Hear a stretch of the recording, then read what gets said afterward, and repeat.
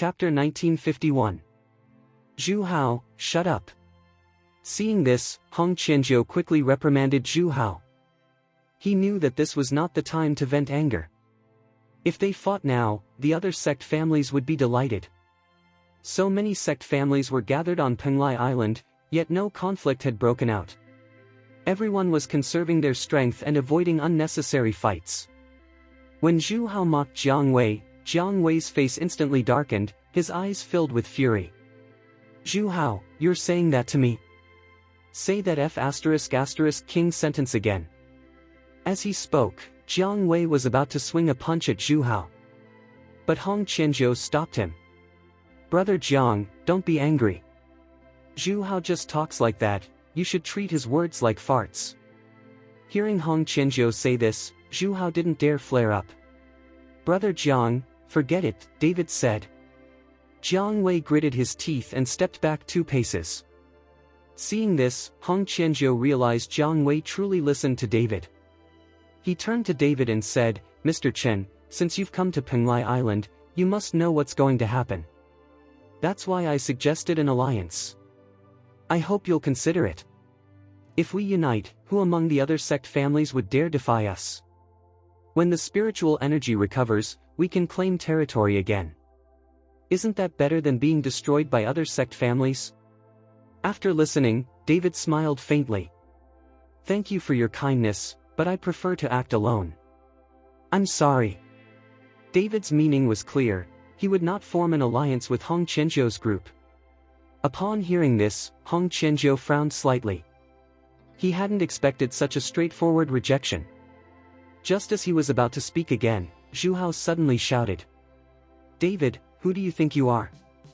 Don't think you're number 1 in the world. Look around, on this Penglai Island, there are so many great marquises. You'll definitely die miserably. Whether I die or not has nothing to do with you, right? David said coldly, his gaze chilling. Seeing David's eyes, Zhu Hao was too terrified to speak again. Hong Qianzhou sighed and looked at Jiang Wei. Brother Jiang, what do you say? Jiang Wei answered without hesitation, of course I'll follow Mr. Chen. No need to ask. Brother Jiang, I hope you think carefully about this. Although David is now. Enough. No need to say more. We're leaving. Jiang Wei cut him off. Hong Qianzhou's expression hardened. Brother Jiang, on Penglai, those who aren't friends are enemies.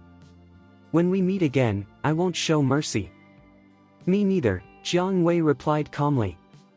Brother Jiang, let's go, David said. David and Jiang Wei left together.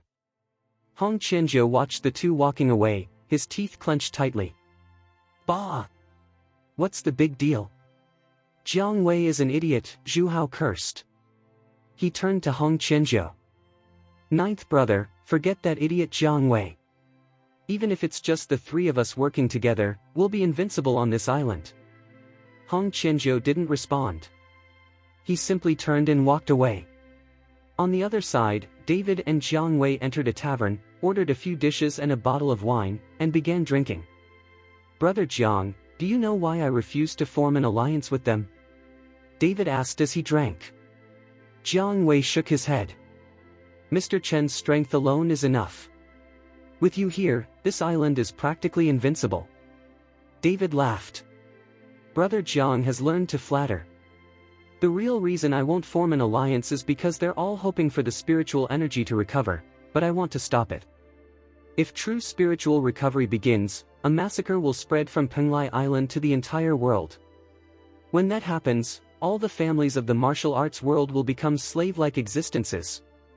I believe Brother Jiang knows the strength of those sect families in the secret realm.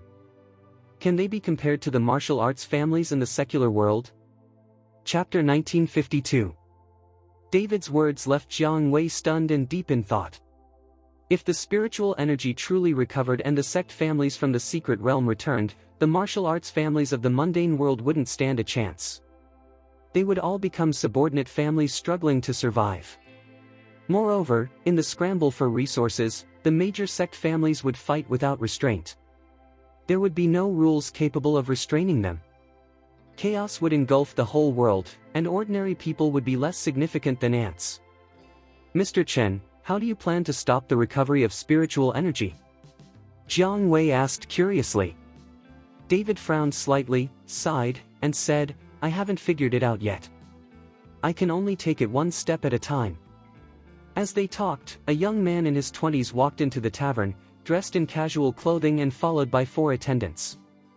At a glance, he was clearly from a sect family. He scanned the room, chose a corner seat, and sat down. David frowned and studied the young man carefully. Seeing David's expression, Jiang Wei asked, Mr. Chen, do you know him? David shook his head. No, but his aura is very strange. Even though he's suppressing it, I think his strength might be higher than the Great Marquis, at least at that level. Jiang Wei glanced at the youth, puzzled. I don't see anything special. There are many young masters like him on Penglai Island. How could someone that age reach the peak of the Great Marquis, or even Martial Saint? Mr. Chen, you're the most talented person I've ever met. Even you haven't reached the peak of the Great Marquis yet. How could someone surpass you? He's not a warrior, David said quietly. Not a warrior? Jiang Wei froze. A cultivator, then? Did he come from the secret realm? David didn't answer. He wasn't sure. In the secular world, aside from evil cultivators possessed by souls, he had never seen a cultivator with such strength. After all, the laws of heaven and earth were no joke. Immortal cultivators in the mundane world were heavily suppressed, making advancement nearly impossible. If someone from the secret realm had entered the secular world, they would willingly accept being suppressed or even regressing in strength. Who would willingly do that? For this reason, those from the secret realm rarely entered the mundane world, otherwise, chaos would erupt. As David continued to observe the young man suddenly looked back at him. Their eyes met briefly before both looked away. David could confirm the youth was extremely strong. The young man also frowned. Master Lu, one of the attendants whispered, but the young man glared sharply, silencing him. The young man was Lu Chang. To avoid attracting attention, he brought only a few people and concealed his aura. But he didn't expect David to stare at him immediately upon entering. Lu Chang sensed the spiritual fluctuation on David's body, a trait unique to immortal cultivators. He could confirm David was one as well. And David was now at the strength of the 8th realm of transformation, the 8th rank Great Marquis. Such power was rare in the secular world.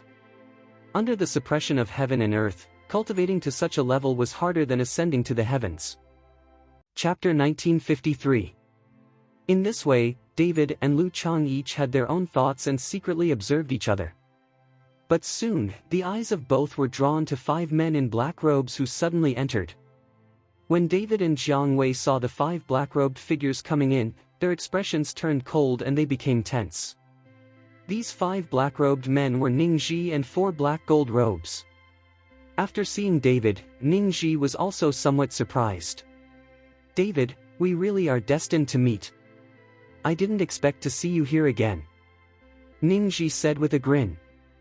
Ning Ji, the dignified young master of the Ning family in Jingjing, now reduced to being someone else's dog and willingly giving your body to another. I wonder how you feel. David sneered. David, everything I am now is all your fault, and I will definitely kill you. Ning Ji was full of rage. Then he waved his hand, and the 4 black gold robes surrounded David. David sensed the aura of the 4 black gold robes, his expression turning grim.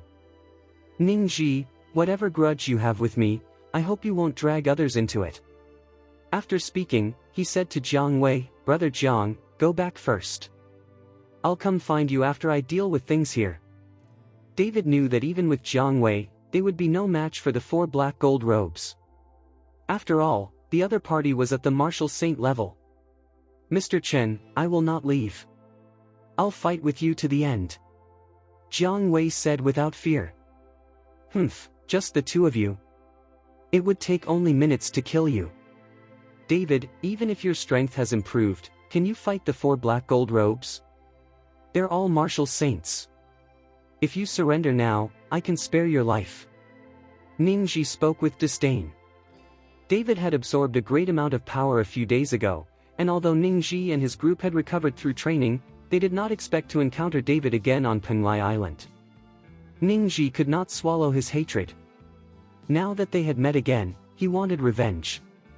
Ningji, even with a soul inside you, if I want to kill you, it won't take more than 10 moves. Do you dare fight me one-on-one? David challenged him. After all, facing the 4 black gold robes would be difficult for both David and Jiang Wei.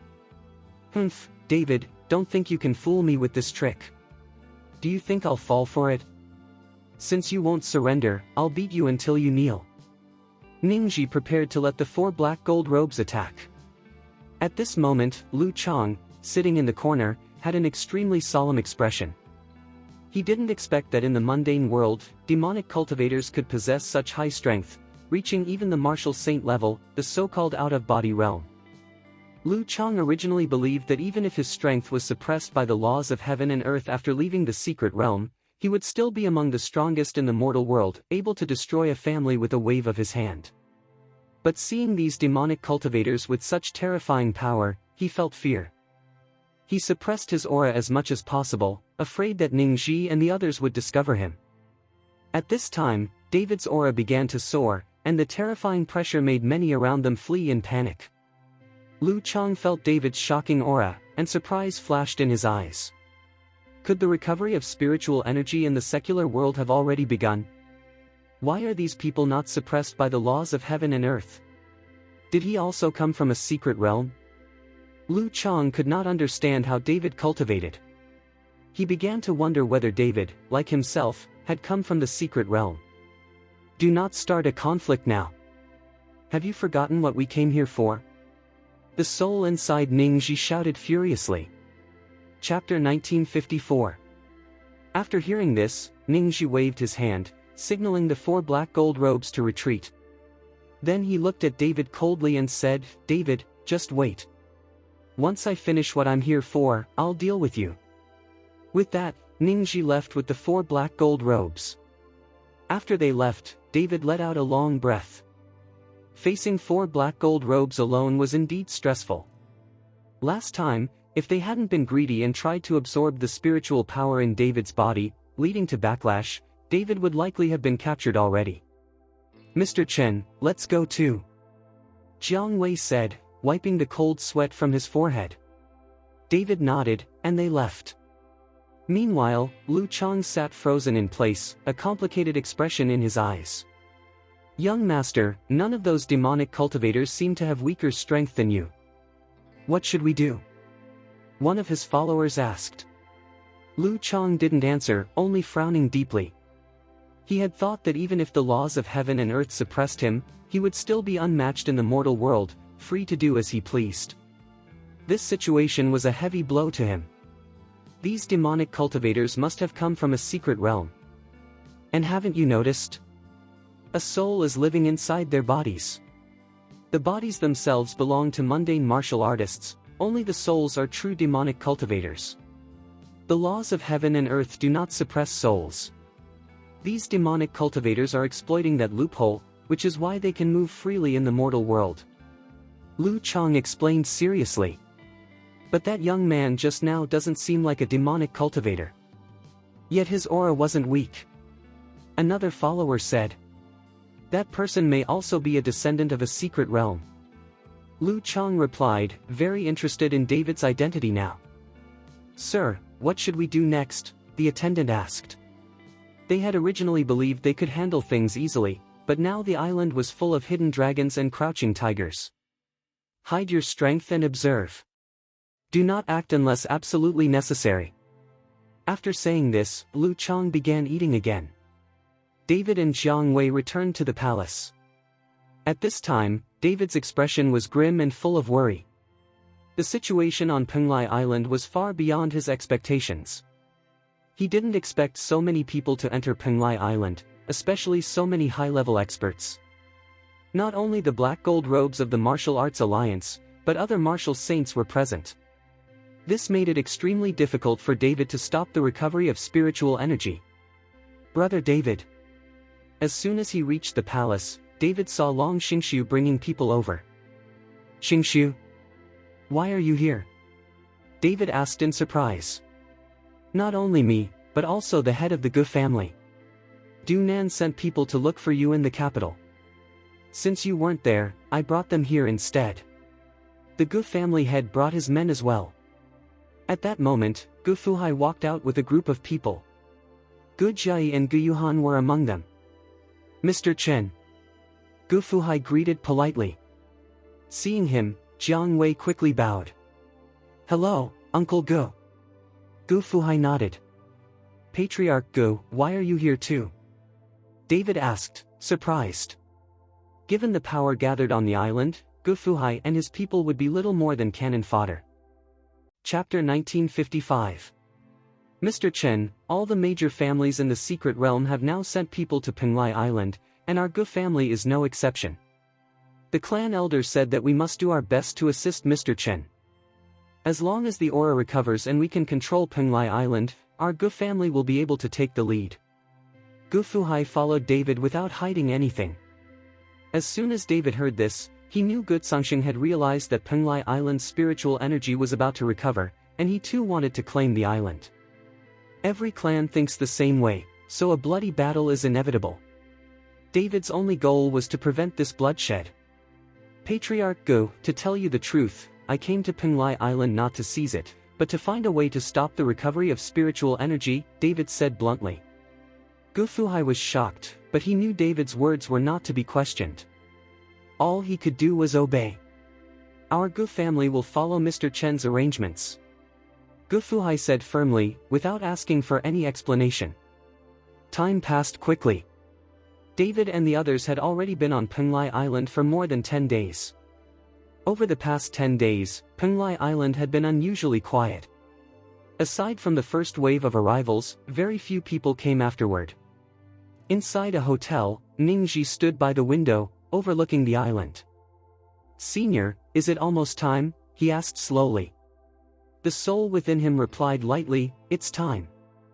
Ningji nodded and immediately ordered 2 men in black gold robes to go to the hill in the center of Penglai Island. Before long, the entire island began to tremble slightly, like an earthquake. The hill at the center of Penglai Island began to flicker with bursts of light. This sudden phenomenon instantly drew everyone's attention. David stood at the highest point of the palace, frowning at the glowing hill. Mr. Chen, when we first arrived, we heard rumors that there were ruins there, but no one ever found them. Now that the spiritual energy is recovering, could the ruins be emerging? Jiang Wei asked excitedly. David didn't answer. He wasn't sure whether the ruins were appearing, but he clearly sensed that what was happening wasn't a natural vision, this was a large-scale formation activating. Even from such a distance, David could feel the terrifying aura released by the formation. People began rushing toward the central hill, terrified of falling behind. Brother Chen, they say the ruins on Penglai Island contain an altar. Because of this altar, the spiritual energy will revive. They claim it can stir the heavens and grant immortality. Long Xingshu rushed over, panting. He had clearly been gathering information outside. Earlier, David had also felt this made sense. Spiritual energy wouldn't revive on Penglai Island for no reason, and the Gore Fiend, once a ruler, wouldn't have sealed his body on the island without a purpose. This island definitely held secrets unknown to them. As for immortality, that part was obviously nonsense. Mr. Chen, should we go take a look? Jiang Wei asked eagerly. Even though David doubted the rumors, they needed to see for themselves. Let's go, David nodded. When they arrived, the hill was already surrounded. Not far away, an ancient stone gate had emerged. Everyone stared greedily at the golden-lit stone gate, as though endless treasures were waiting behind it. Chapter 1956. Hong Qianzhou and his subordinates stood at the very front. In front of them lay more than a dozen bodies, clearly all dead. What happened? Jiang Wei frowned, confused. Hong Qianzhou looked upset and didn't speak. Zhu Hao, however, cursed angrily. Damn it! There's a powerful mountain protecting formation here. We lost so many people because of it. Jiang Wei immediately understood, those bodies were Hong Qianzhou's people. They had rushed ahead without checking for traps and were instantly killed by the formation. Because of this, no one else dared to act rashly. With such a powerful formation, no one was willing to gamble their life. Thousands of people stood frozen, staring at one another, but no one dared attempt to break the formation. Breaking it required enormous power, and even if someone succeeded, others behind them would enjoy the benefits. So everyone held back, waiting. The formation around the hill flashed continuously. Only once it was broken could anyone enter. With such a strong protective array, everyone believed countless treasures must lie inside. As everyone waited, David looked around, hoping to find Ning Ji, Lu Chang, and the others he suspected. They were the biggest threats to him. But after scanning the crowd, he found no trace of them. Either they hadn't arrived yet, or they were hiding. Senior, if we want these people to enter the fake secret realm, why place such a powerful formation outside? Now no one dares to go in. Ning Ji asked in confusion. You don't understand, the soul said calmly. The stronger the formation, the more they will crave what's inside. Someone will eventually break it. Just wait. Time passed. No one moved. Finally, an old man with a full beard from an unknown family stepped forward, walking steadily toward the hill. All eyes focused on him. David sensed his strength, late-stage Marquis of Great Marshal, a powerful clan elder. Mr. Chen, can he break the formation? Jiang Wei whispered. I don't know, David replied. If the formation breaks, don't rush inside. Don't act impulsively. Wait for my order. Long Xingxiu, Gufuhai, and Jiang Wei nodded. They fully trusted David now. The old man stood before the formation. A flash of light erupted. With a sudden shout like thunder, he released a gust of wind. A faint white mist appeared in his palm, rapidly spinning into a vortex. No one knew what technique he was using, they could only watch. Break! The old man roared, striking the formation with his palm. A terrifying wave of energy exploded outward. Many people staggered back. Everyone felt the overwhelming power, and believed the formation was about to shatter. Chapter 1957. But when the old man struck the formation with his palm, he was instantly thrown back and fell heavily in front of everyone. Blood flowed from his 7 orifices, his face turned pale, and he was seriously injured. This shocked everyone. If someone of his strength couldn't break the formation, how could anyone else hope to enter the ruins? This formation is too powerful. Even someone at the late stage of Great Marquis couldn't break it. Jiang Wei was stunned. A formation depends on locating the formation's eye.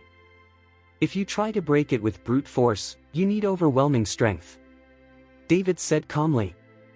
From the beginning, David already knew the old man wouldn't be able to break it. Brother David, can you break it? Long Xingxiu asked. David nodded. I only need one sword to break this formation. He wasn't boasting. He had already identified the formation's eye, and with his strength combined with the dragon-slaying sword, he could definitely shatter it. But David didn't want to act yet, he was waiting. He knew Ningji had 4 black gold-robed experts with him, and breaking this formation would be too easy for them. And the mysterious young man from the tavern likely had strength as well. Since none of these people had made a move, David refrained too. They were all competing in patience. David could wait, but others couldn't. Soon, Hong Qianzhou stepped forward. Everyone. We didn't come all the way to Penglai Island only to be stopped by a magic circle. Our 3 brothers have formed an alliance, and we have sacred weapons. Whoever is willing to join us, step forward. If we have enough sacred weapons, we can destroy this formation together. With our combined power, this array is nothing to fear. Anyone who isn't willing to give their all should step back. Otherwise, don't blame me for being rude. Hong Qianzhou saw the outer formation was extremely strong, which meant the ruins would be dangerous. He wanted to gather as many families as possible to control the situation. With only the 3 of them, their strength was still limited. I'm willing to form an alliance with young Master Hong. I also have a sacred weapon. One family stepped out. They all understood now that acting alone meant ending up empty-handed. I'm willing as well. Another family joined. Soon, more than 10 families allied with Hong Qianzhou. Their combined force was over 100 people, the strongest group present. Seeing this, Hong Qianzhou smirked, glanced provocatively at David, then focused on the formation. Everyone, let's break the magic circle together. Hong Qianzhou brandished his sacred weapon. Others followed, revealing their weapons and releasing their energy. Their combined power shone with blinding light. They were all great marquis-level experts, and with several sacred weapons, their collective power far exceeded that of a single master. Everyone held their breath. As soon as the formation broke, they planned to rush inside. But Hong Qianzhou and the others had already formed a barrier in front, blocking everyone. Although many people were unhappy, they had no choice. Boom! A deafening explosion echoed as the combined force struck the formation. The entire Penglai Island shook violently, and huge waves rose on the sea. The power was terrifying. But this frightening attack only left a shallow mark on the protective formation. Although the attackers weren't hurt, they still failed to break it. Chapter 1958. This time, everyone was stunned, even Hong Qianzhou and his group froze. No one expected that so many people, armed with sacred weapons, still couldn't break the formation. After a moment of shock, Hong Qianzhou's expression turned extremely ugly, his eyes filled with frustration and rage. Senior, so many people using sacred weapons still couldn't break it. Is this formation really that powerful? If they can't break it, then our entire plan is wasted. Ningji whispered anxiously. A bunch of idiots. Don't they know a formation must be broken by targeting its eye? With so many people here, not one of them can see where the eye is? The demonic envoy within Ningji snapped in frustration. Hong Qianzhou's aura surged wildly. He felt humiliated. If word spread that he couldn't even break a formation, he'd be laughed at. Again. This time, Hong Qianzhou and the others unleashed almost all their strength. Penglai Island trembled violently, and tidal waves rose in the distance. But again, the result was unchanged, the formation remained untouched. After 2 failed attacks, most of their energy was drained. The crowd exchanged anxious glances. If they couldn't even break the formation, how could they possibly enter the ruins? Yet the harder it was to enter, the more everyone believed there must be unimaginable treasures inside, maybe even the rumored immortality. Ningji grew increasingly anxious. Senior, no. Shouldn't we break the formation ourselves? He suggested. After all, they had set the trap, surely they could break it. But the soul replied calmly. We can't break it. This formation was set personally by the Great Master. I didn't expect it to be this powerful. Ningji froze. If even they couldn't break it, all they could do was wait. Trying to break a formation by brute force without finding the formation's eye first. I truly don't know how you people cultivated to this level. David said with a mocking smile as he stepped forward. David, what the hell are you talking about? If you're so capable, then break it. Why are you running your mouth? Zhu Hao snapped angrily. Hong Qianzhou narrowed his eyes at David. David, what do you mean? Do you know where the formation's eye is? Of course I do. David said lightly. Don't brag. If you know, then why haven't you acted? Trying to sit back and reap the benefits? Zhu Hao sneered. Why should I take action? I'll do whatever I want. Since when did I need your permission? David replied calmly, shutting Zhu Hao up instantly. Hong Qianzhou stared at David and said, David, if you really can break this formation, I will allow you to enter the ruins with us first. How about that? Everyone knew entering first meant gaining the advantage. But David shook his head. I can break the formation, but I will not enter the ruins with you. You can go in first. Zhu Hao laughed coldly. David, are you afraid there are hidden dangers inside, so you don't dare go in? David just smiled faintly and didn't respond. This made Zhu Hao even angrier. Chapter 1959. When everyone saw that David was going to break the formation alone, they couldn't help but sneer. There were so many people on Hong Qianzhou's side, and even with sacred weapons, none of them had been able to break it. How could David break the formation by himself? Even if he knew where the formation's eye was, such a powerful formation shouldn't be breakable by a single person. Mr. Chen, you. Jiang Wei wanted to remind David quietly. After all, the people who tried to break the formation just now were instantly shocked to death. And that old man earlier, someone at the late stage of Great Marquis, had been seriously injured as well. Hu Matzi, Long Xingxiu, and Gu Fuhai also stepped forward, trying to stop David. Since so many people failed to break it together, they feared David would be in danger if he went alone. Gu Jiayi and Gu Yuhan also walked to David's side. At this moment, Gu Yuhan's face was solemn. She said softly, "Mr. Chen, this is not an ordinary formation. If I'm not mistaken, this is the evil spirit formation of the demon clan. This type of formation can only be performed by high-level great demons. I don't know why it would appear here." Gu Yuhan was now a palace mate of Guanghan Palace who had lived for thousands of years. She knew things that David and the others had never even heard of. "I've heard of this formation. I vaguely remember something about it. But why would a demon formation appear here? Could it be something the Gorfiend set up before he died?"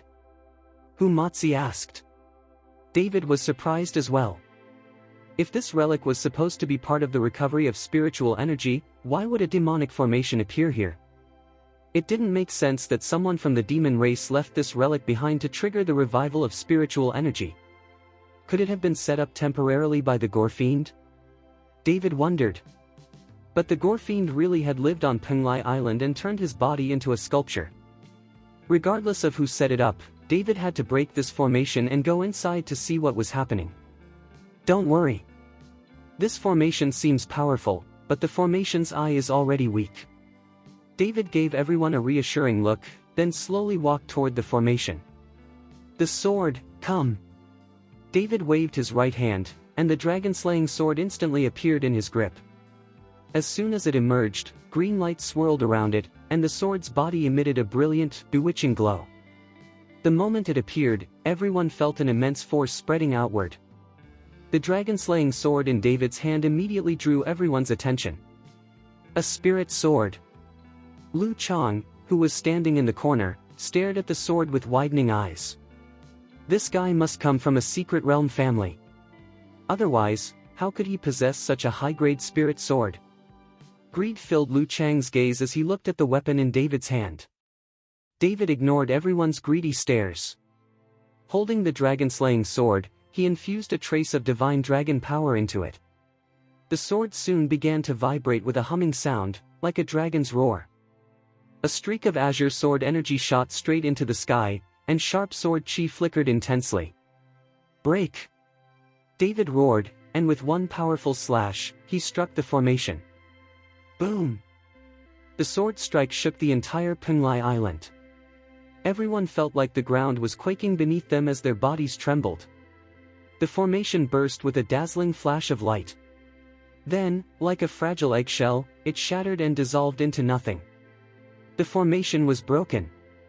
Hong Qianzhou and the others had joined forces, and even with sacred weapons, they couldn't break it, but David shattered it with a single sword strike. Everyone stared at David in shock, eyes full of disbelief. Hong Qianzhou and his followers had extremely complicated expressions. And in the corner, Ningxi looked even more troubled. Seeing David break the formation with one sword made him feel deeply unsettled. Chapter 1960. At this moment, Ningxi became even more determined. He had to trap David inside the ruins. If David continued to grow like this, Ningxi feared he would never be able to avenge his father. After a moment of stunned silence, many people suddenly reacted and desperately rushed toward the ruins. Whoever entered the ruins first would have the advantage. But just as the first group rushed forward, Hong Qianzhou suddenly slashed out with his sword. The terrifying sword chi instantly cut down several people in front, killing them on the spot. Anyone who dares to rush in, dies. Hong Qianzhou roared. His people immediately blocked the entrance, preventing anyone else from entering. Clearly, they intended to monopolize the ruins. Now that Hong Qianzhou had formed an alliance with several families, he dared to act so tyrannically. But when the other sect families saw this, they began shouting curses. "Let's move back." David saw the situation escalating and knew a fight was coming. He called Jiang Wei and Gufuhai, then retreated with his group. As soon as David and his people stepped aside, the battle erupted. No one was willing to give up, so some charged forward while Hong Qianzhou's alliance blocked them fiercely. Blades clashed, sword light flashed, and screams filled the air. From the beginning, Hong Qianzhou had planned this. By forming alliances in advance, his side completely dominated the battlefield. Within just 10 minutes, the ground was already covered in corpses, and rivers of blood flowed, an utterly horrifying sight. David watched everything silently, his face expressionless. But this scene only strengthened his resolve to stop the recovery of spiritual energy. If even before spiritual energy revived, families were already slaughtering one another, then once the secret realm families re-entered the mortal world, the entire world would become like this battlefield. Soon, the fighting stopped. Hong Qianzhou's people continued guarding the entrance, while the weakened families watched helplessly, unable to break through. After suffering such heavy losses in a short time, none of them dared to charge again. At this moment, a middle-aged man stepped forward, blood staining his arm, a wound from the recent battle. He clasped his hands toward Hong Qianzhou and said, "Young Master Hong, we are all martial families with no grudges between us. Don't take things too far. We can accept that you enter the ruins first. But blocking the entrance and refusing to let anyone else in is too much. If we continue fighting, even if you win, it will be a tragic victory. How many people will you have left? Don't forget, there are still people sitting back and watching, waiting to benefit after both sides are weakened. You won't be able to swallow all the ruins by yourself." Since they couldn't win by force, they tried reasoning with Hong Qianzhou. Hong Qianzhou glanced at David. At this moment, only Jiang Wei, Gufuhai, and Long Xingxiu's groups, those who followed David, had not acted. Although David had many people, the strength of Gufuhai's and Long Xingxiu's followers was relatively low. Only the group brought by Jiang Wei had many great marquee experts. So overall, David had numbers, but not enough high-level strength. That was why Hong Qianzhou dared to be so domineering. He understood the concept of the fisherman profits when the snipe and the clam fight, and he would never allow David to benefit from the chaos. Hong Qianzhou had also kept hidden forces. The 18 arhats he brought hadn't even acted yet, they were specifically reserved to counter David. Stop talking nonsense. If you don't want to die, get lost. If any of you dare attack the ruins, go ahead and try. Zhu Hao stepped forward and shouted angrily at the middle-aged man. Chapter 1961. Although the middle-aged man was angry, he didn't dare say anything. After all, their strength was truly weak. In addition, each family had its own agenda, and no one was using their full strength, so it was impossible for them to be a match for Hong Qianzhou and his group.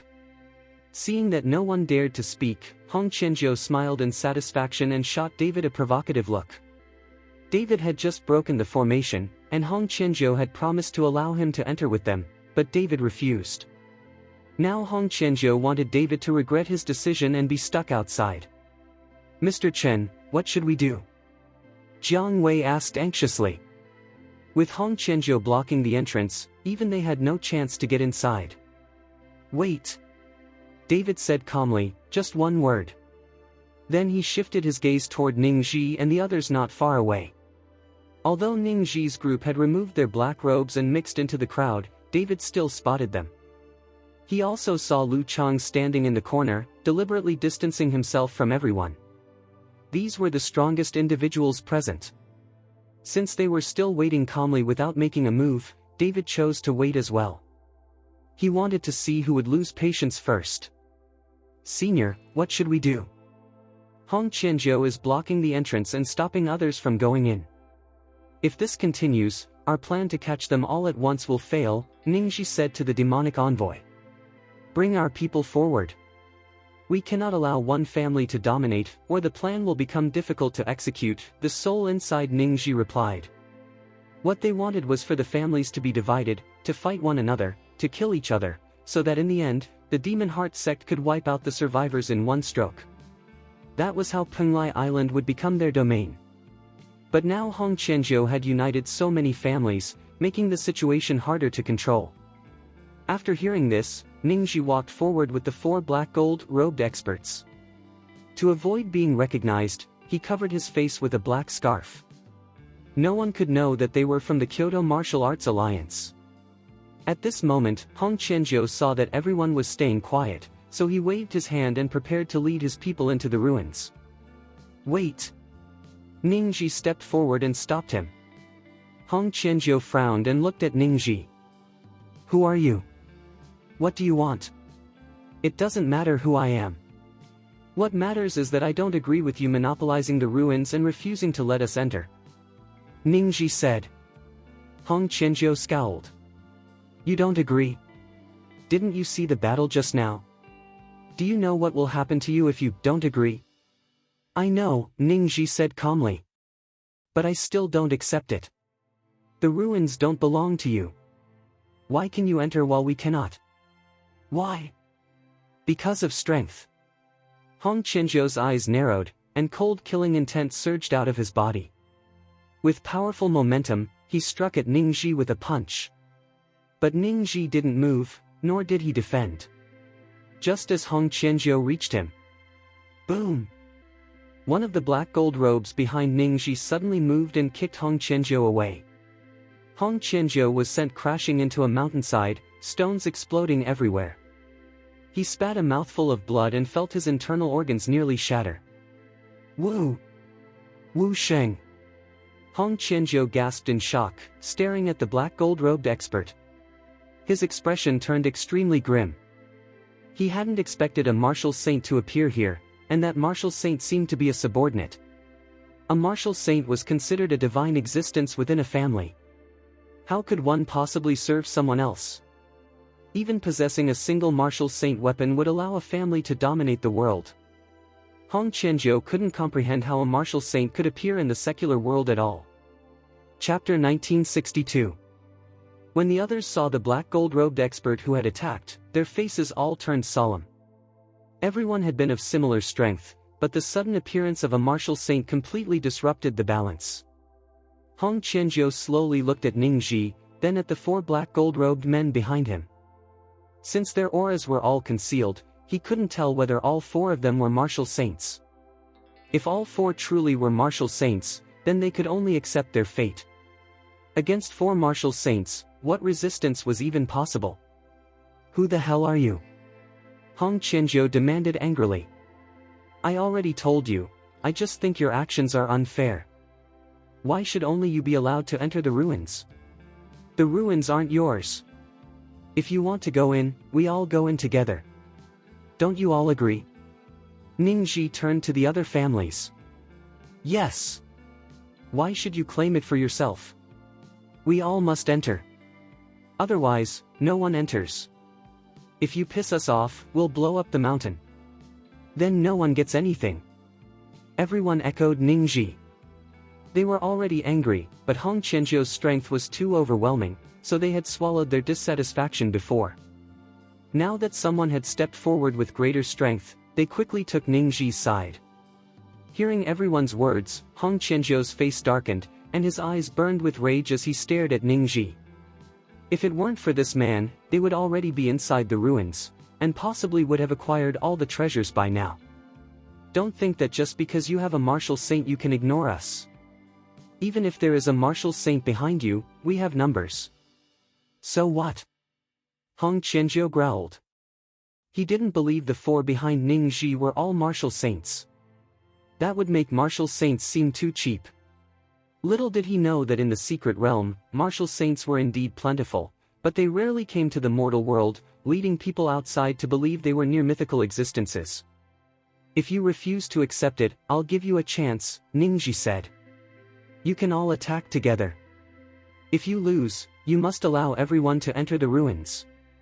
Ningxi's request confused Hong Qianzhou. Why did this man insist so strongly that everyone enter the ruins? Something was definitely off. But this was not the time for deep thinking. Fine, I agree. I don't believe the 5 of you can withstand all of us. Hong Qianzhou gritted his teeth as his sword hummed with energy. It's not 5, it's 4. Ningji stepped back, leaving the 4 black gold-robed experts to face Hong Qianzhou. Hong Qianzhou's expression turned cold. He looked at the many families in his alliance and shouted. Whether we can occupy the ruins depends on this strike. Give it everything you've got. With that, he charged forward, leading the group toward the 4 black gold robes. Over a dozen weapons burst with terrifying energy, combining into a massive force like a meteor falling from the heavens, crashing down toward the 4 black gold-robed figures. But the 4 experts only looked at them with disdain. As the massive attack approached, the 4 of them merely raised their hands. 4 overpowering auras burst outward, sweeping in all directions. Before Hong Qianzhou and the others could even get close, they were instantly blasted away. Over a dozen powerful great marquee experts, some wielding sacred weapons, didn't even touch the corners of the robes of their opponents. Chapter 1963. But even so, they were still vulnerable. It now seemed that the 4 black gold-robed men all possessed martial saint-level strength, there was no doubt about it. Those in Hong Qianzhou's group who had fallen to the ground looked at the 4 black gold robes with horror in their eyes. For martial saints, this kind of power was something they could never hope to contend with. When the other families saw this scene, they all instinctively moved to Ningji's side, forming a team around him. But what they didn't know was that Ningji's intervention was not to fight for them or help them, it was to take their lives. Can we all go in now? Ningji looked at Hong Qianzhou and asked with a sneer. Hong Qianzhou didn't speak, he simply lowered his head. In the face of absolute strength, he could only submit. All right, everyone can enter in an orderly manner. Seeing this, Ningji shouted directly. When everyone heard this, they surged into the ruins. They pushed and fought each other, and there was even a stampede. As Ningji looked at the chaotic scene, a smile appeared at the corner of his mouth. These people aren't from ordinary martial arts families, they're demonic cultivators. Zhou Jie said with an ugly expression as he looked at the 4 black gold-robed men. Although the 4 had changed clothes, Zhou Jie recognized their aura the moment they attacked. After all, the Demon Spirit sect and Demon Heart sect were of the same lineage. Zhou Jie could sense the aura of the 4 black gold robes. Hearing this, Humatzi and Gufuhai were both shocked. David said calmly, I know. They're the black gold robes from the Kyoto Martial Arts Alliance, and the one covered in a black scarf is Ningji. People from the Martial Arts Alliance? Humatzi and Gufuhai were both surprised. They never expected the Martial Arts Alliance to appear, and with 4 martial saints at that. Why would the Martial Arts Alliance be helping these aristocratic families? Don't they want to take over the ruins themselves and occupy Penglai Island? Humatzi asked, confused. David frowned slightly. He also could not figure out what Ningji was planning. We need to be careful. It seems the sudden appearance of this ruin is more like a conspiracy. David warned the group. At the same time, Lu Chang's expression grew solemn. The appearance of demonic cultivators had completely exceeded his expectations. Master, what should we do? Are we going in? A subordinate asked Lu Chang. Go in. Since we're already here, we may as well take a look. But don't reveal your strength easily, just observe from the back. After speaking, Lu Chang led his group into the ruins. As he passed David, he couldn't help glancing at him. David returned the look, their gazes met briefly before they both looked away. After everyone entered, David and his group also stepped inside. Nearly 1,000 people had entered the ruins, yet they didn't feel crowded at all, showing just how vast the area was. Inside the empty ruins, there was nothing except a stone-like altar in the center. Everyone was stunned. These ruins were protected by such a powerful formation, yet they were empty. How could that be? Many refused to believe it. They tested the stone walls everywhere, but found no mechanisms. Others inspected the altar, but it was just ordinary rocks. Ninth brother, what the hell is going on? Zhu Hao asked Hong Qianzhou. They had expended so much energy, and so many had died, yet the ruins turned out to be empty. Hong Qianzhou frowned deeply. He couldn't figure it out at all. Have everyone search carefully. I don't believe this place is empty. There must be a mechanism here somewhere. Hong Qianzhou said. Soon, Zhu Hao led people to search inch by inch. Chapter 1964. On the other side, David looked around the empty ruins, his expression turning extremely solemn. Something wasn't right. Why would such a powerful formation protect an empty ruin? And why had Ningji insisted on letting everyone enter? Suddenly, David's eyes lit up. He hurriedly shouted, "Retreat! Get out, we need to leave immediately." "Mr. Chen, what's wrong?" Jiang Wei asked, confused. David didn't explain. But at that moment, Humatsi's face also changed drastically. "This is bad. Someone set up a thunder array here. It's a trap, run!" Humatsi warned loudly. But just as David and the others turned to leave through the corridor, a terrifying gust of wind surged toward them, forcing them to retreat.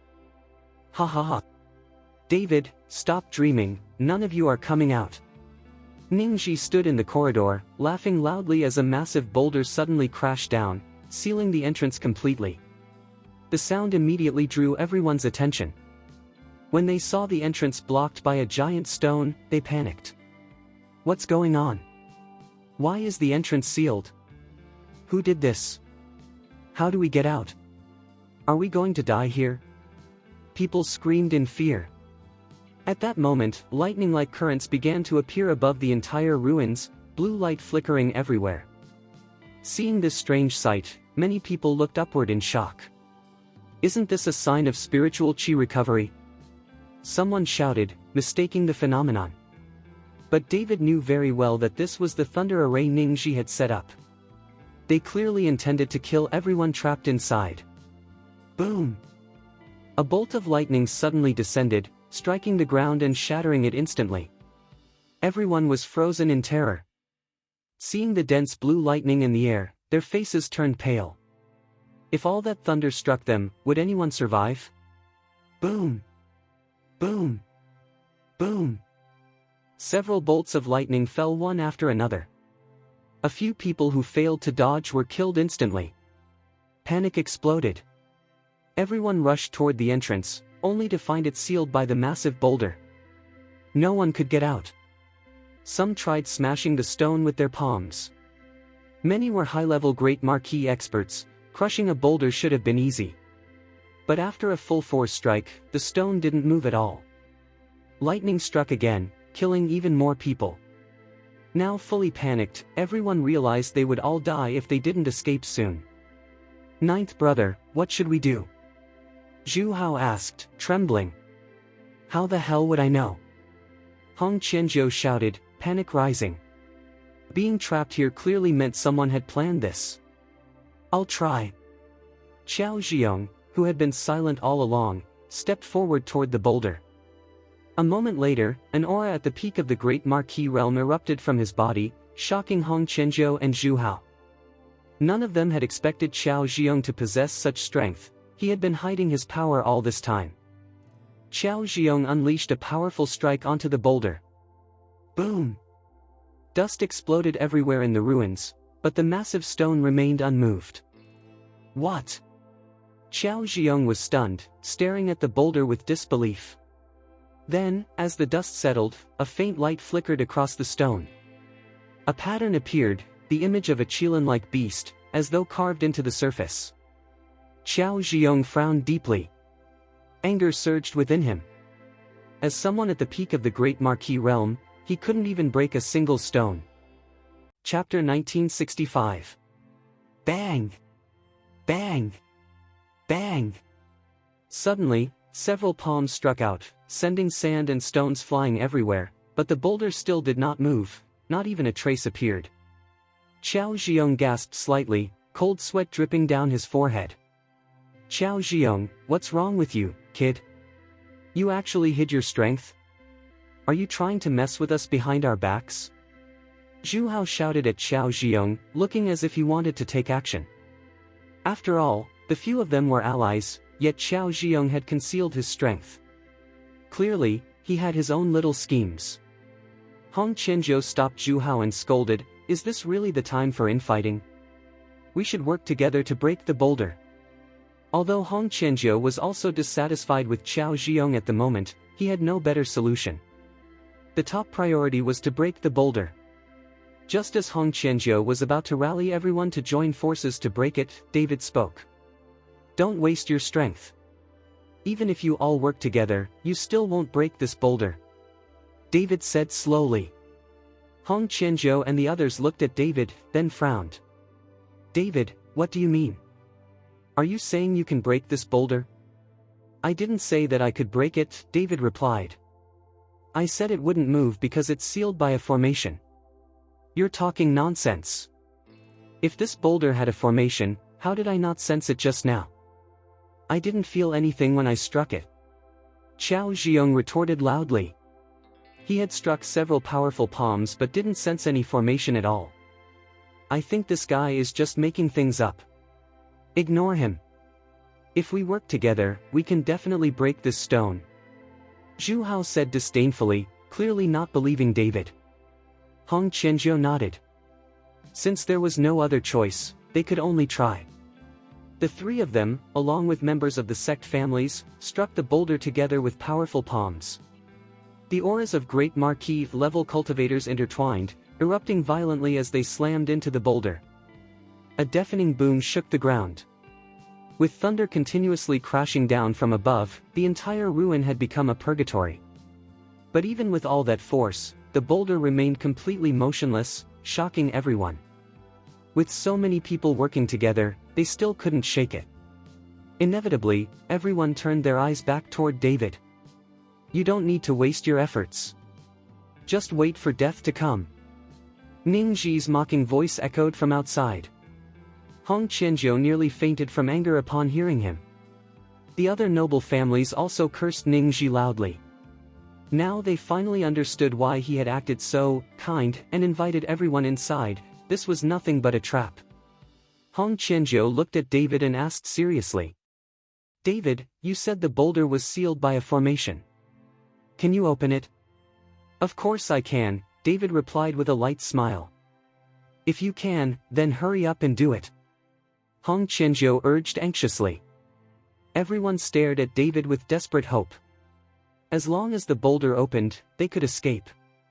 "All right." David walked to the boulder. Golden light flashed on his palm, illuminating the dark ruin like a sun.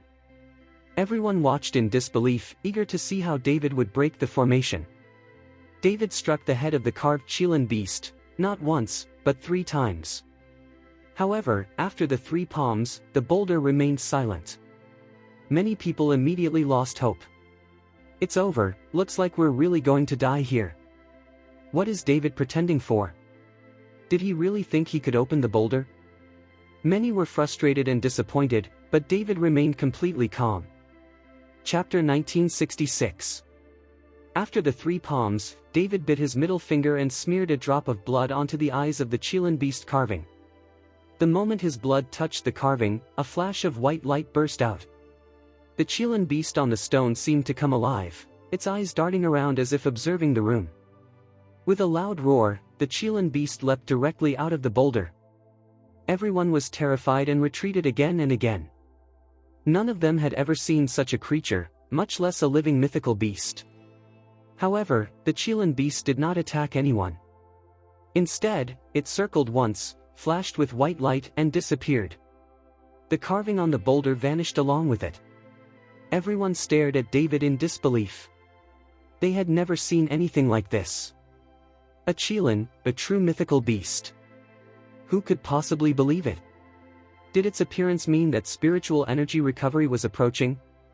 "Mr. Chen, that Qilin, where did it go?" Jiang Wei asked nervously. He really wanted to see such a creature up close. It would be incredible if he could even ride it. David smiled and was about to explain, but Hu Matzi spoke first. "That wasn't a real Qilin. It was just an illusion.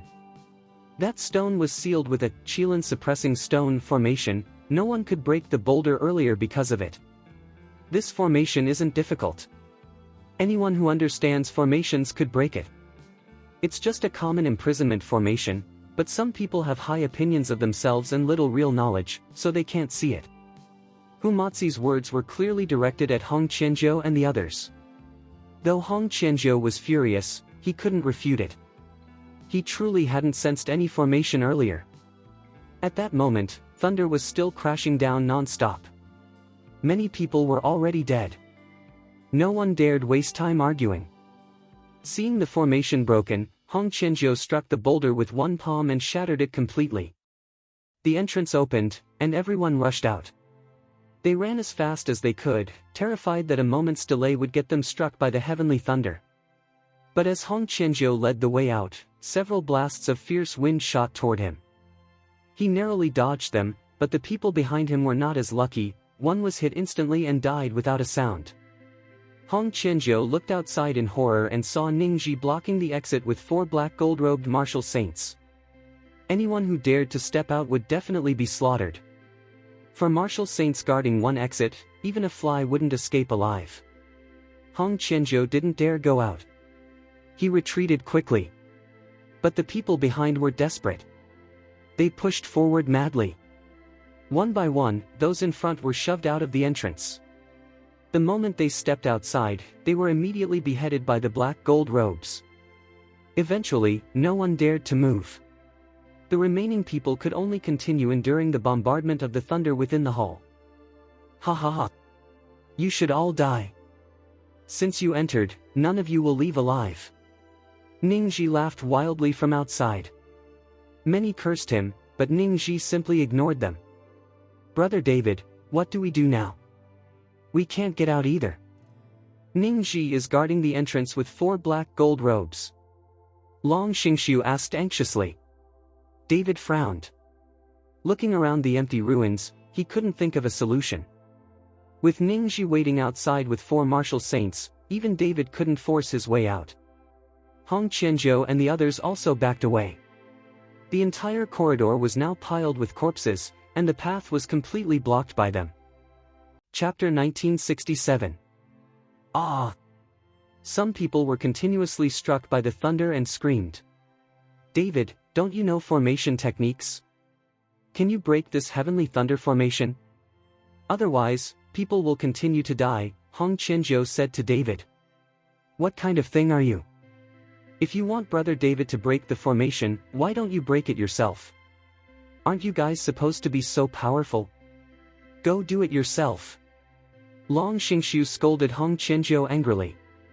The two sides were no longer in the same camp, so Hong Qianzhou still had the face to come over and ask David for help.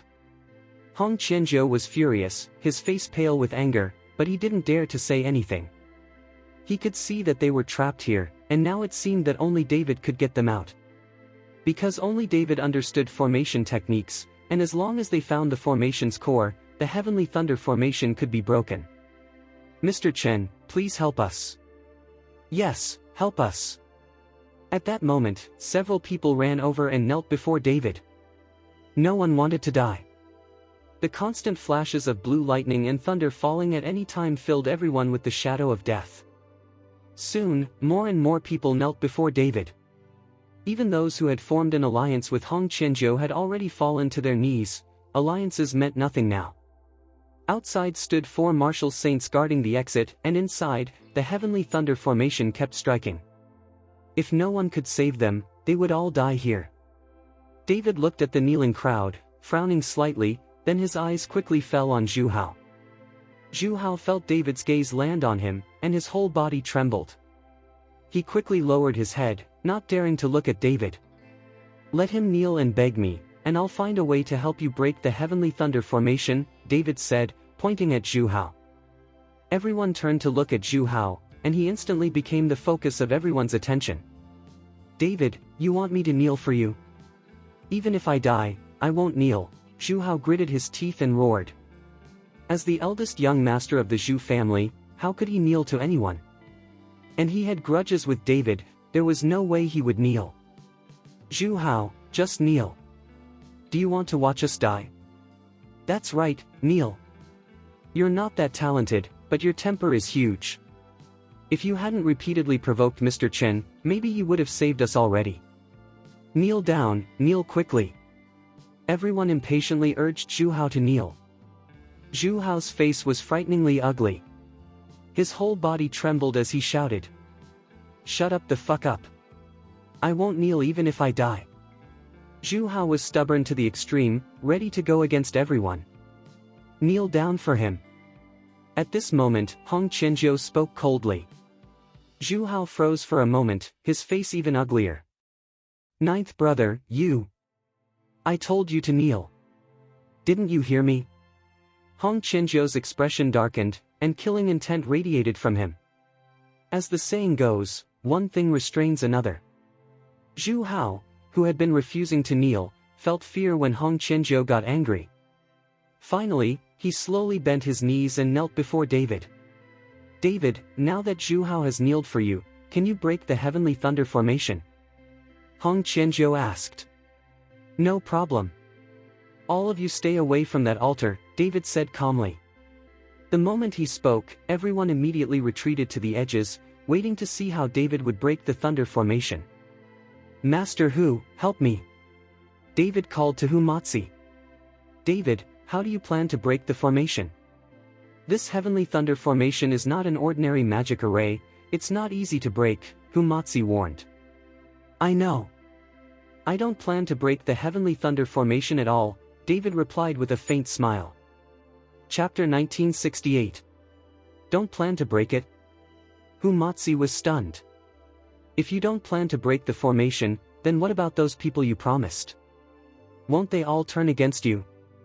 If they all united and attacked David, even he might not handle it easily.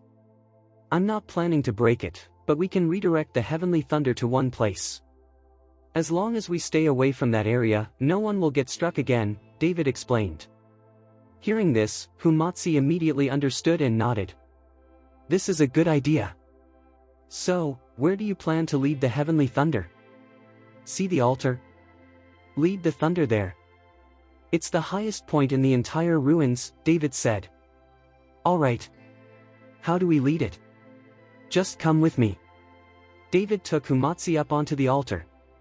Standing in the center, David said, Master Hu, treat me as the medium. Use spells to attract the heavenly thunder. David, are you crazy?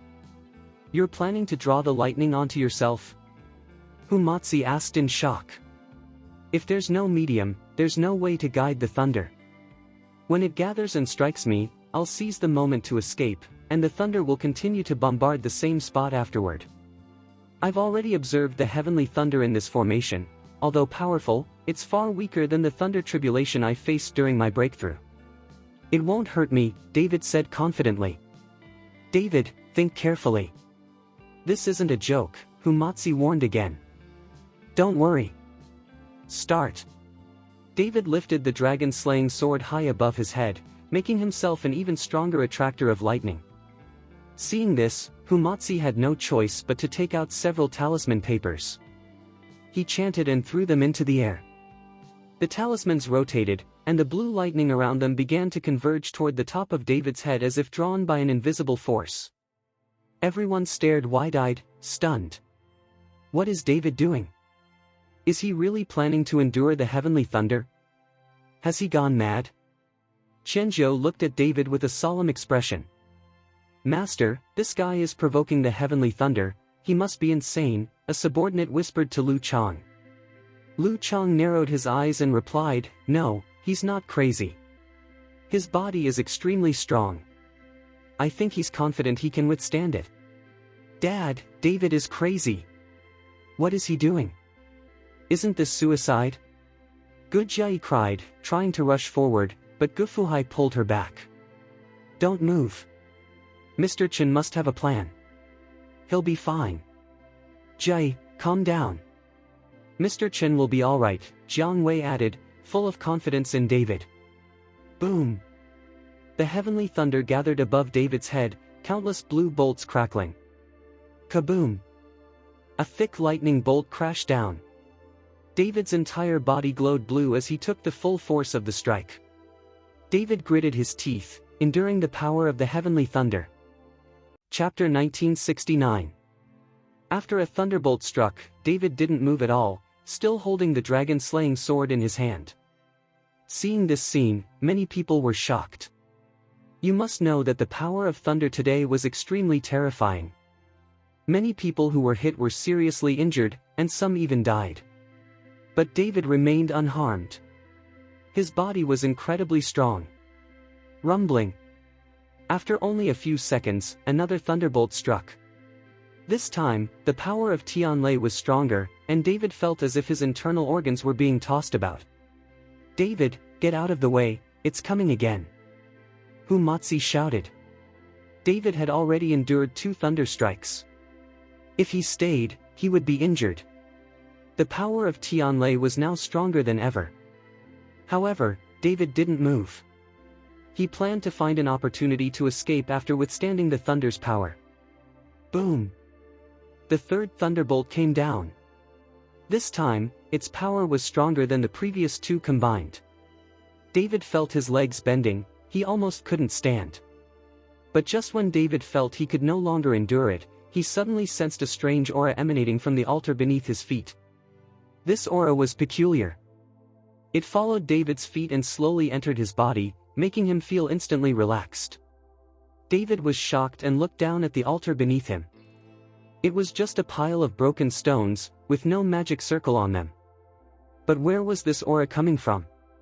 Before David could understand, Hu Matsi suddenly jumped and pushed him off the altar. As Hu Matsi did this, another thunderbolt struck the altar, sending stones flying everywhere. "David, you were foolish not to move. If you had been hit this time, you would have been injured," Hu Matsi scolded him. Seeing this, Gujai hurried over, hugged David tightly, and asked worriedly, "David, are you okay? Are you hurt?" David was still focused on the aura he had just felt, motionless, not even blinking. Seeing this, Gujai asked Hu Matsi, "Master Hu, what's happening to David? Shouldn't he have been stunned by the Tianlei?" Hu Matsi waved his hand in front of David, but he still did not move. I don't know either. I shouldn't have been fooled," Hu Matsi said, feeling a moment of panic. Gujai hugged David and began to cry. At this time, Hong Qianzhou and the others gathered around. Zhu Hao was flying above, with blue lightning flashing around him. He shouted angrily, "David, you tricked me. Didn't you even ask me to kneel while breaking the Tianlei array?" David didn't seem to hear him. Hu Matsi glared at Zhu Hao. He risked his life to divert the thunder. "What are you complaining about?" Hu Matsi's words silenced Zhu Hao. Everyone could see that the thunder was only striking the altar. Other areas were now safe. The thunder array is no longer a threat, but how do we get out of here? Hong Qianzhou began to consider their next move. Ning Ji was guarding outside with 4 martial saints. There was no way to break through from outside. I know. Suddenly, David muttered to himself, "There must be a secret under the altar. There must be." After saying this, David rushed toward the altar. Chapter 1970. But as David rushed to the altar, a sudden loud noise erupted, and a thunderbolt fell. The force sent David flying. This thunderbolt seemed stronger than the previous ones. Many nearby could not withstand its power and were forced to retreat. When David steadied himself, he saw the altar beginning to collapse little by little. The stones cracked, revealing a dark, miniature version of the altar inside. Everyone looked in surprise. No one could tell what material this altar was made of. Buzz! Suddenly, the altar began to emit a buzzing sound. Everyone felt dizzy for a moment and quickly covered their ears. With this sound, the Tianlei array collapsed and disappeared instantly. After the sound, a ray of light shot out from the altar, instantly piercing the entire hill. Ning Ji and the others guarding outside saw a beam of light blazing from the ruins toward the sky. In midair, the light spread, enveloping the entire Penglai Island. "What's going on?" Ning Ji asked, surprised. "Is there really a treasure in this ruin?" said one person in a black gold robe. As he spoke, the light covered Penglai Island.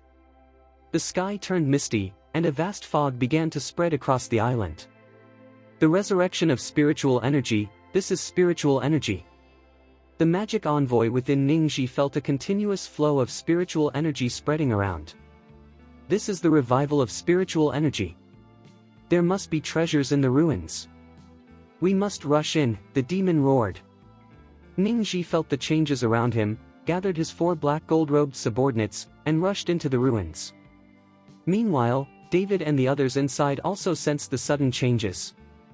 Sir, the spiritual energy is reviving. It seems the altar is the key to initiating it, an attendant next to Lu Chang said excitedly. If our Lu family obtains this, we could create a place for spiritual energy recovery, another attendant exclaimed. Lu Chang trembled slightly with excitement. The revival of spiritual energy meant they could break free from the shackles of the secret realm, escape the oppression of the laws of heaven and earth, and move freely in both the secret realm and the mundane world. Prepare to start, Lu Chang said softly. Several subordinates nodded, ready for action. David looked at the altar and realized that Penglai Island's spiritual energy revival depended on it. If the altar was destroyed, he could control the revival. Master Hu, Brother Jiang, get ready, David whispered. At the same time, Hong Qianzhou looked at the dark, small altar in front of him, his eyes shining with light. Ninth brother. Zhu Hao called to Hong Qianzhou excitedly. Tell everyone to get ready, Hong Qianzhou ordered. All forces in the secret realm were about to collide. But Ningxi and his 4 black gold-robed followers had already breached the ruins. They were like wolves entering a flock, unstoppable, cutting a bloody path forward. Ningxi's eyes shone with excitement as he looked at the radiant, dark altar. Hong Qianzhou's face darkened as he saw Ningxi enter with 4 black gold-robed warriors. David frowned. He might have been confident dealing with Hong Qianzhou and his forces alone, but with Ningxi rushing in with 4 powerful fighters, stopping them and protecting the altar seemed nearly impossible. Chapter 1971, Corrected. Ningxi slowly walked toward the altar, completely ignoring everyone around him. The 4 black gold-robed experts surrounded him, and the people nearby could only watch silently, no one dared to make a sound. Even Lu Chang frowned. If he had known things would turn out this way, he would have brought more experts. Now that the spiritual energy had revived, they were on Penglai Island and no longer suppressed by the laws of heaven and earth, their strength had returned. David looked at Ningxi approaching the altar, clenching his fists slightly. He wanted to act, but Hu Matzi gently pulled him back and shook his head. Those 4 black gold robes were martial saints. David had no chance of winning in this situation. Moreover, the people around them were all thinking about their own interests, no one would help David and his group. In this way, Ningxi walked slowly to the altar under everyone's watchful eyes. Feeling the aura emanating from it, Ningxi seemed to be enjoying it. Soon, Ningxi's body trembled violently, and then a black shadow slowly separated from his body. The domineering aura he once had instantly weakened after the shadow appeared. The black shadow stood before the altar and gently stroked it with one hand. Immediately, a ray of light entered the shadow's body, and the shadow slowly began to solidify until it finally transformed into a living person. And that person was the demon envoy who had been residing inside Ningxi. Looking at his restored physical body, the demon envoy suddenly burst into wild laughter. Ha ha ha. Ha ha ha. With the revival of spiritual energy, I no longer have to live trapped in darkness. Although Ningxi's strength had greatly decreased after the demon envoy left his body, he didn't dare complain. He quickly knelt down. Welcome back to life, demon envoy. Ningxi shouted loudly. The 4 black gold-robed experts also kneeled and shouted in unison. Seeing all this, many from the noble sects couldn't help but gasp. So these people were actually demonic cultivators. Ningxi, make these people leave or kill them. This place is now occupied by our martial arts alliance. The demon envoy said. Ningxi nodded and swept his gaze across the crowd. The envoy has ordered, leave immediately, or die. Ningxi roared like a mad dog. But everyone had come to Penglai Island seeking treasure, how could they leave so easily? Seeing that no one moved, Ningji's face turned cold. "I'll give you 1 minute. If you don't leave, you'll die here." From the presence of the demon envoy, it was clear he was extremely powerful. No one dared challenge him easily, especially not solo. And their group lacked unity, everyone had different motives. "What you said is too arrogant." Lu Chang stepped forward slowly, leading his people.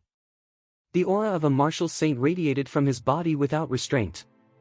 Even several of his followers were at the peak of Great Wu Marquis. As this power appeared, the crowd was shocked. None of them expected that someone among them had been hiding such strong experts. When Ningji saw Lu Chang step out, his brows furrowed. He hadn't expected there to be a martial saint hidden among the group. But since it was only Lu Chang, Ningji wasn't afraid. What puzzled him was that martial saints were extremely rare in the martial world. If not for the Demon Heart sect's special cultivation, even the 4 black gold robes would never have reached martial saint level. But this Lu Chang, what family did he come from, to be a martial saint at such a young age?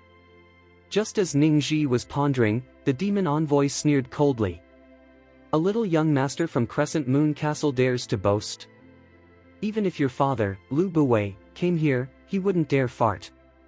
Chapter 1972, corrected. Lu Chang looked at the demon envoy in shock. He didn't understand how this man knew he was the eldest young master of Crescent Moon Castle, or even knew his father. When Hong Qianzhou heard Crescent Moon Castle, his expression changed. He quickly stepped forward, bowed, and said, "Hong Qianzhou of the Hong family greets young Master Lu." Lu Chang paused, looked at Hong Qianzhou, and frowned. "Who are you again?" "Reporting to young Master Lu, our Hong family is the endorsed family of Zixiao Mansion. The mansion master told us that Zixiao Mansion and Crescent Moon Castle are family friends, and instructed us to treat anyone from Crescent Moon Castle with respect." Hong Qianzhou explained. Lu Chang finally understood, Hong Qianzhou's family served under Zixiao Mansion.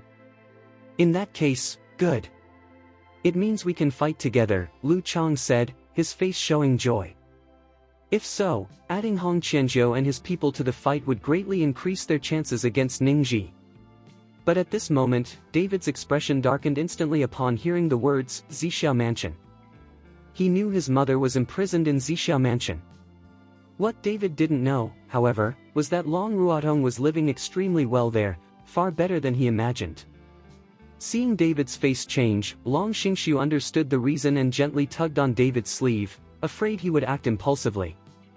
In this situation, attacking anyone would put him at an enormous disadvantage.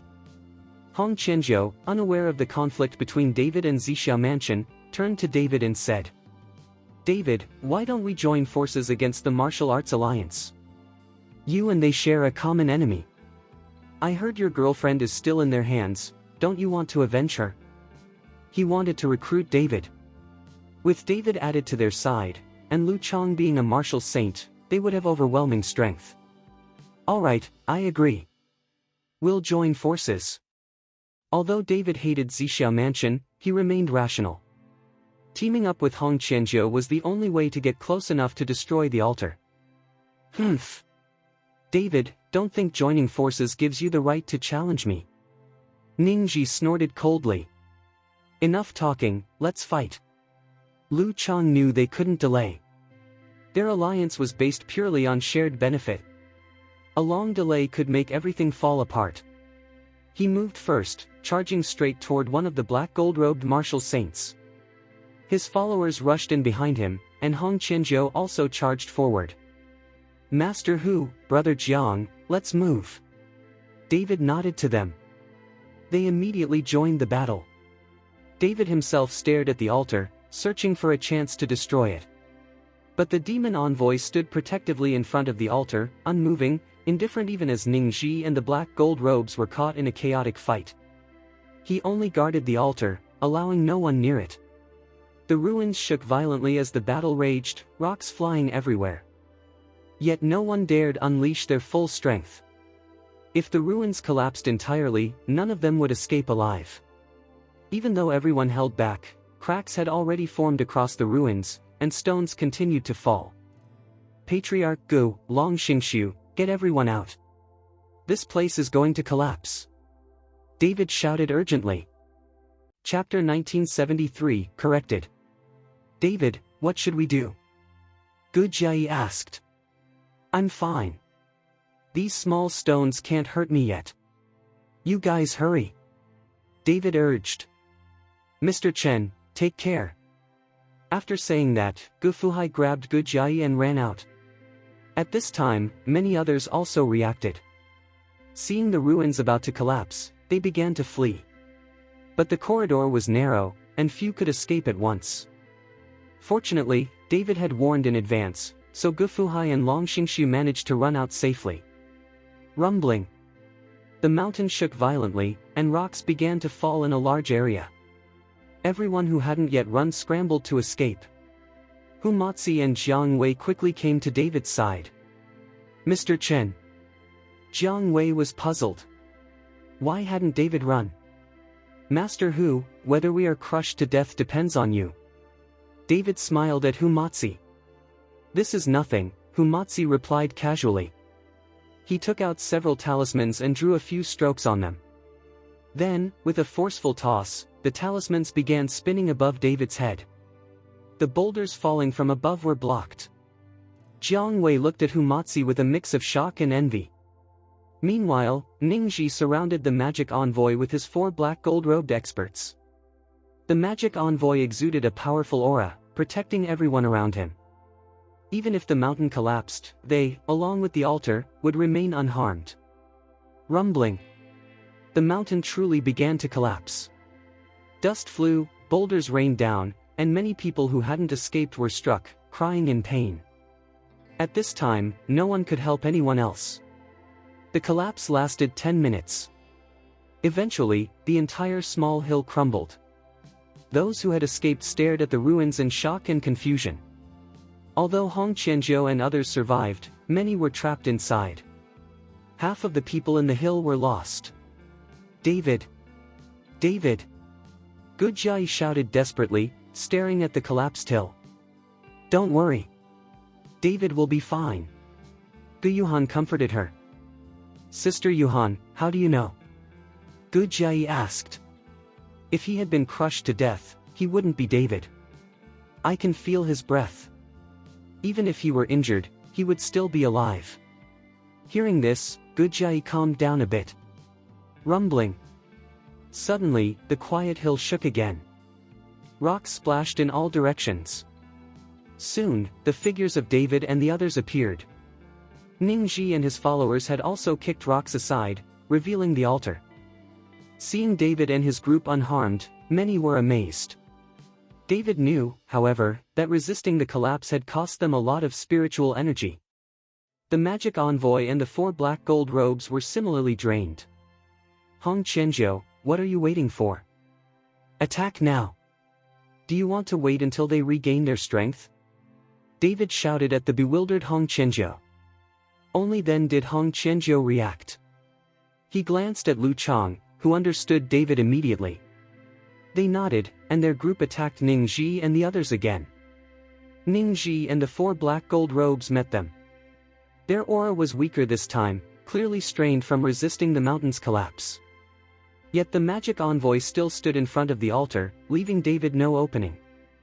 Hu Matsi noticed David's thoughts. David, I'll try to lure the old devil away. You go to the altar. Without waiting for a reply, Hu Matsi leaped toward the demon envoy. Chapter 1974, corrected. Facing the magic envoy, Hu Matsi didn't dare be careless. He unleashed all his breath, and the dozens of dense talismans on his body scattered like sharp knives, converging on the demon. Wan Fu Guizong.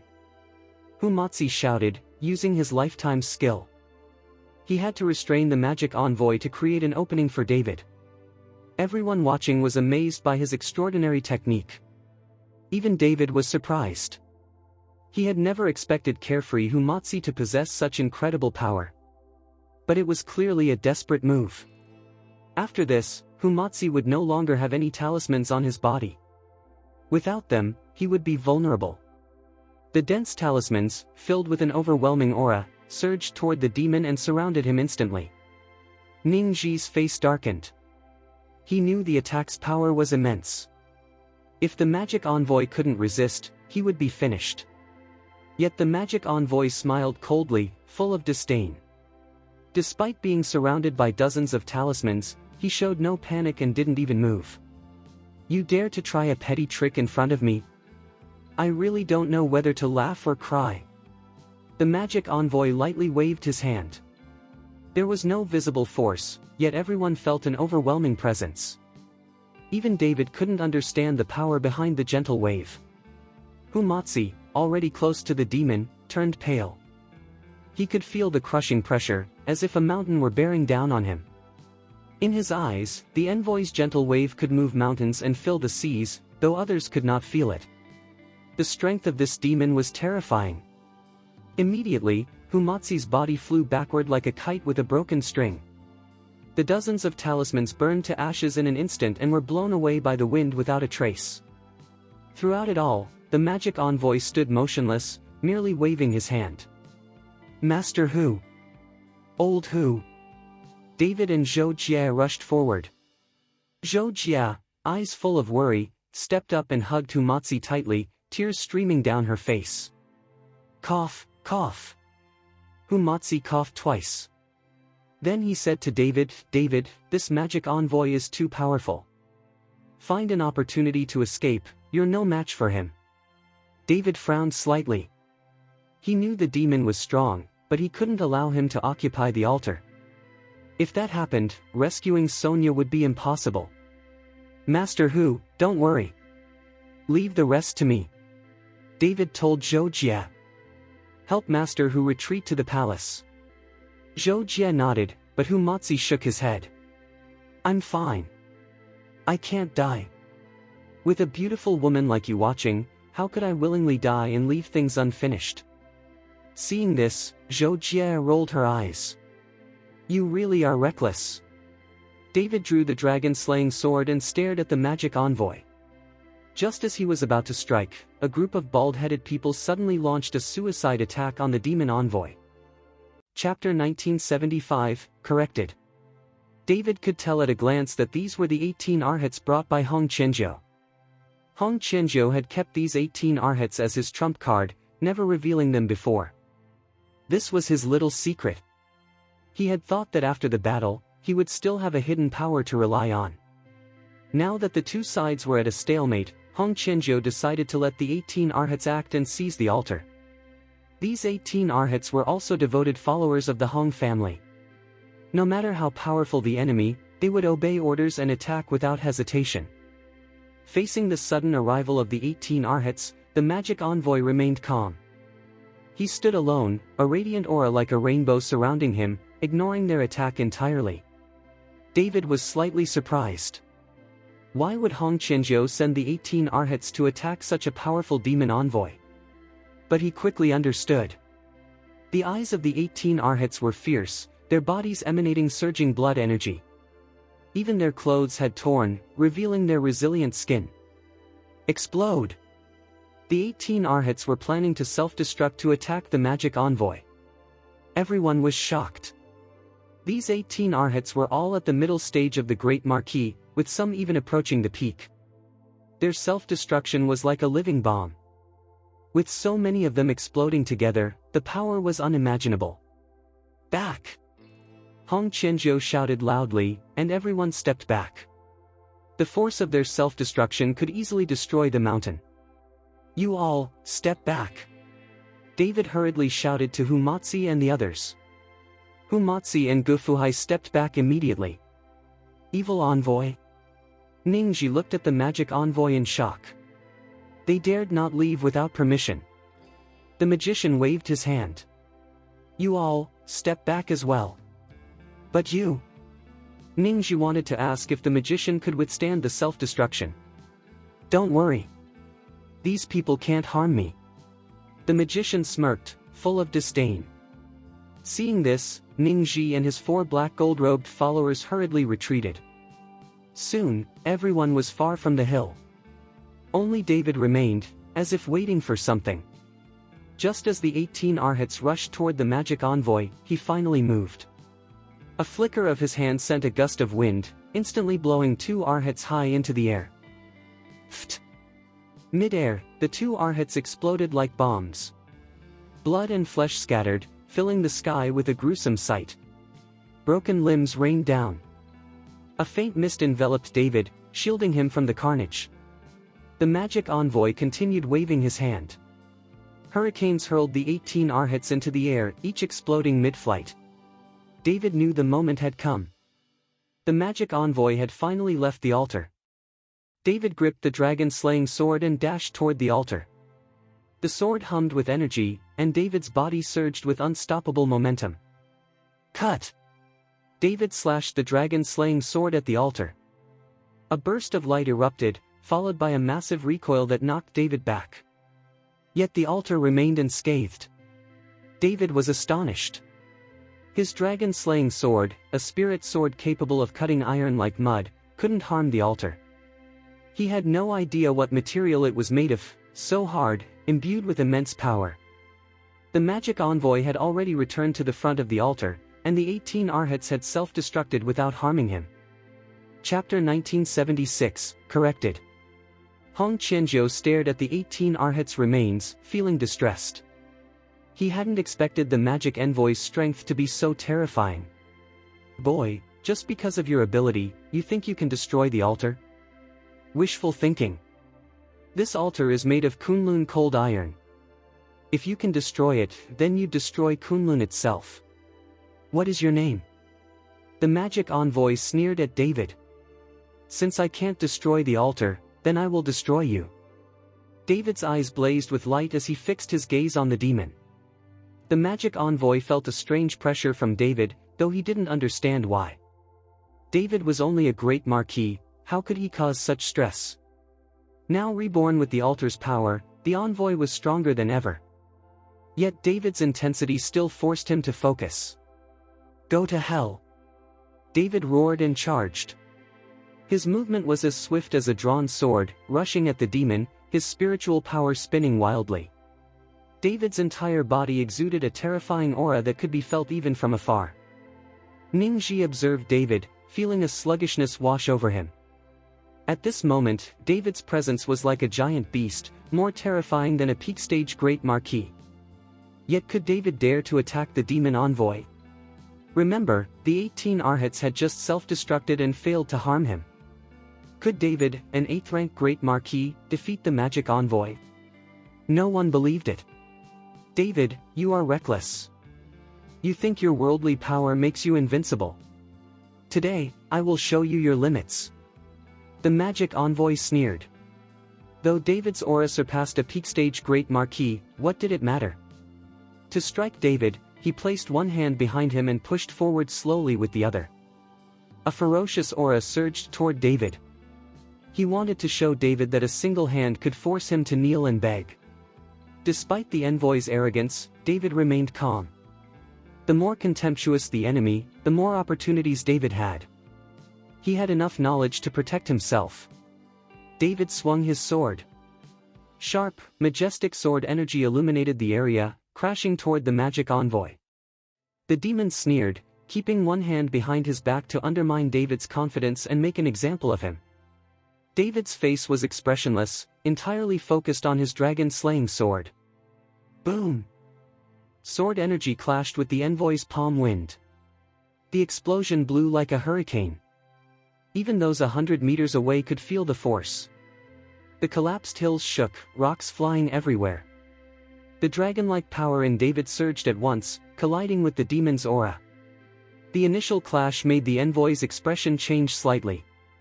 He had assumed he could easily knock David away, but now he realized David's sword was formidable. Even compared to a newly promoted martial saint, David's strength was not inferior. The demon's face turned grim. He had intended to humble David and shake the battlefield, but now the plan had failed. David, though exhausted from his previous exertion, faced the envoy head-on, his resolve unwavering. Chapter 1977. It seemed there was still a huge gap between the two. David, I have to admit, you are the strongest person I have ever seen in the secular world, the magician said, slowly withdrawing the hand he had kept behind him. "Stop talking nonsense. Let's do this," David said coldly. However, David's attention was not on the magician at this moment. His focus was on destroying the altar or stopping the recovery of spiritual energy. From his earlier observation, David realized that the recovery of spiritual energy was caused by a beam of light emitted from the altar. If the light could be blocked, perhaps the recovery could be stopped. "Boy, you're courting death." The demon's eyes narrowed, a stern light flashing. Then a terrifying aura erupted from his palms. This time, the demon radiated a killing intent, fully unleashing his cultivation base, and struck David with a palm. David's face changed. The breath of death surged, growing hotter and heavier. To David, it felt like a massive mountain pressing down on him. Just as the deadly force was about to strike, David's figure flashed. It was as if he had pierced time and space, appearing instantly to one side. Boom! The palm struck the air, the ground shook, and a 10-meter-wide crater formed instantly. Everyone looked at the massive hole, faces grim. If it had hit a person, even David might not have survived. The palm had missed, and the magic envoy paused briefly, a dignified expression flashing across his face. David ignored him and immediately activated his indestructible golden body. Golden scales wrapped around him as he leapt upward, dragon-slaying sword in hand, aiming for the altar. "Humph! I told you, you cannot destroy this altar." Seeing David's intent, the envoy snorted coldly. But David did not intend to destroy the altar. His goal was to cut off the beam of light. He swung his sword, splitting the beam into two sections, but soon the light reformed. The light could not be cut unless something blocked it. Brush, brush. 3 sword strikes later, the dragon-slaying sword's light began to dim. Even injecting more dragon power, David could not stop it. It seemed the sword spirit inside the dragon-slaying sword was damaged. The intensity of the altar's light was simply overwhelming. "Ha ha ha, David, you must be foolish. You want to cut the light that connects heaven and earth with your sword? How is that possible? Unless you have something stronger than flesh to block the light, you cannot stop the aura from recovering." The demon envoy's words reminded David of the blood demon's body in his storage ring. The blood demon's body was far stronger than his own. It could surely block the light. Thinking quickly, David pulled the blood demon's body from his storage ring. Seeing David produce a corpse from thin air shocked many. Few knew of the blood demon's existence. When the magic envoy saw this, a thrill rose in his heart, though he carefully maintained a composed expression. David placed the blood demon's body on the altar. Sure enough, its tyrannical form blocked the light instantly. The overwhelming spiritual energy weakened significantly. The magic envoy, realizing he had been tricked, grew furious.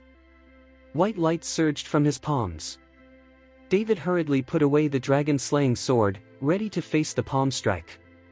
Chapter 1978, Corrected. The Palm of Moruah. The magician shouted, his aura erupting. A gust of wind roared, and the sky darkened instantly. Soon, a palm like a hill fell from the sky, heading straight for David. David was completely covered by this attack. Dodging it seemed almost impossible. Everyone stared in shock at the hill-sized palm, unable to move. One by one, they stepped back, feeling the terrifying aura. Even a martial sage would hesitate to withstand this attack. Lu Chang's face turned grim. He had never imagined that the demon cultivators of the secular world possessed such terrifying power. David. Gujai clasped her hands tightly, sweat on her palms, worried for David. David's face was grim, eyes flickering with cold light. Resisting this blow was crucial. Holy Light Fist. David shouted, forming a golden fist that flashed into the air. But just as the fists were about to collide, the two terrifying auras vanished. The magic envoy stared in shock, incredulous. David was equally stunned. His holy light fist contained all his power, yet it disappeared without a trace. Then, a crisp cracking sound rang out. Kaka. David and the magic envoy turned toward the sound. The previously indestructible altar had begun to crack. The blood demon's body had risen, wrapped in radiant light. Crash! The altar shattered instantly. The light disappeared. The blood demon floated upright, emanating a mighty aura. David was momentarily stunned, unsure of what had happened. The magic envoy, however, was shocked and immediately knelt before the blood demon. Disciple pays respects to Lord Gorfiend. Ningji rushed over with his 4 black gold-robed followers, kneeling before Gorfiend. The blood demon hovered in the air, motionless, yet his eyes glowed with light. What is going on? David frowned. Ha ha ha, David, you were deceived by me. I purposely led you to block the altar's light. Only then would you release the blood demon's body. Now, the blood demon can use its aura to restore its power. Ha ha ha, the blood demon is resurrected. The world will be ours. All of you will die. The magic envoy laughed frantically. David's face darkened. He hadn't expected to be tricked so easily. I will never let him revive. David's eyes narrowed. He planned to destroy the blood demon's body immediately. But before he could act, a domineering aura erupted, enveloping all of Penglai Island. The blood demon raised his hand, and massive waves surged in the distance. David fell to the ground with a thud, and even distant onlookers were knocked over. Those with weak strength were crushed by the sheer force. The blood demon raised his hand lightly, yet his power was overwhelming. The disciple welcomes the rebirth of Lord Gorfiend. The demon's entire body trembled with excitement. The blood demon descended slowly, glancing at everyone. The sheer presence was oppressive. The blood demon showed no expression. Everyone lowered their heads, too fearful to meet his gaze. Only David dared to look up. Gorfiend returned his gaze, calm, with no hint of anger. Chapter 1979, Corrected. The arrogant dragons really won't bow their heads, but it has only been thousands of years. When did the son of the dragon become so weak?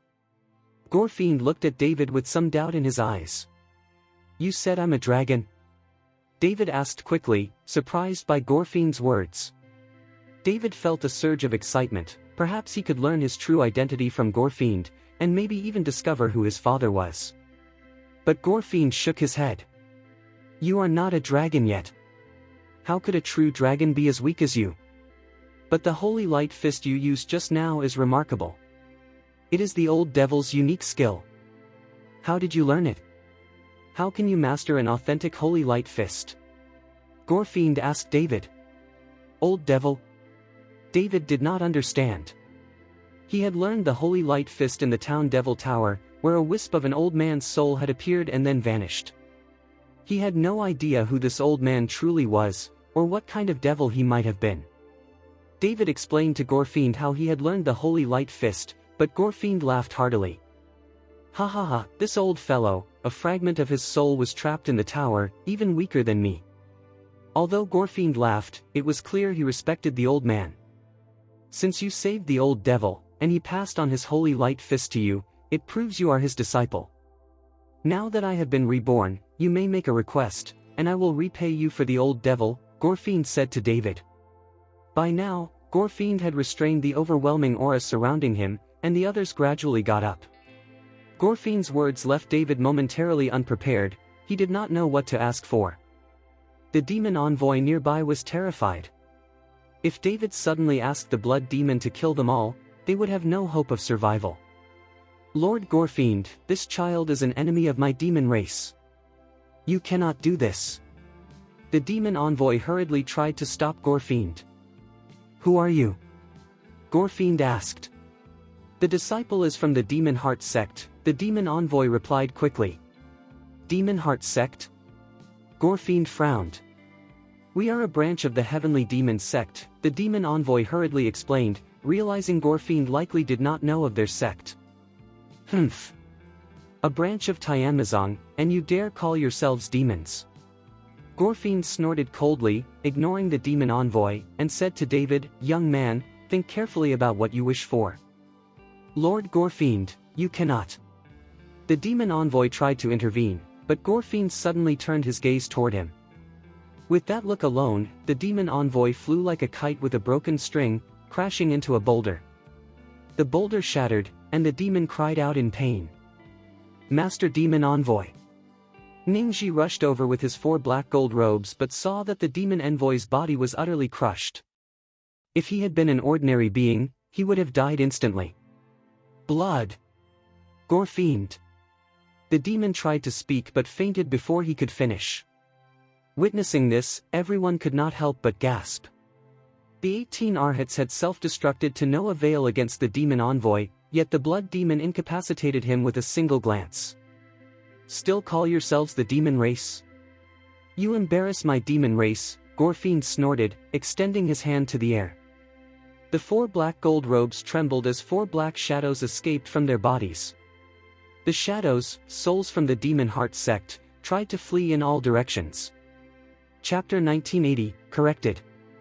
Seeing the 4 souls attempt to escape, Gorfiend lightly squeezed the air, and the space before them began to warp. The escape routes of the souls were instantly blocked. Gorfiend manipulated the space, trapping the 4 souls, which soon turned to ashes and vanished.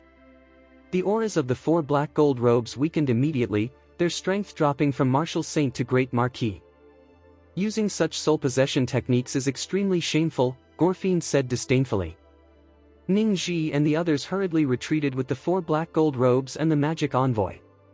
They dared not linger. Even if Gorfiend did not kill them, David would not let them remain. After Ningji and the others fled, Gorfiend's attention turned to Guyuhan. At this moment, only Guyuhan's body and the soul of the Holy Maiden of Guanghan Palace remained alive in the vessel. Feeling Gorfiend's gaze, Guyuhan panicked and tried to duck back. It was futile.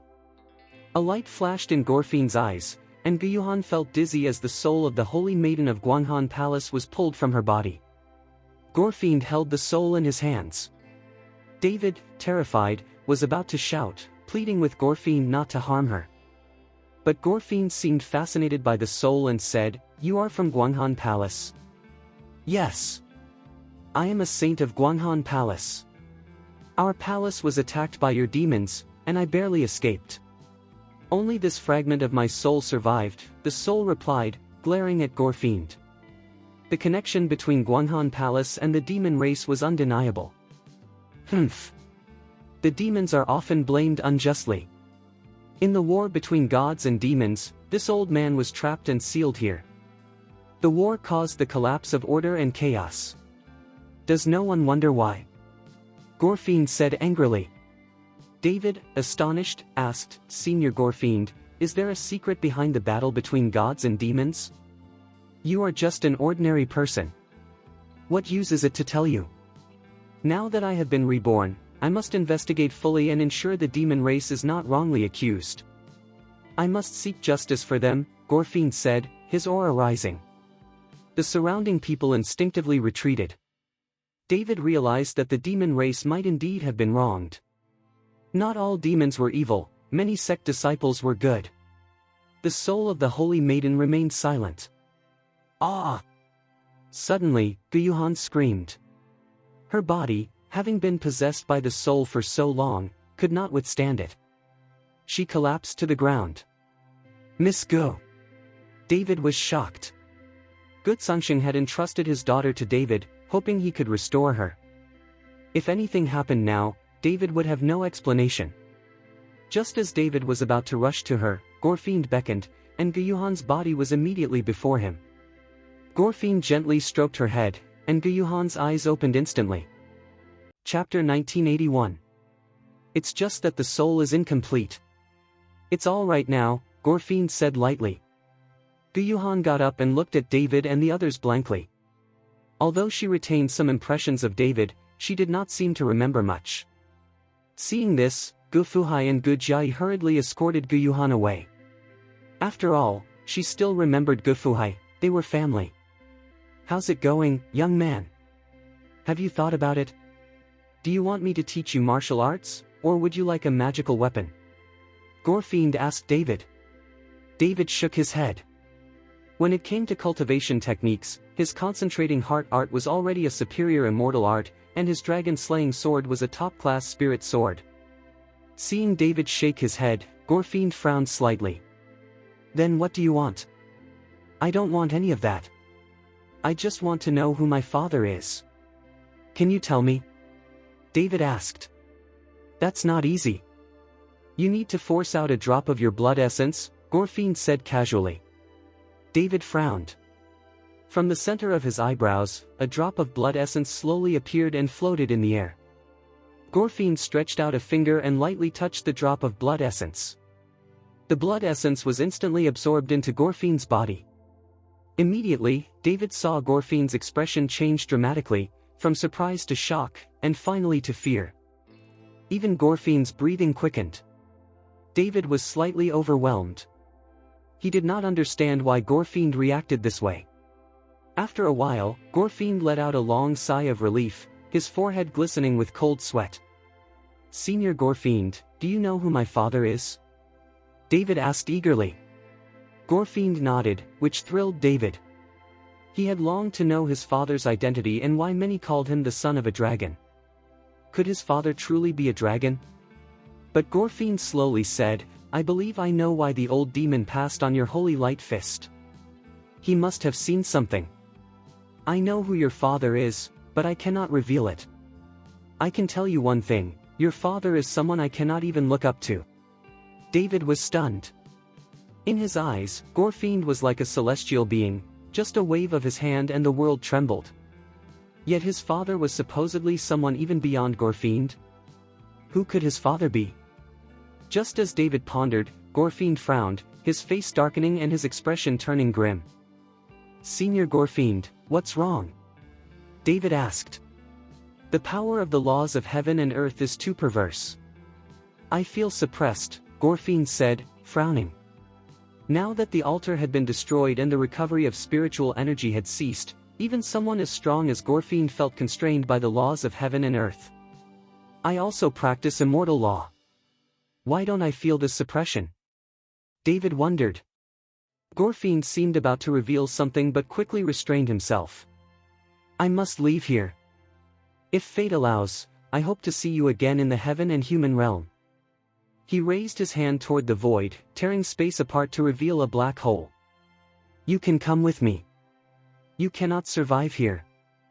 I will help restore your body if you have the chance, Gorfind said, taking the soul of the Holy Maiden of Guanghan Palace and jumping into the black hole. Hey! Senior Gorfind, what is the heaven and human realm? David shouted. But Gorfind had already vanished, and the black hole disappeared with him. Chapter 1982, corrected.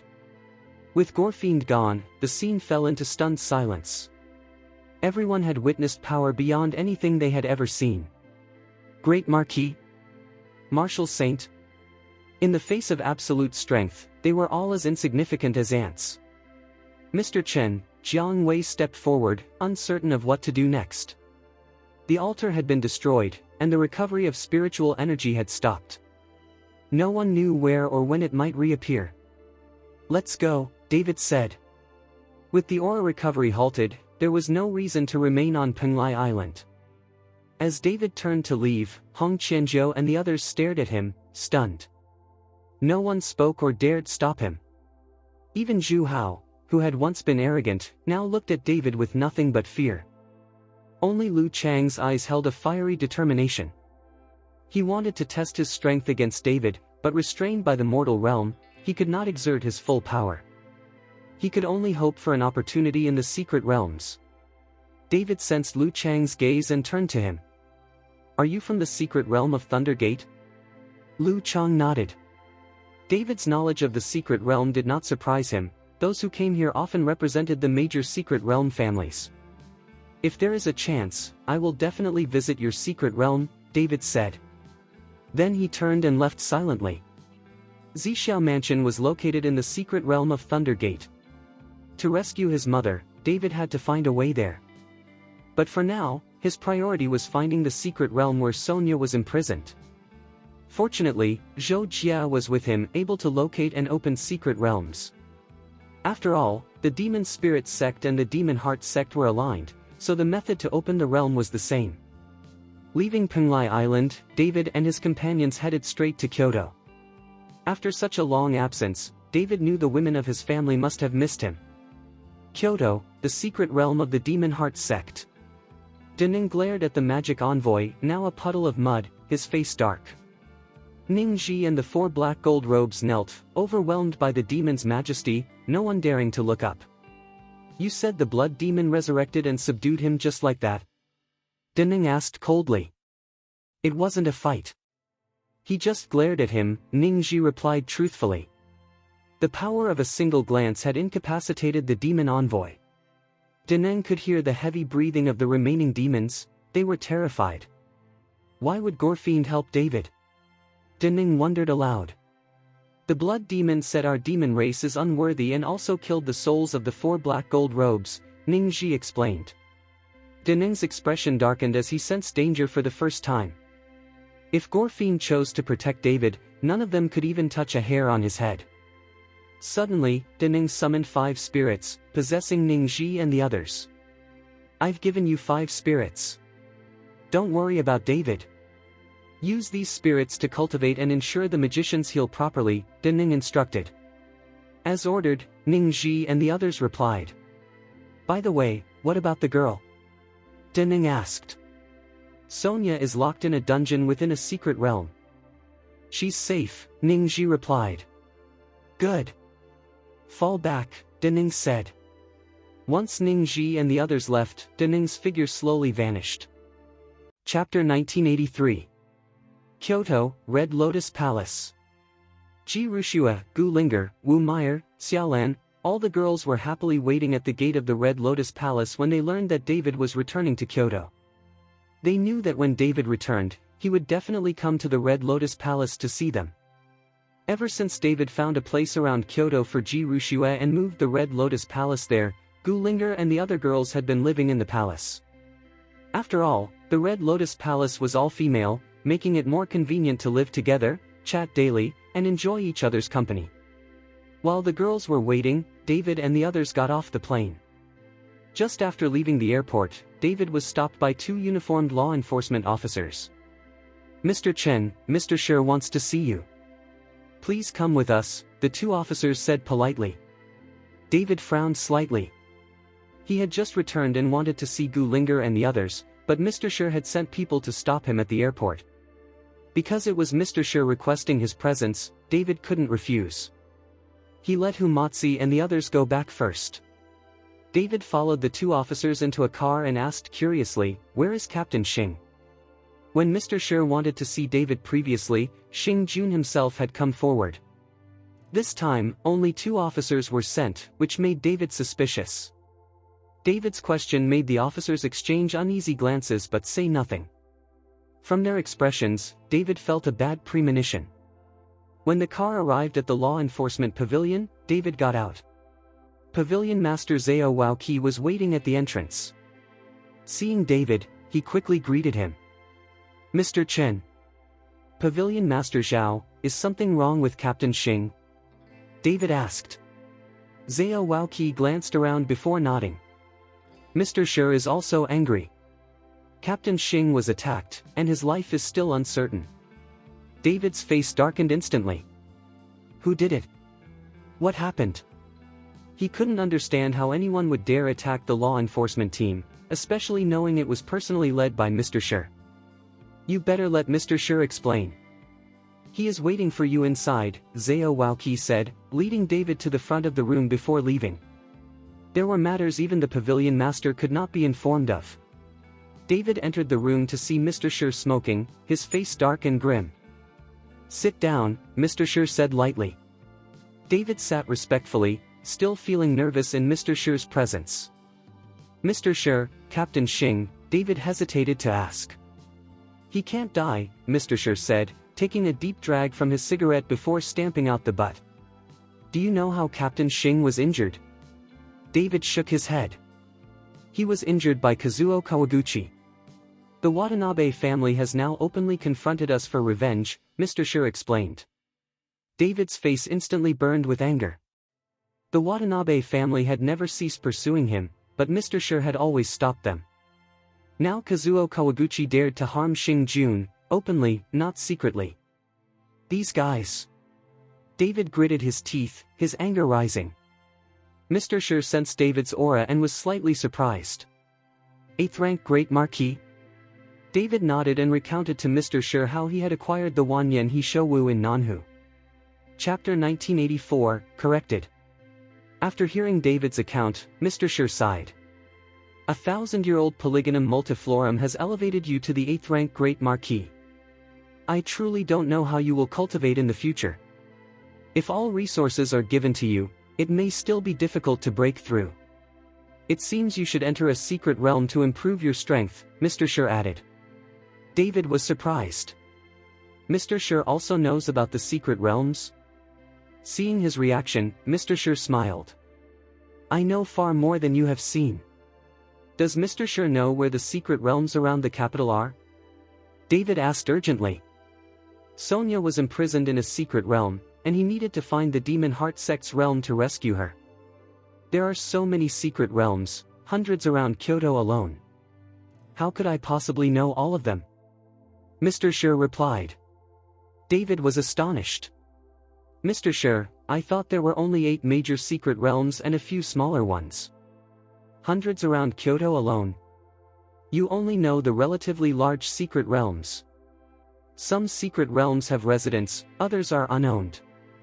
If the inhabitants die, the realm becomes unowned. Such resources are often contested by big families, but unowned secret realms are hard to find, Mr. Sure explained. An unowned secret realm? Whoever finds it owns it? David asked, eyes alight.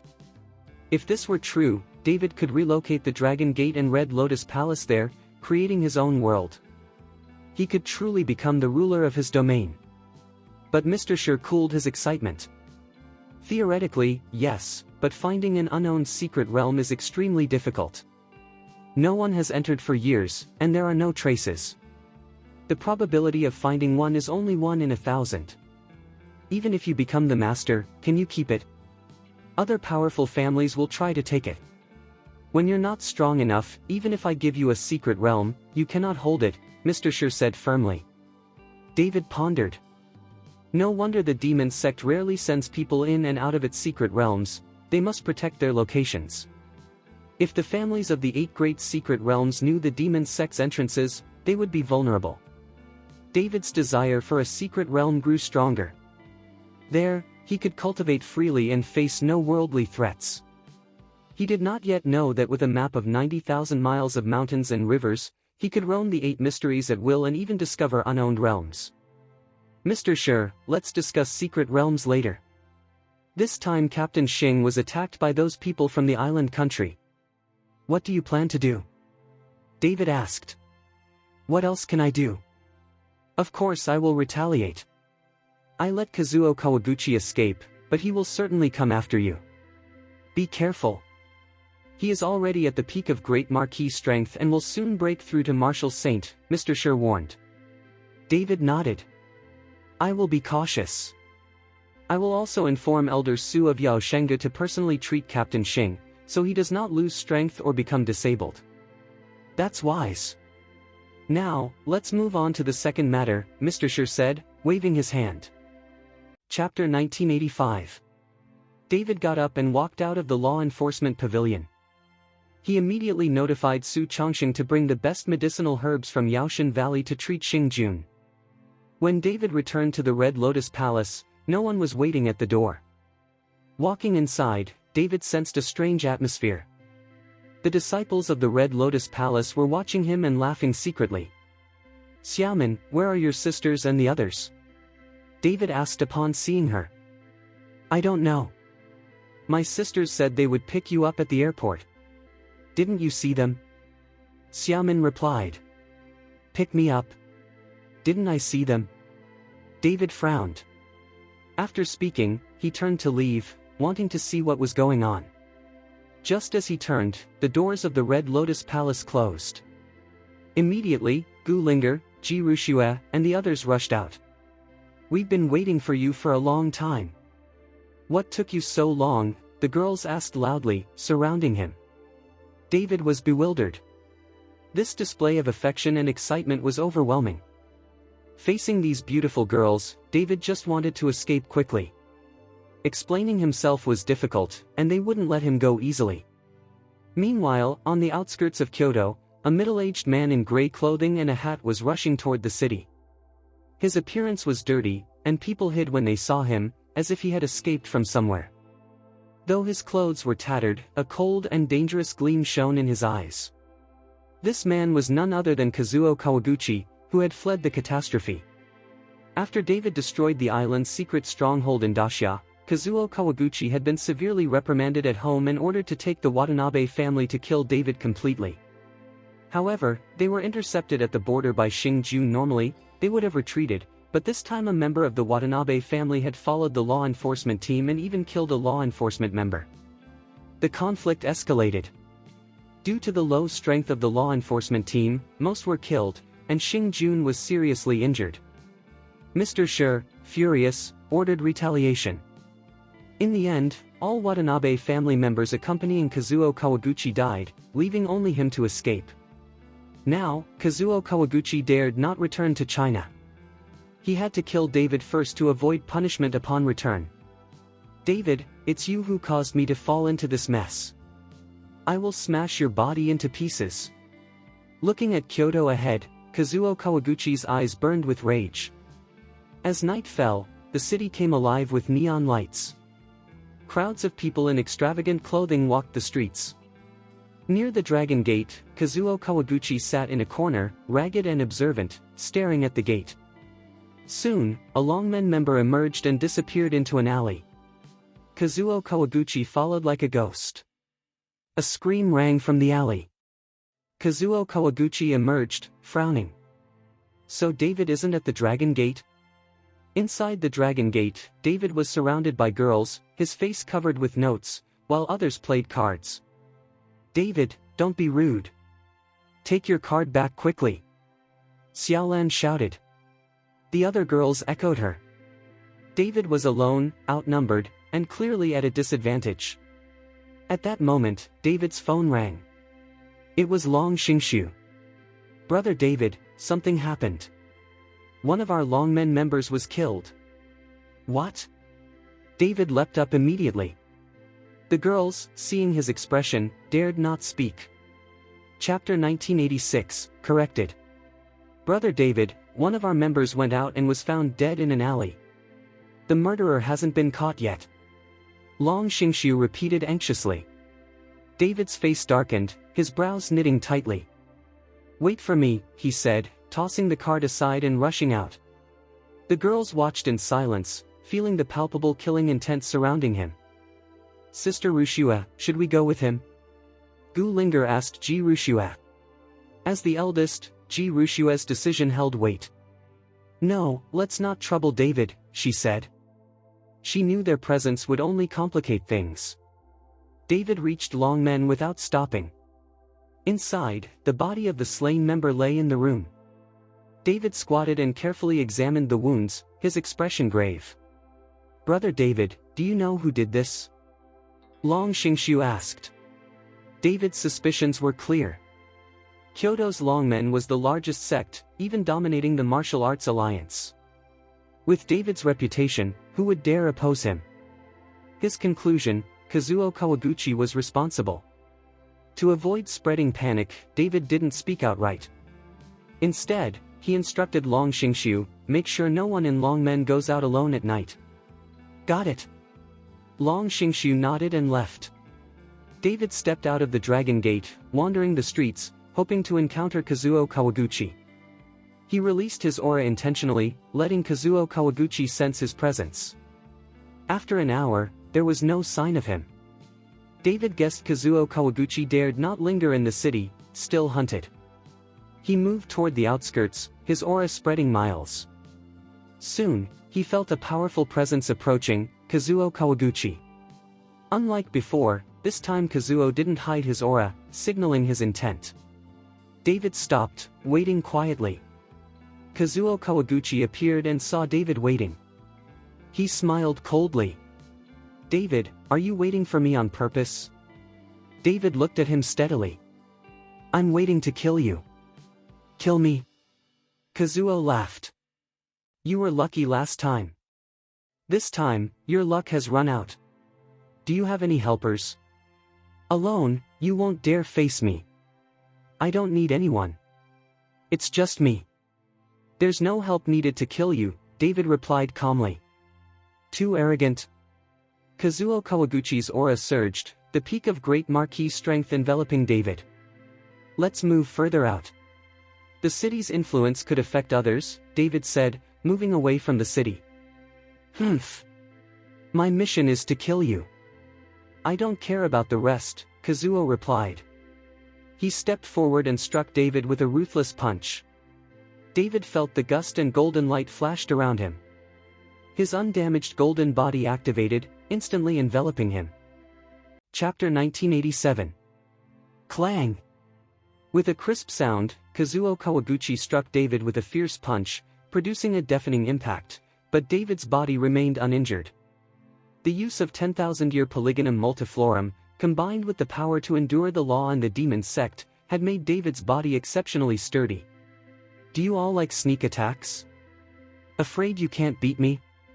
David said, looking at Kazuo Kawaguchi with contempt. Seeing this, Kazuo Kawaguchi's face twisted with disbelief and anger. Just as David prepared to move, Kazuo Kawaguchi drew his samurai sword and swung it down with tremendous force. The blade emitted a powerful light, aimed directly at David. David calmly raised his fist to meet the sword. The punch seemed ordinary, but it contained the power to reshape the world.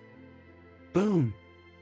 A massive shockwave shook the ground, sending dust and debris into the air. People several kilometers away ran out of their homes. This was why David had wanted to avoid fighting here. Too many residents were nearby, and nightfall amplified the danger. Kazuo Kawaguchi's blade shattered instantly against David's seemingly ordinary punch. The terrifying energy dissipated. Kazuo Kawaguchi was astonished. Seeing David's calm demeanor, as if he had anticipated this, made his disbelief grow. David, in such a short time, your strength has increased again, Kazuo said coldly. If you want to kill me, then do your best, David replied quietly. Kazuo Kawaguchi studied David, frowning. His strength seemed beyond his expectation. David, don't be too arrogant. Suddenly, Kazuo Kawaguchi surged forward, his samurai sword flashing, brewing terrifying power. Swipe! The katana sliced through the air, producing a loud whistling sound. Hundreds of blades! Kazuo Kawaguchi roared, releasing countless sword lights toward David. The air distorted under the assault, and the clashing sounds were endless.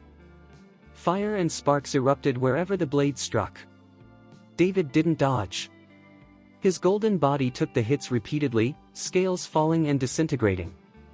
Eventually, David relied on his immense strength to withstand the barrage. Bro! David suddenly roared, and a dazzling golden light erupted from his body, illuminating the surroundings. Bang, bang, bang! Kazuo Kawaguchi's sword continued its assault, but David's 100 people slash absorbed every strike. The ground beneath him collapsed, cracks spreading rapidly. Boom! A golden sphere of energy erupted from David, scattering Kazuo Kawaguchi's attacks and crushing the ground several meters deep. Kazuo Kawaguchi, sensing the tremendous force, stepped back cautiously. Through the smoke, he smirked faintly. Too arrogant. You dared to bear my 100 people slash without resistance. Arrogance comes at a price.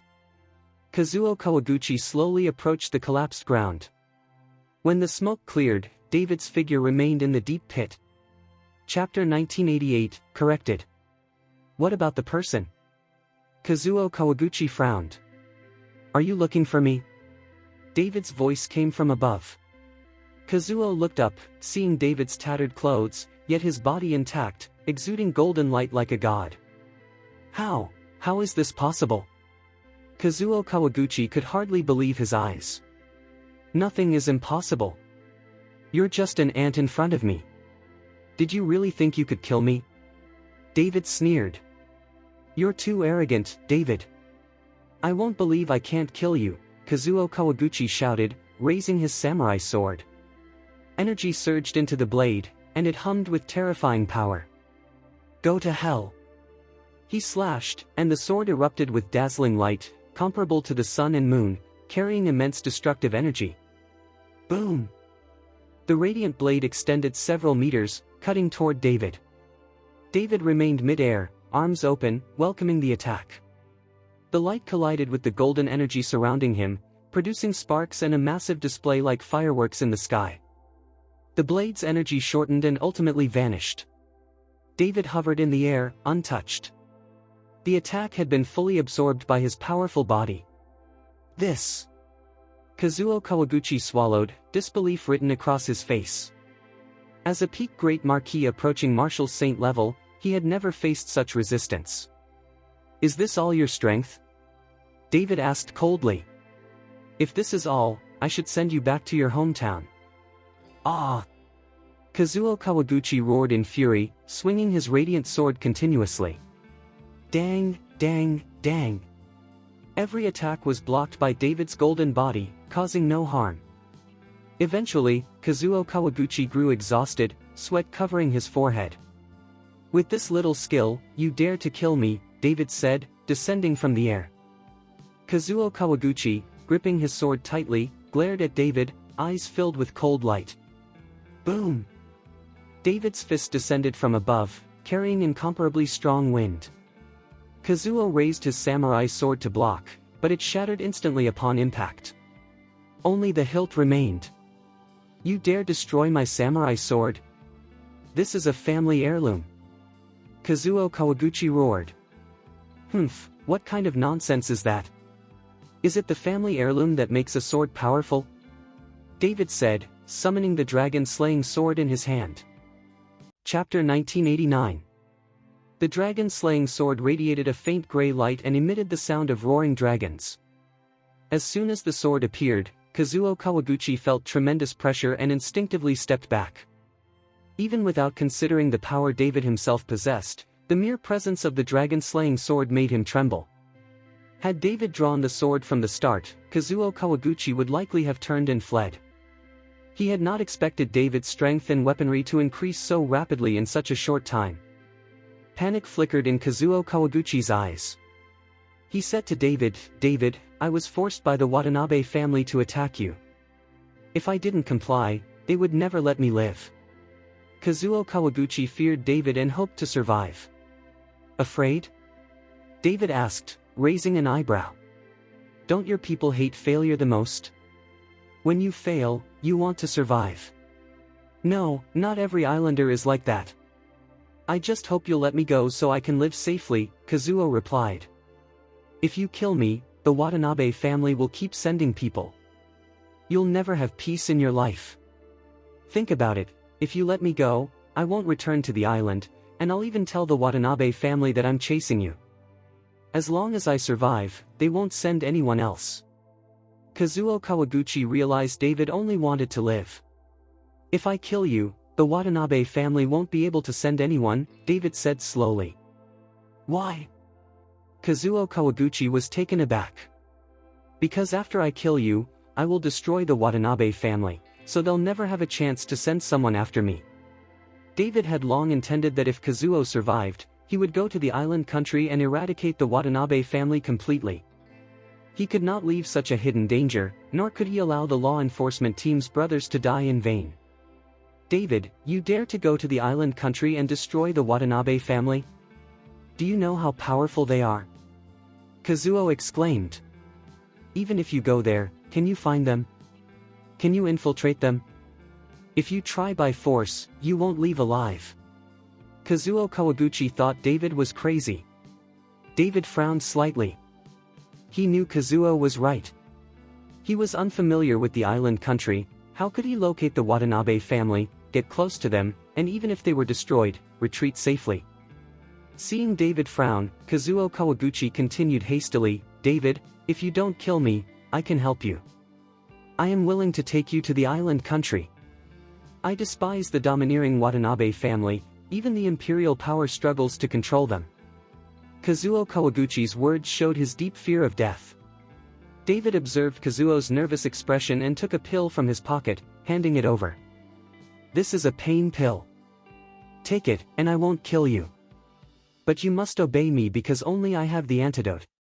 Otherwise, you will die in extreme pain, David said, watching Kazuo carefully.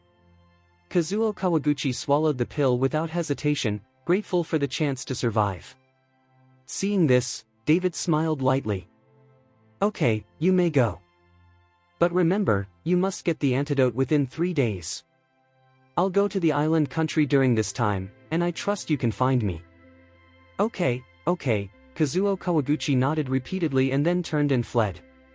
Chapter 1990, corrected. David returned to Longmen, feeling a turbulent aura in his body. After battling Kazuo Kawaguchi, he sensed that he was on the verge of a breakthrough.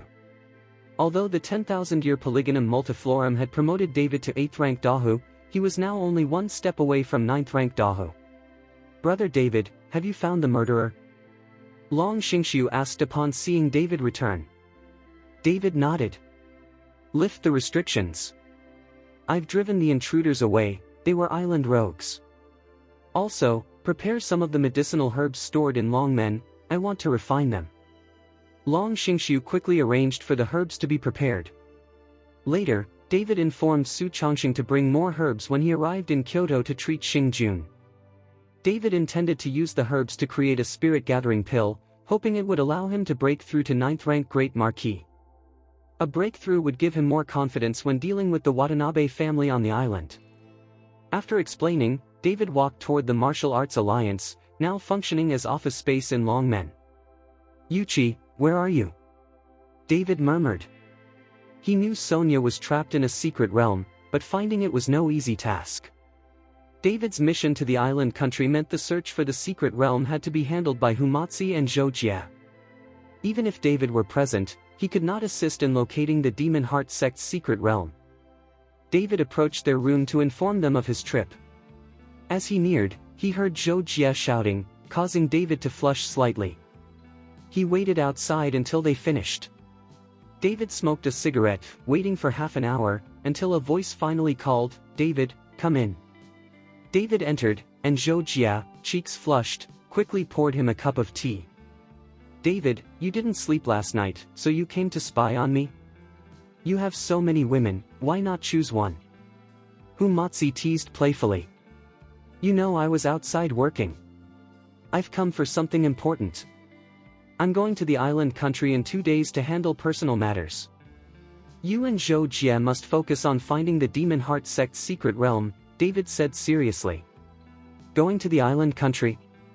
What are you going to do there, make a small movie? Humatsi joked. I'm serious. I'm really going there, David said, explaining the law enforcement incident and Kazuo Kawaguchi. Humatsi's smile vanished. He clenched his teeth. These island rogues are relentless. It's too dangerous for you to go alone. The Watanabe family is far stronger than you imagine, you cannot destroy them by yourself. I'll accompany you, I have friends there and can help when we arrive. No. You must leave with Zhou Jia to find the Demon Heart sect. The secret realm can be located later. The entrance is near the Martial Arts Alliance, so it shouldn't be difficult, David shook his head. Humatsi worried about David's safety but obeyed.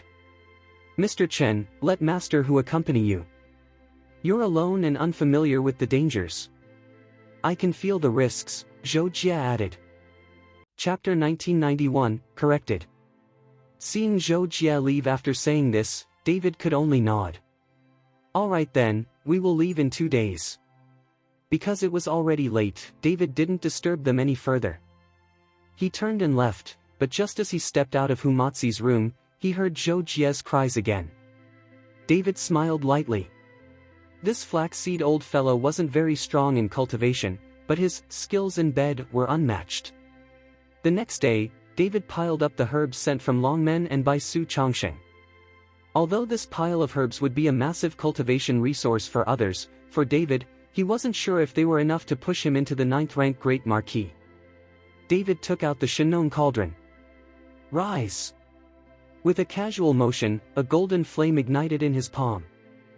The flame immediately shot into the Shinnon cauldron as if drawn in. One by one, the spiritual herbs flew into the cauldron. Crackle, crackle.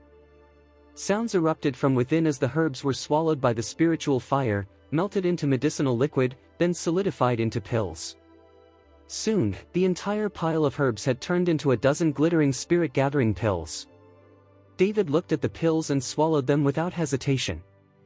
The medicinal power of the spirit-gathering pill was extremely strong. With Shinnon Cauldron's refinement, it was far stronger than consuming raw herbs. As he swallowed pill after pill, spiritual energy boiled through David's body, his skin glowing brightly. He could feel himself approaching the threshold of the 9th-rank Great Marquis. 2 days later, a terrifying aura erupted from David's room. Although David needed several times, or even dozens of times, the resources others used just to advance a minor realm. The strength and shockwave unleashed by his breakthrough were just as tremendous. Though he had only advanced to the 9th-rank Great Marquis, the aura he released was far stronger than before. Brother David broke through again. Long Xingqiu felt the terrifying aura and looked on with envy. David slowly opened his palm, a faint glow swirling in it. Along with his cultivation, his physical body had also become far stronger. When he stepped out of the room, Humatsi was already waiting. "David, you advanced again?" Humatsi asked happily. "Just a small realm," David replied calmly. "You brat, your small realm is bigger than most people's major realm." Humatsi laughed, then continued, "Aren't you going to say goodbye to your little lovers?" "No need. Better not make them worry." David shook his head. "I'm telling you, if your little lovers find out you left without saying goodbye, they'll cause trouble for you. Don't say I didn't warn you."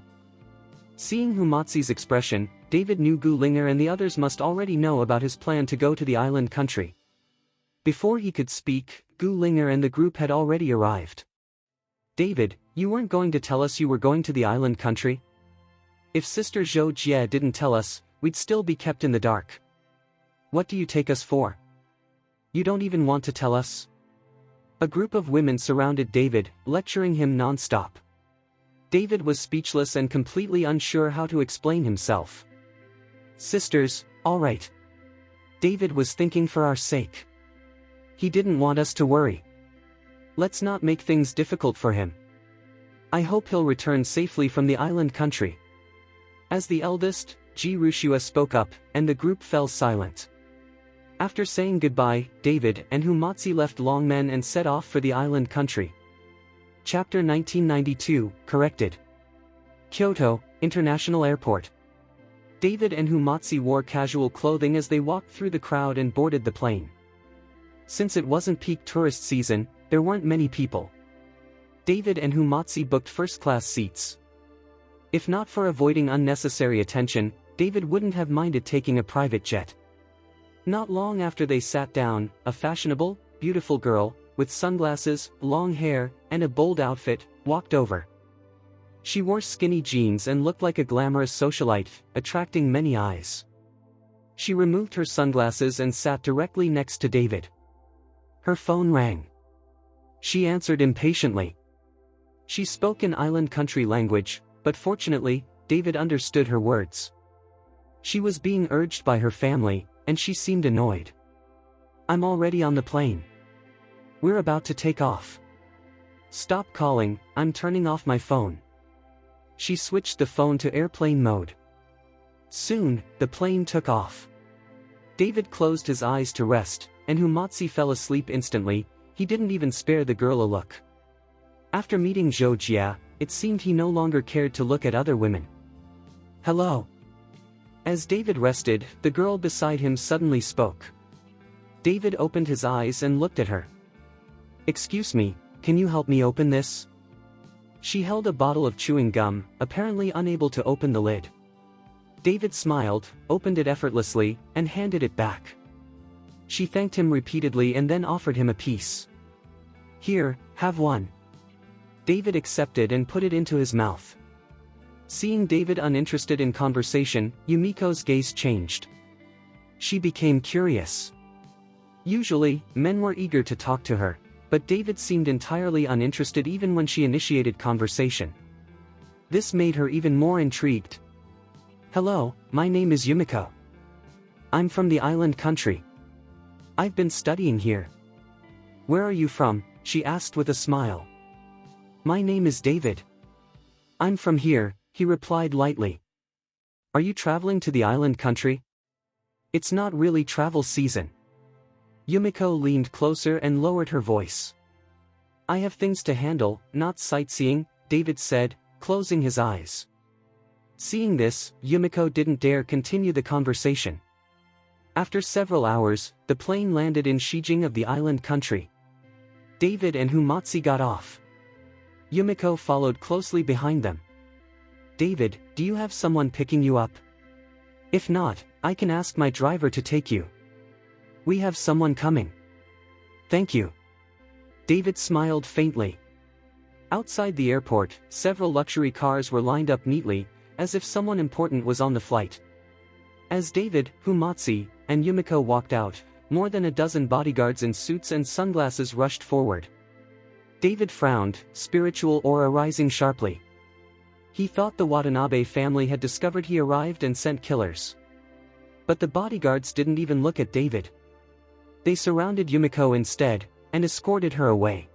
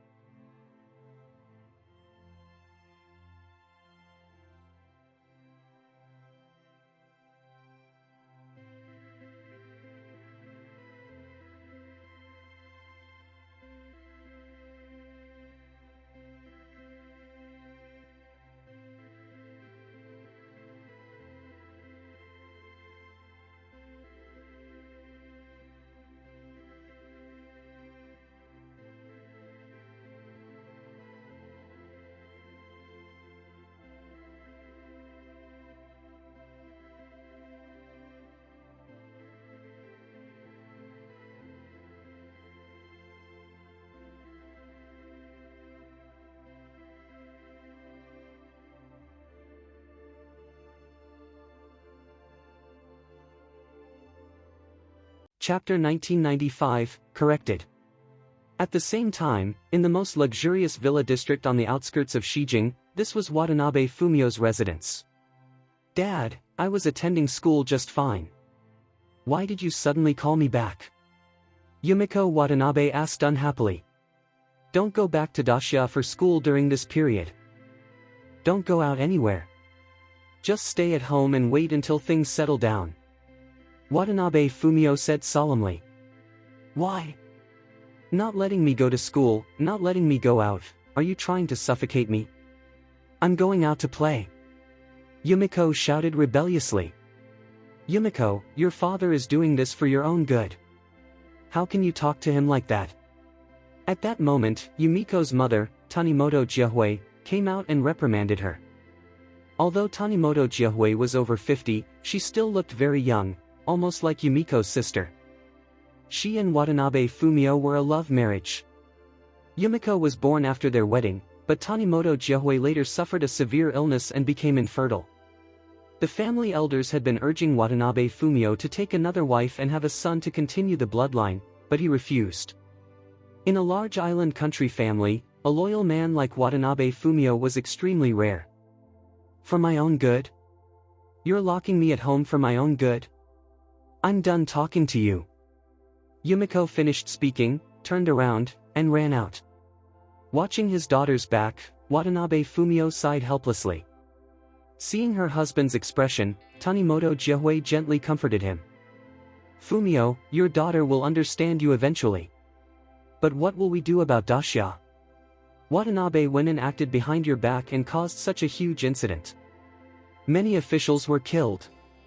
If we don't handle this properly, I'm afraid our Watanabe family will face disaster. Watanabe Fumio frowned. I've already sent a special envoy to Dacia to explain the situation. Watanabe Wenin has always been competing with me for the position of family head, and he won't let this chance slip by during the election. What I'm worried about is that he may target our daughter. He knows the people I care about most are you and her. If he threatens me with you too, I'll be forced to give in. So you and our daughter must be extremely careful these days. Stay home and don't go anywhere. No matter how bold Watanabe Wenin is, he wouldn't dare break into our house. It's just that both of you will have to endure some inconvenience. Watanabe Fumio gently stroked Tanimoto Jiahui's hair, full of affection and worry. As long as I'm with you, I don't care how hard things get. Tanimoto Jiahui leaned into his chest. At this moment, Yumiko had already run out. Now that she was back home, she planned to meet friends. Anything was better than being bored indoors. Miss, please go back. The two servants didn't dare block her, but they followed closely, pleading with her non-stop. Are you two looking for trouble? I'm just going out to play for a bit. Why are you following me everywhere? It's annoying.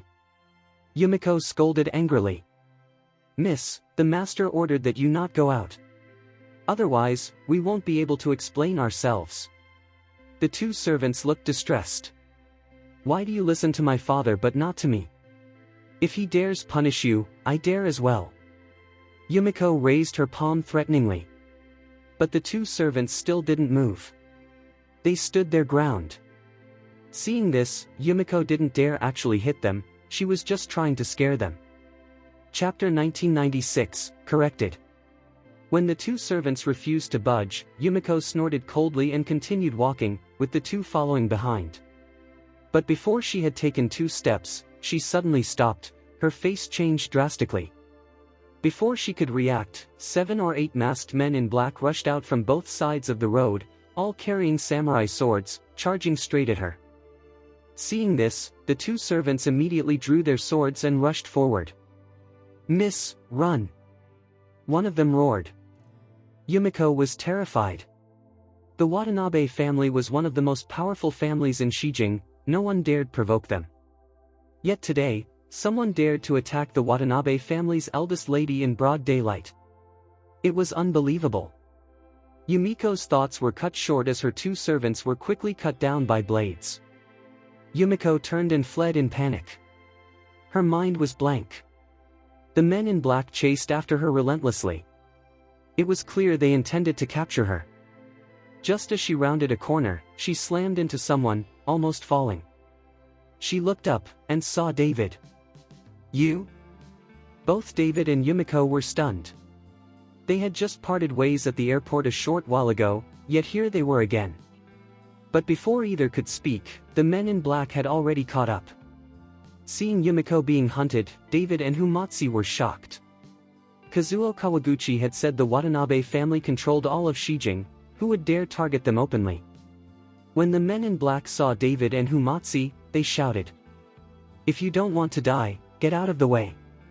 Yumiko grabbed David's arm tightly, her eyes full of desperation. "Save me, save me." Seeing her expression, David smiled lightly. "A chance for a hero to save a beauty, I don't mind." The men in black instantly grew furious.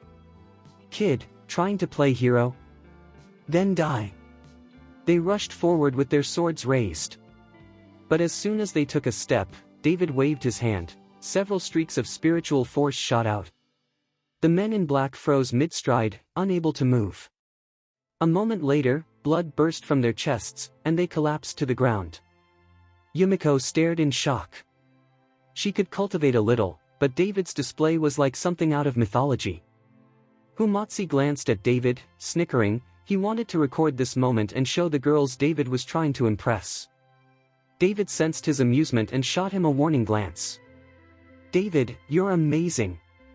You saved my life. My father will definitely repay you. How about coming home with me?" Yumiko said, admiration in her eyes. "No, I still have things to do." David refused calmly. At that moment, hurried footsteps approached. Many people were coming. David and Humatsu exchanged a look and quickly left, while Yumiko watched David's back with newfound affection. "Yumiko! Yumiko!" Watanabe Fumio's anxious voice sounded as he ran over, dozens of samurai behind him. "Dad!" Yumiko rushed toward him, still shaken. If she hadn't met David, she didn't know what would have happened. Chapter 1997, Corrected. When Watanabe Fumio saw that his daughter was fine, he breathed a sigh of relief, but when he looked at the corpses not far away, his expression became very ugly. "Yumiko, what happened? Did you kill those people?" Watanabe Fumio asked. Yumiko shook her head. "No." Then Yumiko told Watanabe Fumio what had happened, and Watanabe Fumio was furious, murderous intent flashing in his eyes. "Yumiko, you said it was your Dacia friend who saved you and killed them. Where is he now?" Watanabe Fumio asked. "He left. Once he saw you coming, he left," Yumiko said. Watanabe Fumio didn't ask further, but said to his subordinates, "Take all the corpses back and find out their identities." Soon, the corpses were carried away, and Yumiko was also escorted back home under heavy protection. Meanwhile, David and Humatsu were hiding not far away, watching everything unfold. "David, you still say I'm a big pervert. I think you're no different from me. The moment you saw that island girl, you couldn't control yourself, right?" Humatsu teased. "Where is your mind going?" "I approached Yumiko Watanabe so I can infiltrate the Watanabe family and break them apart from the inside," David explained. "Then why didn't you accept that girl's invitation to follow her home? Why did we run away?" Humatsu asked, confused. "That's called playing hard to get. If we agreed too eagerly, Fumio Watanabe would definitely be suspicious of us. Let's wait. I believe Fumio Watanabe will definitely find a way to contact us," David said lightly, full of confidence. Watanabe Fumio's villa. Looking at the corpses before him, Watanabe Fumio's face was extremely gloomy. "How is it? Have you identified them?" Watanabe Fumio asked the servant. "Patriarch, these people have no identities. We can't trace them at all." The servant shook his head. "The only one who would dare attack my daughter in Shijing is Watanabe Fumigan. He has gone mad for the position of family head. But I didn't expect him to be so bold as to attack my daughter. Patriarch, but all these people suffered severe chest trauma and died instantly." Whoever struck must be extremely powerful. The servant analyzed. Indeed. Yumiko said her Dacia friend just waved his hand and all these killers died. That person is definitely at least a great marquis-level cultivator, possibly even higher. You, investigate Yumiko's friend secretly. Find out who he is. Watanabe Fumio ordered. The servant nodded and left. Just as he stepped out, a loud screech sounded from outside, followed by hurried footsteps. Damn it, who dares attack my eldest niece? Anyone bold enough to touch members of the Watanabe family in Shijing is courting death. If I find out who it is, I'll tear off his skin. A middle-aged man wearing a samurai uniform and wooden clogs stormed in, cursing loudly. This was Watanabe Fumigan, the younger brother of Watanabe Fumio. Behind him stood a young man, cold-faced, Watanabe Taro, Fumigan's eldest son.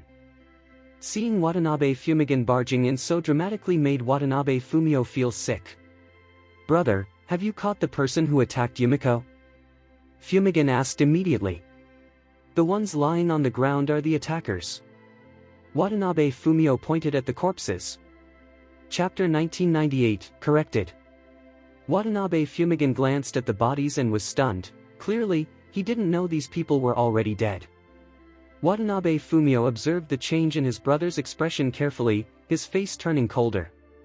Brother, have you identified these people? Who would dare attack Yumiko? Fumigan asked, pretending to be angry. Their identities were erased. We can't trace them. But no matter who is behind this, I will find out. Watanabe Fumio said coldly. Watanabe Fumigan avoided his brother's gaze and nodded quickly. Yes, we must find out. Since Yumiko is fine, I'm relieved. I won't disturb you further. He turned and left with his son. Outside the villa, Watanabe Fumigan immediately shouted at his son. What the hell did you do? Who did you hire? They're all useless trash. Watanabe Taro lowered his head, unable to explain why so many men still failed to capture Yumiko, and were killed instead. He knew very well that Yumiko didn't have the strength to do this. Dad, maybe Yumiko was being protected by a master. Otherwise, this wouldn't have happened. Watanabe Taro said. You mean Watanabe Fumio became alert and sent a master to protect her? Fumigan narrowed his eyes. Yes. He must have sensed something, so we need to speed up. Watanabe Taro replied. Watanabe Fumigan thought for a moment before saying, go find Kawaguchi Kazuo. I need to discuss this with him. Watanabe Taro left to fetch Kawaguchi, while Fumigan stared sharply at Fumio's villa. Just wait. I'll be living here sooner or later. Shijing, a slightly shabby tavern. David sat with Humatsu at a table. Across from them sat an old drunk man, clutching a wine jug and gulping down liquor non-stop. David looked at the old man helplessly. Master Hu, this is your old friend? Humatsu nodded. Yes, it's him. Looking like this? He's drunk like a dead pig, and you're telling me he's stronger than you. You two, one lustful, the other greedy, you really are good friends. David laughed bitterly. Humatsu looked embarrassed. He stepped forward, snatched the jug, and scolded.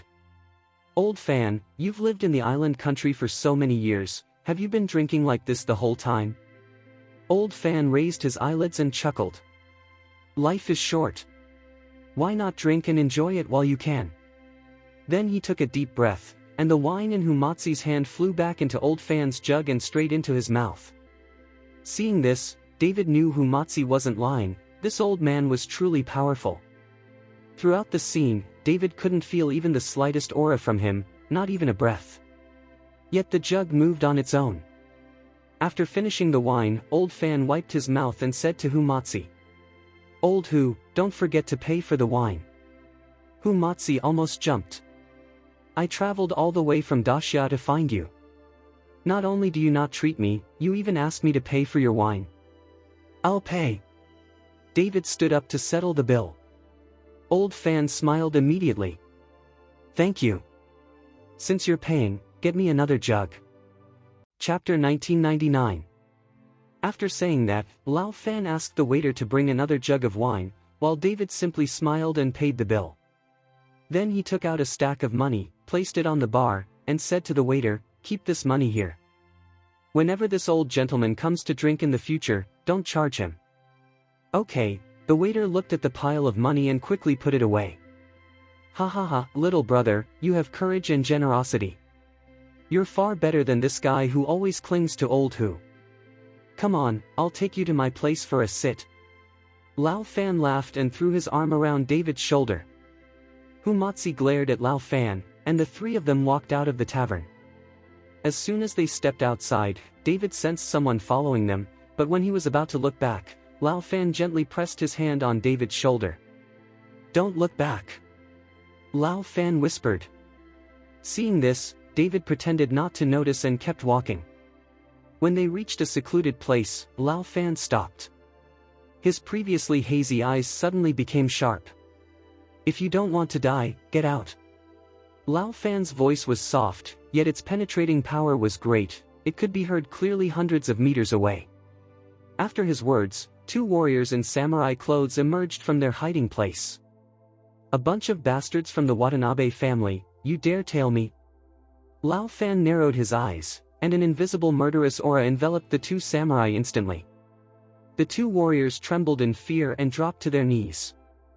"Master Fan, spare us. We didn't dare follow you. We were following this man." The two pointed at David, though Lao Fan knew well they wouldn't dare tail him. "This man is my friend. Why are you following him?" Lao Fan asked coldly. The two samurai exchanged glances, but neither dared to answer. "Humph." Lao Fan snorted coldly and exhaled lightly. A faint mist wrapped around the two warriors instantly. "Ah!" Both men let out painful cries. "Master Fan, it was our master who sent us. He ordered us to investigate this person, because he saved our young lady. Our master wants to know who he is." One warrior finally broke under the pain. Lao Fan waved his hand gently, and the pain vanished. The two warriors scrambled to stand, trembling. "Now you know, he is my friend. Go back and tell that brat Watanabe Fumio not to target my friend again." Lao Fan said coldly. Yes. We understand."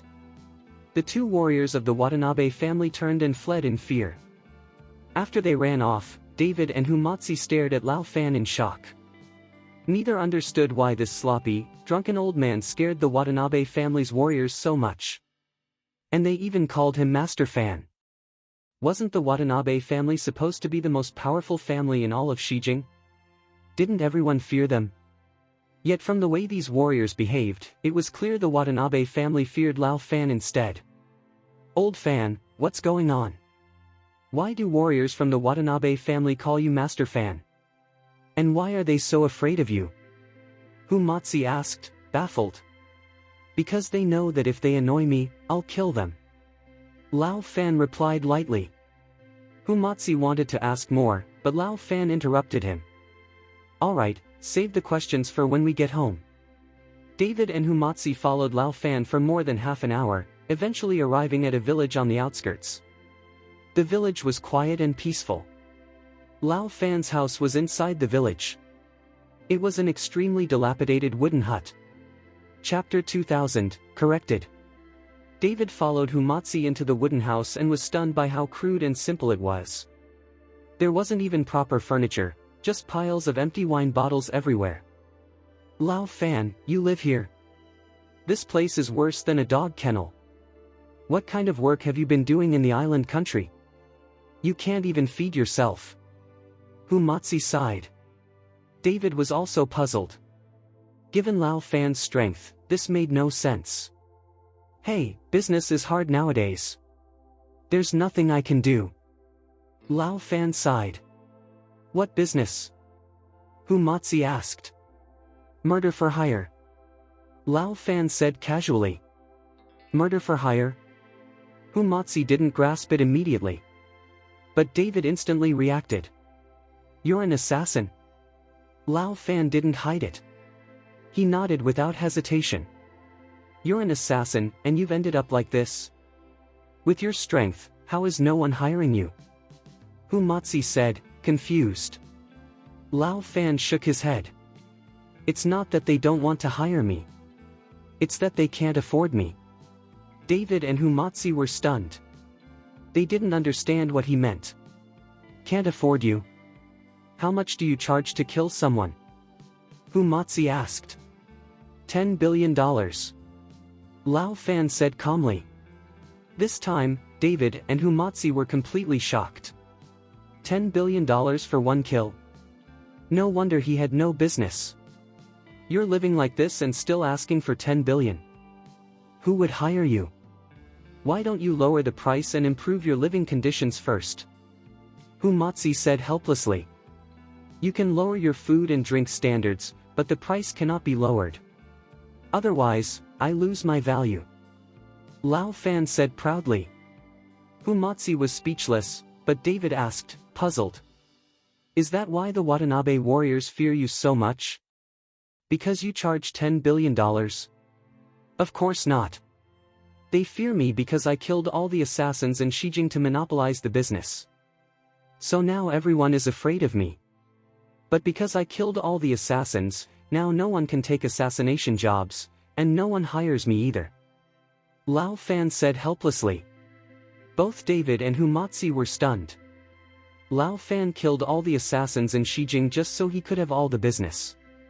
But then no business existed anymore. Only Lao Fan could come up with such deranged business logic. David found Lao Fan admirable in a twisted way, while Hu Matsi looked at him speechlessly. Old Fan, can you tell me about the Watanabe family? I came here this time because of them. David asked. You came for the Watanabe family? Lao Fan was surprised. Hu Matsi hurriedly explained David's conflict with the Watanabe family.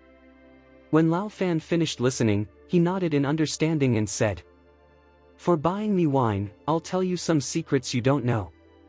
The more David listened, the more shocked he became. It turned out the Watanabe family became one of the top families in the entire island nation, and the largest in the western suburbs, because of the shrine backing them. In the island country, people worship shrines devotedly, even offering their lives for imagined gods. The chief priest of the Chizuru shrine backing the Watanabe family was rumored to be the reincarnation of an ancient divine spirit, revived through Shinto rituals. Just like being reborn. Chapter 2001, Corrected Version. And there are many masters and some hidden organizations in this thousand-crane shrine. The Watanabe family is nothing more than a subordinate family of Chizuru shrine, specializing in providing resources and money. Hearing what Lao Fan said, David's brows furrowed tightly. If this is the case, then David wanting to destroy the Watanabe family, even just Watanabe Wenen's lineage, would be very difficult. There was also Kazuo Kawaguchi.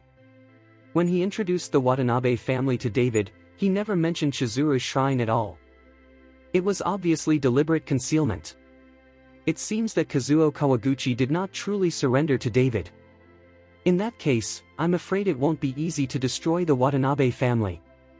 Hu Matsi said solemnly. It's up to people. Lao Fan said lightly, then picked up the wine and continued drinking.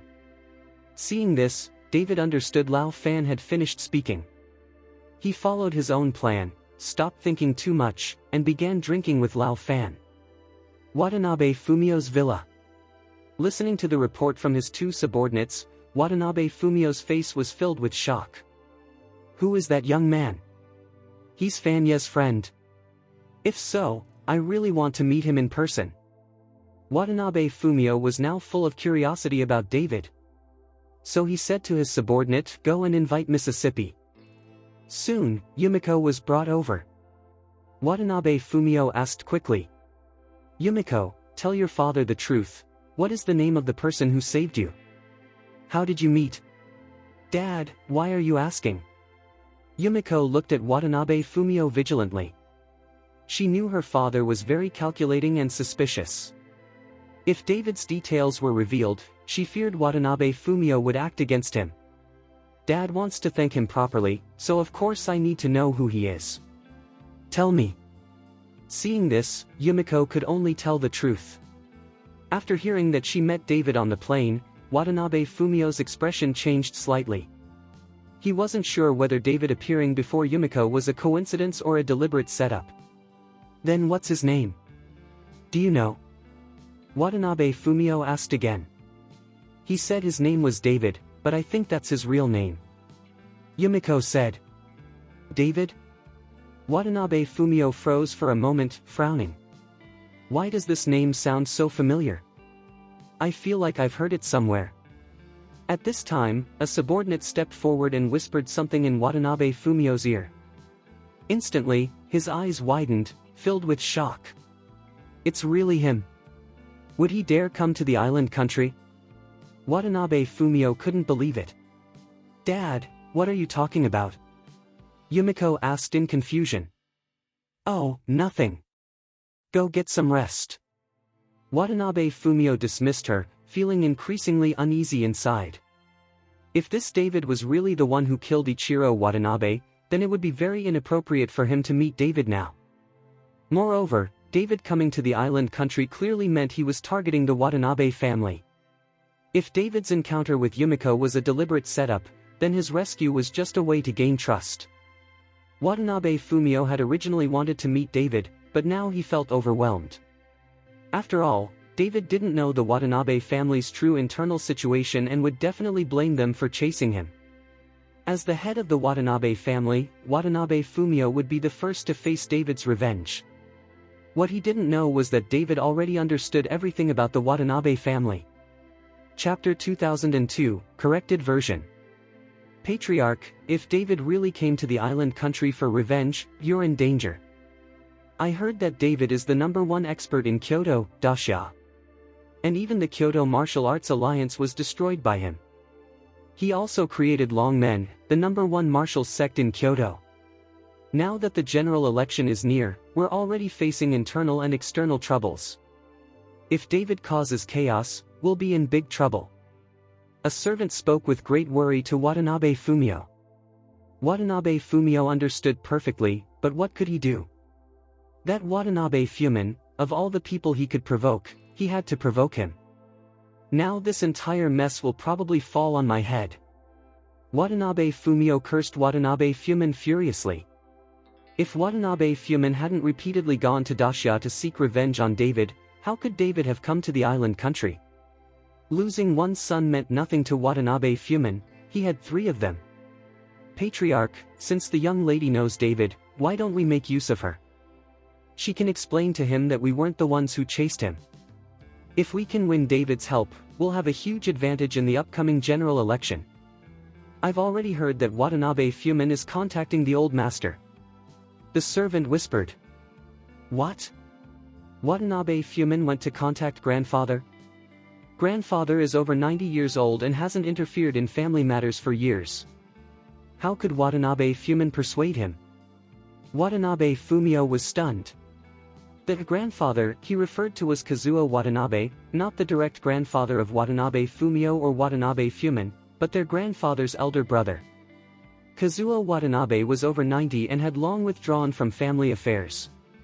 However, as the oldest figure in the family, he was still considered the spiritual core of the Watanabe clan. He still held tremendous influence. Many branches of the family would still listen to him. If Watanabe Fumin truly gained Kazuo Watanabe's support, then Watanabe Fumio's position as head of the family would be impossible to maintain. More importantly, Kazuo Watanabe had the authority to directly access the Chizuru shrine behind the Watanabe family. Although Watanabe Fumio was the patriarch, entering the shrine was harder than ascending to the heavens. But Kazuo Watanabe could enter the shrine at any time, even converse with the executives. No, I can't wait any longer. Prepare the car, we're going to the ancestral house immediately. Feeling a deep sense of crisis, Watanabe Fumio hurried to seek out Kazuo Watanabe, hoping he would not interfere in the family conflict. While Watanabe Fumio rushed to meet Kazuo Watanabe, in Watanabe Fumin's villa. Taro Watanabe had already found Kazuo Kawaguchi. Kawaguchi-kun, sit down, sit down. Seeing Kazuo Kawaguchi, Watanabe Fumin greeted him enthusiastically. Kazuo Kawaguchi only smiled and did not sit. I don't know what else the second master needs from me. Kawaguchi-kun, you helped me a lot in Dacia. Of course I want to thank you. Watanabe Fumin smiled slightly, then winked at his son. Soon, Taro Watanabe brought a wooden box containing a snow lotus. Although small, it was clearly a Fuji Snow Mountain snow lotus. Snow lotus grows very slowly. Even a small one like this takes more than 100 years to mature, especially those from Fuji Snow Mountain. In island country Bushido, warriors take great pride in owning a Fuji Snow Mountain snow lotus. These snow lotuses are extremely rare and incredibly valuable. Chapter 2003. Second Master, what are you doing? Kazuo Kawaguchi's eyes widened the moment he saw the snow lotus. He couldn't understand what had gotten into Watanabe Fumigan. You helped me get revenge. Of course I want to repay you. Although some people suffered damage, that is nothing. Watanabe Fumigan said. This time, Kazuo Kawaguchi felt a little ashamed. After all, he hadn't killed David at all, he had only deceived Watanabe Fumigan. But looking at the snow lotus before him, Kazuo Kawaguchi knew that if he didn't take it now, he'd never get such an opportunity again. Then thank you, Second Master. Kazuo Kawaguchi hurriedly took the snow lotus from Watanabe Taro's hand. He gazed at the pure white snow lotus and couldn't put it down. Seeing this, Watanabe Fumigan smiled slightly. Kawaguchi-kun, I have one more thing I want to ask of you. Watanabe Fumigan said. Second Master, please speak. At this moment, Kazuo Kawaguchi saw only the snow lotus. Whatever Watanabe Fumigan said, he would probably agree to it. I want you to capture Yumiko. Watanabe Fumigan said. The excitement instantly disappeared from Kazuo Kawaguchi's face. He immediately tossed the snow lotus back to Watanabe Taro. Second Master, I don't want to get involved in your Watanabe family affairs, and I hope you can understand that. I still have something to do, so I'll be leaving. Kazuo Kawaguchi turned and ran. He wasn't stupid. He would never interfere in such a major family conflict.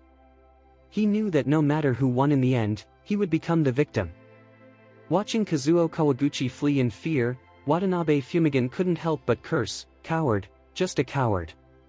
Father, what should we do next? If we're trying to target Yumiko, I think it will be very difficult now. Watanabe Taro asked. Because of this failure, Watanabe Fumio would definitely increase security around Yumiko and might even stop her from going out altogether. Even without using Yumiko as leverage, this time the Patriarch's seat will be decided. Follow me to the ancestral house. Watanabe Fumigan said darkly. On the outskirts of Shijing, at the foot of Mount Fuji, stood a simple wooden house, the Watanabe family ancestral home. The elder who lived here, Watanabe Kazuo, was the oldest member of the Watanabe family. Watanabe Fumio arrived with his men. Even though the house was still hundreds of meters away, he stepped out of the car and walked. Although he was the current head of the Watanabe family, he still needed to show respect to his elder. He arrived at the wooden house and gently knocked on the door. Soon, the door opened, and Fumio Watanabe walked in, only to find that many people were already gathered inside, seemingly discussing something important. This startled him. Watanabe Kazuo had not interfered in family affairs for a long time. He normally wouldn't allow anyone to disturb him. This situation was extremely rare, and as the Patriarch, no one had even informed Fumio Watanabe.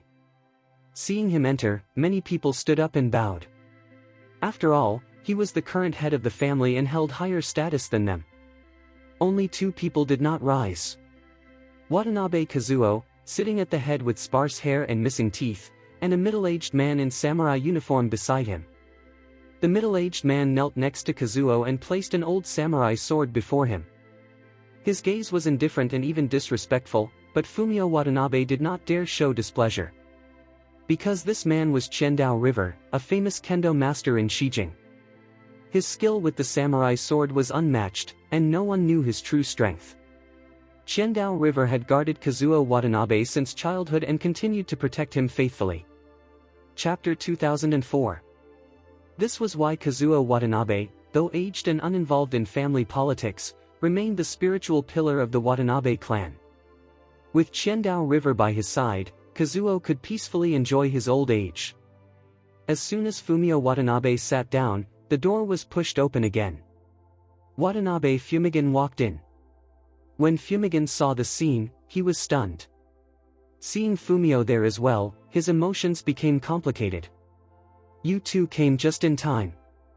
Sit down." Kazuo Watanabe waved his hand. Everyone sat and quietly waited. No one dared make a sound.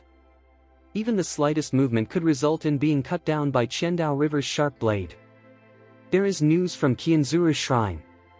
They want our Watanabe family to deliver resources and funds early this year," Kazuo Watanabe said slowly. "Grandfather, I have already prepared the resources and funds. They can be delivered at any time," Watanabe Fumio said immediately. With the general election approaching, Watanabe Fumio needed to show his competence. "Very good." Kazuo nodded, then continued, "I heard that some time ago, our Watanabe family's warriors clashed with Dacia officials and killed many of them." "Yes. I've already investigated. It was Watanabe Fumigan who ordered people to hunt down an enemy in Dacia, which caused the conflict with Dacia officials. This incident has had a very negative impact on our family. I have already sent people to Dacia to explain," Fumio said, seizing the chance to push Fumigan out of the competition for clan leader. At this moment, there was no brotherhood left between them. Fumigan glared at him and opened his mouth to explain. "Grandfather, But Kazuo cut him off with a wave of his hand. "Wanan, you did well. Our Watanabe family is not a family to be trifled with. We repay blood with blood, especially when dealing with Dacia people." Fumigan quickly bowed. "I follow grandfather's teachings." Fumio Watanabe was stunned. His attempt to suppress Fumigan had failed completely. Kazuo Watanabe now turned to him with a cold face. "Fumio, as head of the Watanabe family, you took the initiative to apologize. That is disgraceful to our family's honor. I also heard that you sent your daughter to study in Dacia. It seems you have forgotten what blood flows in your veins. Your daughter has been tainted. She must be sent to the shrine for purification." Kazuo's words struck Fumio like thunder. Anything else, he could accept, even losing the patriarch position. But sending his only daughter to the shrine? He knew exactly what would happen. It would be worse than death. "Grandfather, Fumio wanted to resist, to protect his daughter. But Kazuo Watanabe ignored him. "That's enough. You may all leave." Everyone rose and exited. Fumio had no choice but to leave. Outside, he saw Fumigan looking at him with a mocking smile. "My dear brother, I warned you not to send Yumiko to Dacia, but you didn't listen. Now Yumiko will be sent to the shrine, and you may never see her again in this lifetime. My poor niece, still so young, so beautiful, lively, and tender." Watanabe Fumigan sneered. Chapter 2005. Fumio Watanabe glared at Watanabe Fumigan, but in the end, he could only leave angrily. He did not dare to openly attack Watanabe Fumigan. After all, he was still the head of the family, and Watanabe Fumigan was his brother. When Fumio Watanabe returned home angrily, Tanimoto Jiahui rushed forward to help him change his clothes. "Fumio, what made you so angry?" she asked. Fumio Watanabe recounted everything that had happened today. Tanimoto Jiahui was stunned on the spot. After a moment, she said emotionally, "No, impossible. I will never allow my daughter to be sent to the shrine. If you dare send her there, I'll die before your eyes." Seeing his wife like this, Fumio Watanabe hurriedly hugged her, distressed. "I don't want that either, but what can I do?" he said helplessly. He didn't want to send his daughter away, but this was an order from Kazuo Watanabe, and possibly even an order from the shrine itself. What ability did he have to defy it? "We can leave. The farther we go, the better." "You don't have to be the head of this family," Tanimoto Jiahui said. "Leave? Where would we go?" Even if we escape to the ends of the earth, they will still find us. Fumio Watanabe shook his head. I don't care. I don't care. I will never allow you to send our daughter to the shrine. Tanimoto Jiahui cried hysterically, almost like she had gone mad. Fumio Watanabe looked helpless, but fortunately, there was no set time for the shrine's request. They planned to delay it while trying to find a solution. 3 days later, David and Humatsi had been drinking with Old Fan every day, drink, sleep, wake, drink again. David, it's been 3 days. You're not using the heart to get approach, right? Why hasn't Fumio Watanabe come to you yet? Humatsi asked weakly. Even though they drank and slept every day, the environment was terrible, and more importantly, there were no women around. If Zhou Jie had come along, Humatsi wouldn't be this restless. David frowned slightly. It's strange. I saved his daughter. He should have come to thank me by now. It was indeed strange. Ever since Watanabe Fumio sent people to track and investigate him last time, there had been no movement from the Watanabe family. Seeing that even now no one had come, David felt unsure. Enough talking. Come drink. Old Fan called. But this time, neither David nor Humatsi moved. Seeing that, Old Fan walked over with the wine jug. Don't worry.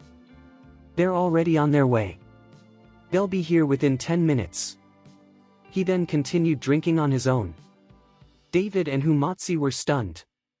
Was this old man drunk, or could he really predict this? A few minutes later, outside Old Fan's rundown hut, Watanabe Fumio arrived with gifts, and with Yumiko. Watanabe Fumio, bringing the young lady to pay respects to Master Fan, he said respectfully outside. Come in, Old Fan replied calmly, eyes half closed. David and Humatsi exchanged a confused glance. How did this old man know they were coming? Watanabe Fumio brought Yumiko inside, then took out a bottle of wine and placed it before Old Fan. Master Fan, this is for you, he said respectfully. Old Fan didn't even look at it. No merit, no reward. If you want to hire me to kill someone, transfer the money to my account. Watanabe Fumio felt embarrassed. How could he possibly have tens of billions of dollars to hire Old Fan? David, thank you so much for the other day.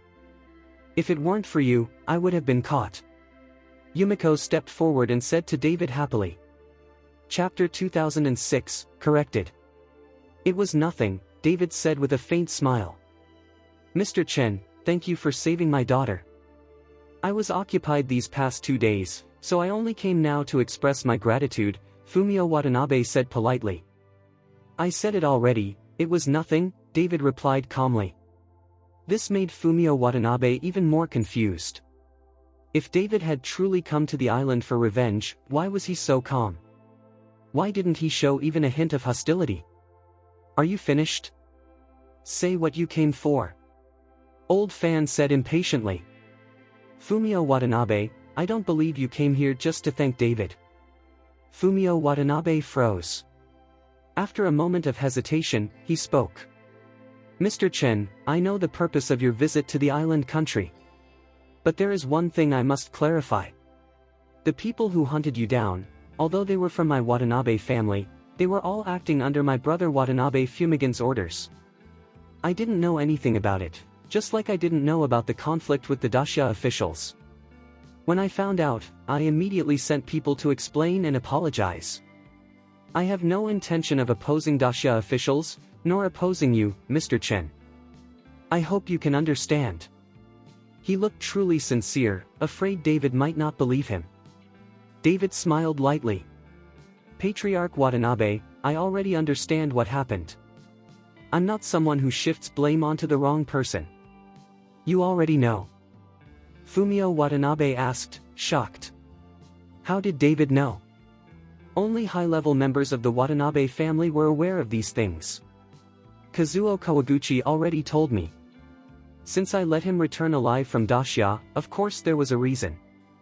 Hearing this, Fumio Watanabe finally sighed in relief. And I also know the election for the new head of the family is coming soon. You and your brother are competing for the position. I killed Watanabe Fumigan. For you, isn't that the greatest benefit? David said calmly. Since Fumio Watanabe chose honesty, David didn't hide anything either. He wanted to see if he could gain some resources from the Watanabe family. But beyond his expectations, Fumio Watanabe sighed. Actually, the position of head of the family is no longer important to me. I only want my daughter to live a peaceful life. He then explained Yumiko's situation, how she was to be sent to the shrine for purification. David was stunned. Patriarch Watanabe, what do you mean? Are you asking me to take Yumiko away with me?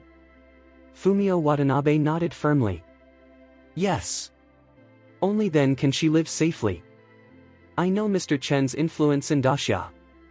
And as for Watanabe Fumigan's death, I will help you complete that matter.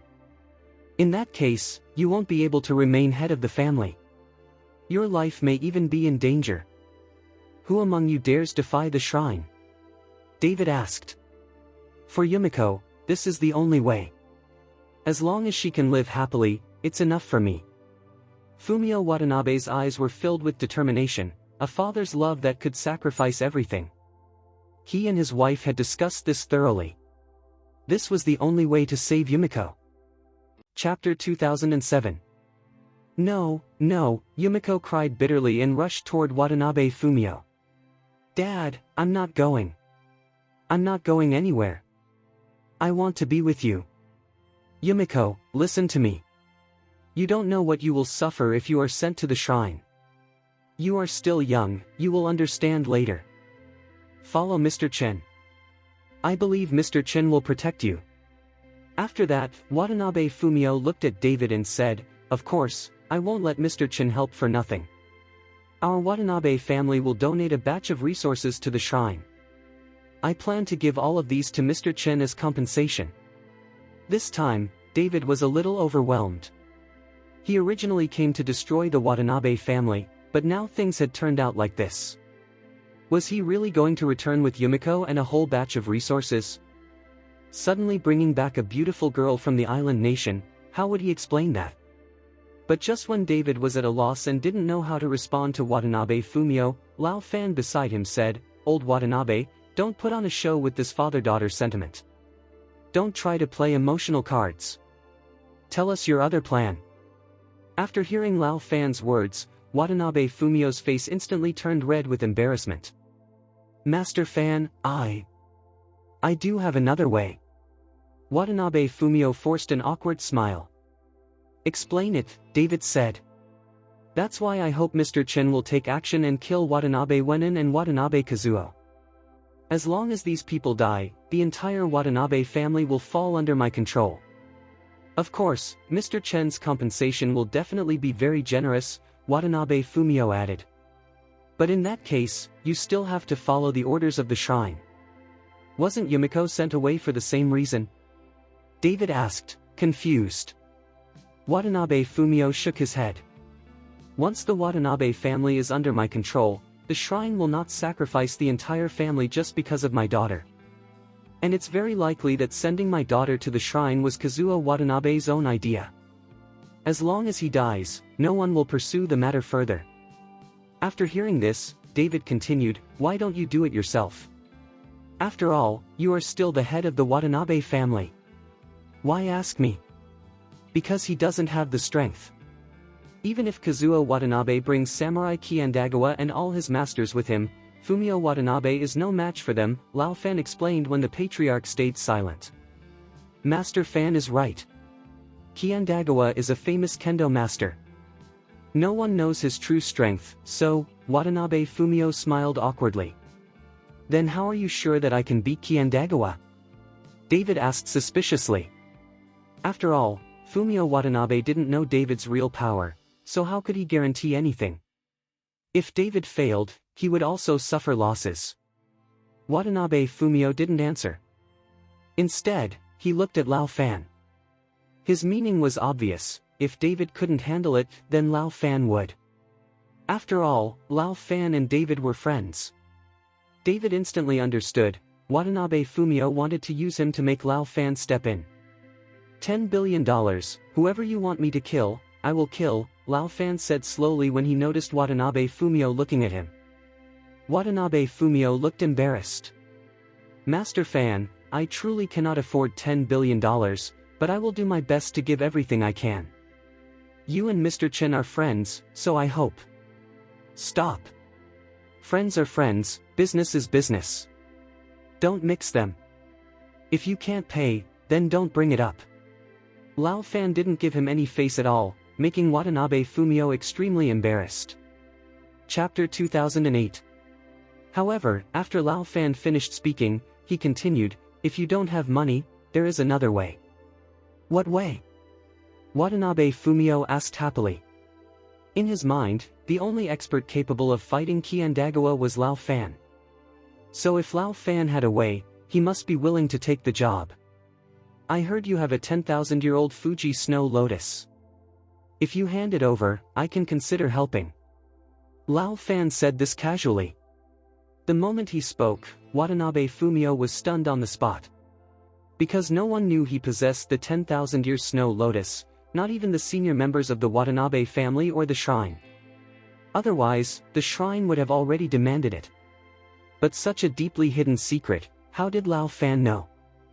Watanabe Fumio couldn't understand. But since Lao Fan mentioned it, he must be sure. Master Fan, actually, that snow lotus has already dried up. It's just a specimen now, it has no value. I don't care whether it's valuable or not. I just want to know whether you're willing to hand it over, Lao Fan said, staring at him. This, Watanabe Fumio hesitated. Then he looked at Yumiko, gritted his teeth, and finally said, alright, I'm willing to hand it over, as long as Master Fan can kill Kiandagawa. Ha ha ha, don't worry. Kiandagawa is already a dead man, Lao Fan burst into laughter.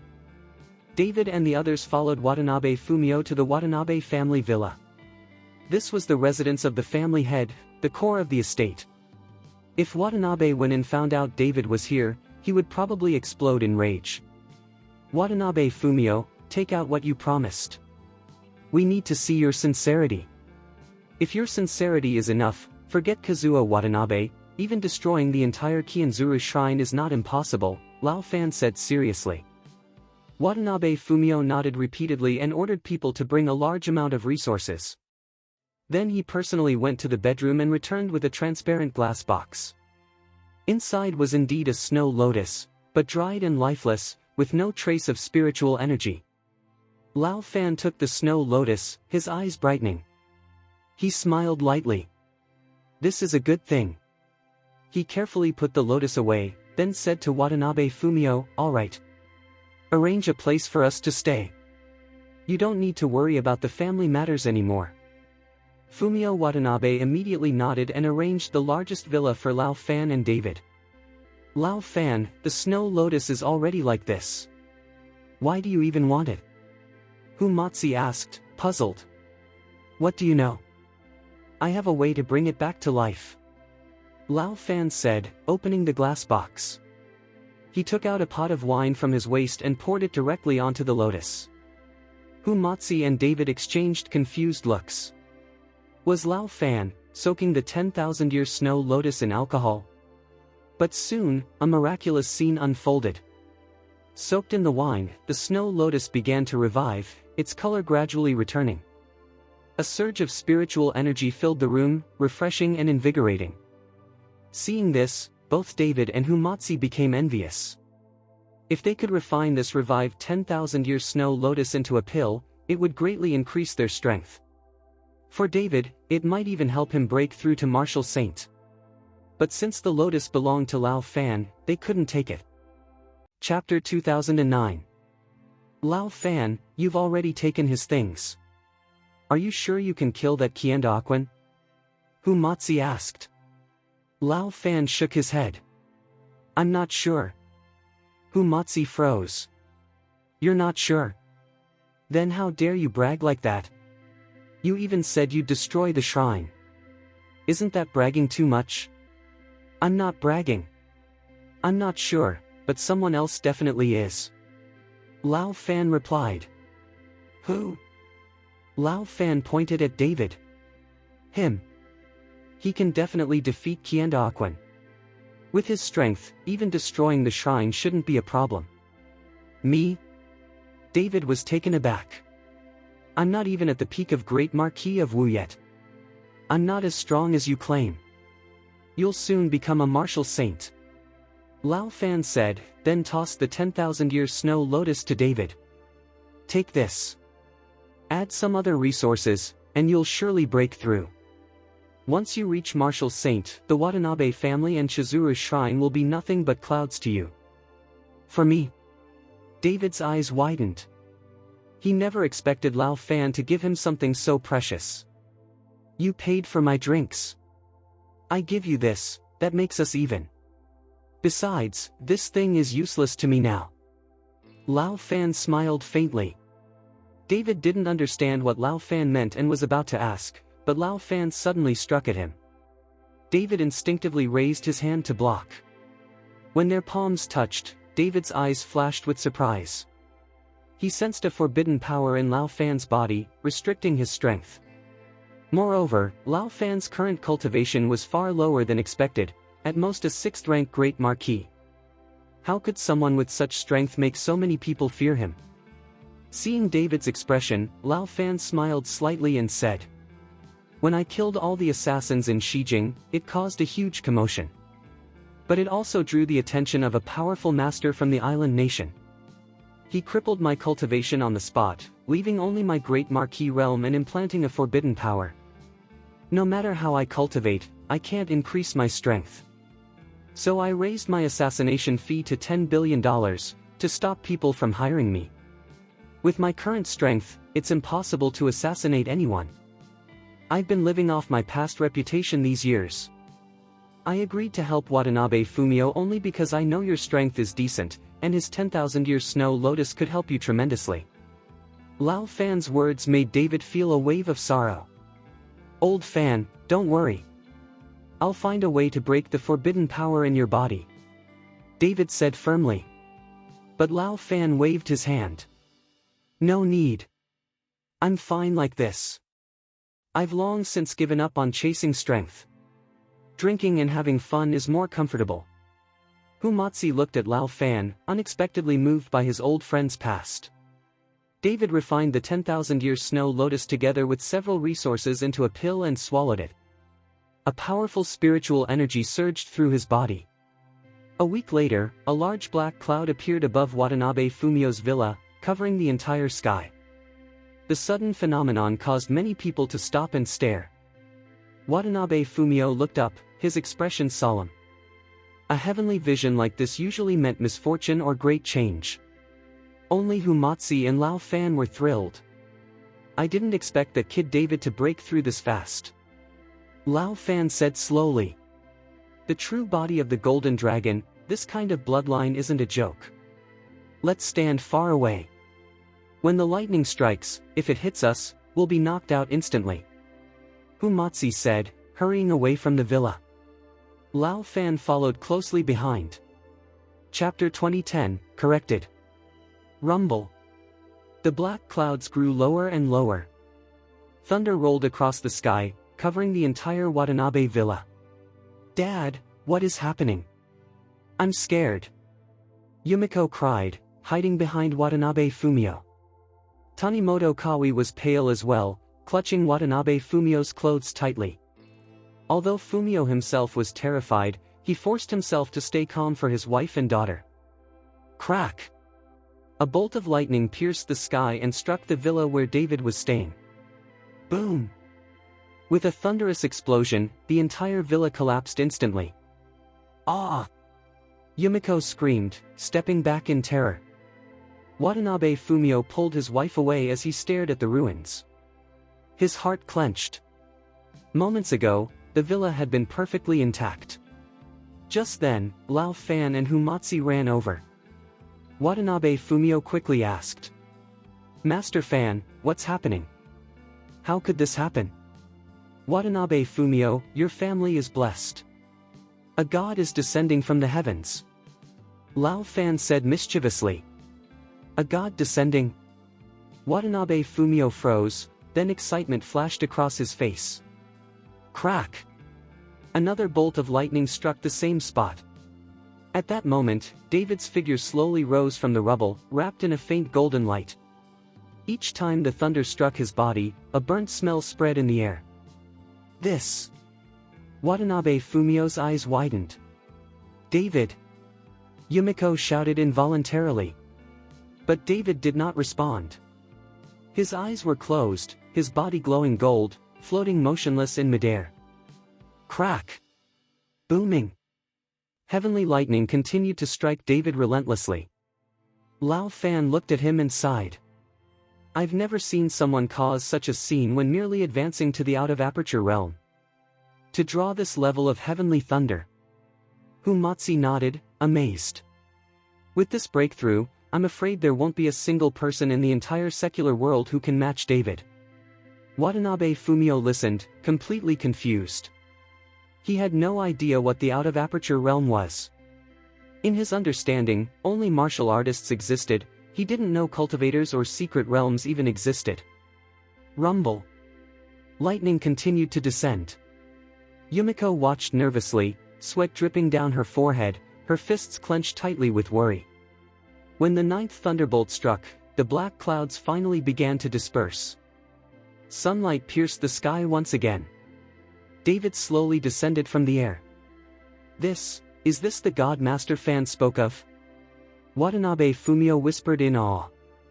Yes. Go greet your god. Lao Fan nodded. Watanabe Fumio quickly led his wife and daughter toward David. Humatsi and Lao Fan also approached. David, you broke through? Humatsi asked excitedly. David nodded. The aura in his body had undergone a complete transformation. He hadn't expected a single breakthrough to increase his strength by so much. At this moment, David's body was like jade, glowing faintly with cyan light. Even without activating his indestructible golden body, his physical strength alone could withstand attacks from martial saints. Chapter 2011. Mr. Chen, you are a god, and I am ignorant. I neglected you. Watanabe Fumio hurriedly stepped forward to apologize. If he knew David was a god, he would have enshrined him immediately. God? David was stunned, not understanding what Watanabe Fumio meant.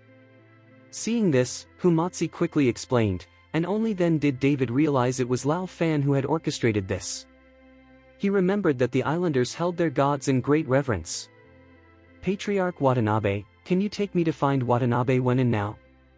David had just been promoted and couldn't wait to confront his target. All right. Watanabe Fumio nodded repeatedly. Watanabe Fumaki Villa. It was only a few miles from Watanabe Fumio's villa.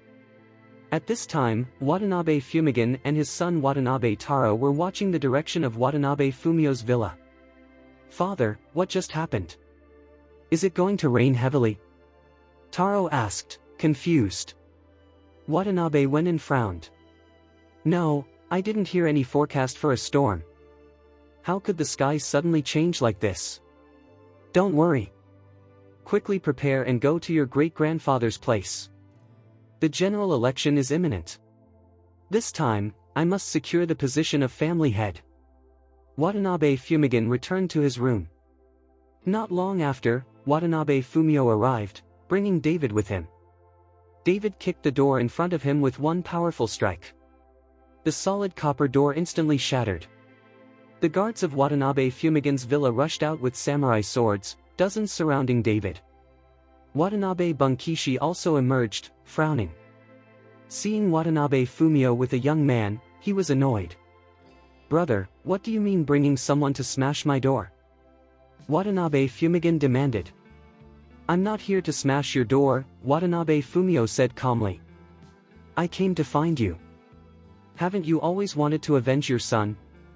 Your enemy is right in front of you. He pointed at David. Watanabe Wenin was stunned for a moment.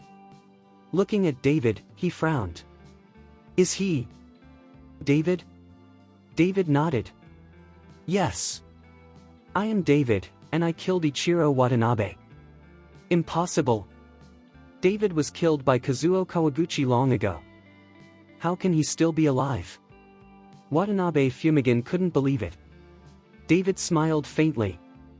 If you don't believe me, call Kazuo Kawaguchi and ask. You'll see the truth soon. Call Kazuo Kawaguchi. He deserves to die too. David's words made Watanabe Fumigan's face darken. He glanced at Taro Watanabe, signaling him to call Kazuo Kawaguchi to confirm. However, after trying for a while, Kazuo Kawaguchi didn't answer. Watanabe Bunkishi squinted and started to believe what was happening. Brother, as head of the Watanabe family, you colluded with the enemy? Don't you know he murdered Ichiro? Watanabe Fumian shouted at Watanabe Fumio. Watanabe Fumio smiled coldly. Wenin, you needn't say anything. To compete with me for family leadership, what wouldn't you do? The brotherhood between us has already ended. You colluded with Kazuo Watanabe, scheming to send Yumiko to the shrine.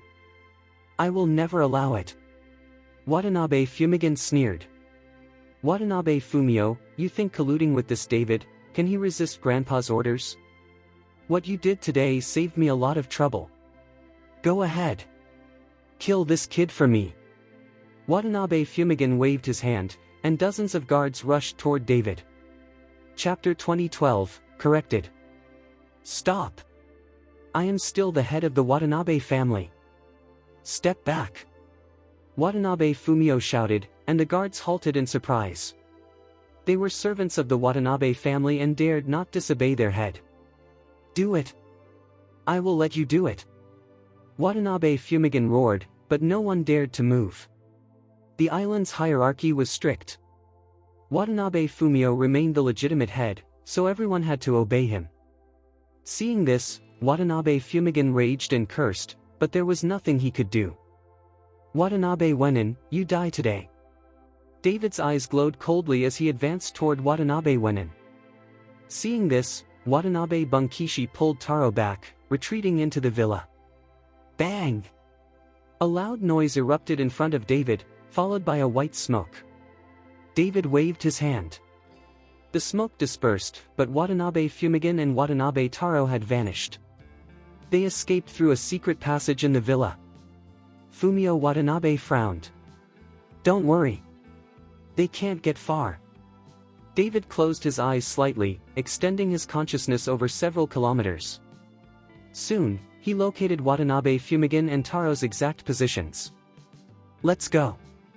He disappeared in an instant, with Watanabe Fumio hurrying after him. They chased Watanabe Fumigan toward the foot of Mount Fuji. Kazuo Watanabe's hut at the foot of Mount Fuji. Outside the hut, many samurai had gathered. Inside, Kazuo Watanabe met with members of the collateral branches. Wenxiong hasn't moved in days. I don't think he'll send his daughter to the shrine. An elder said cautiously. Yes, I heard Watanabe Fumio has been secretly contacting Dacia, as if he wants their help to move the family there. I also heard Watanabe Fumio hired the assassin Fan Yi with tens of billions of dollars to kill my grandfather. Others whispered nervously.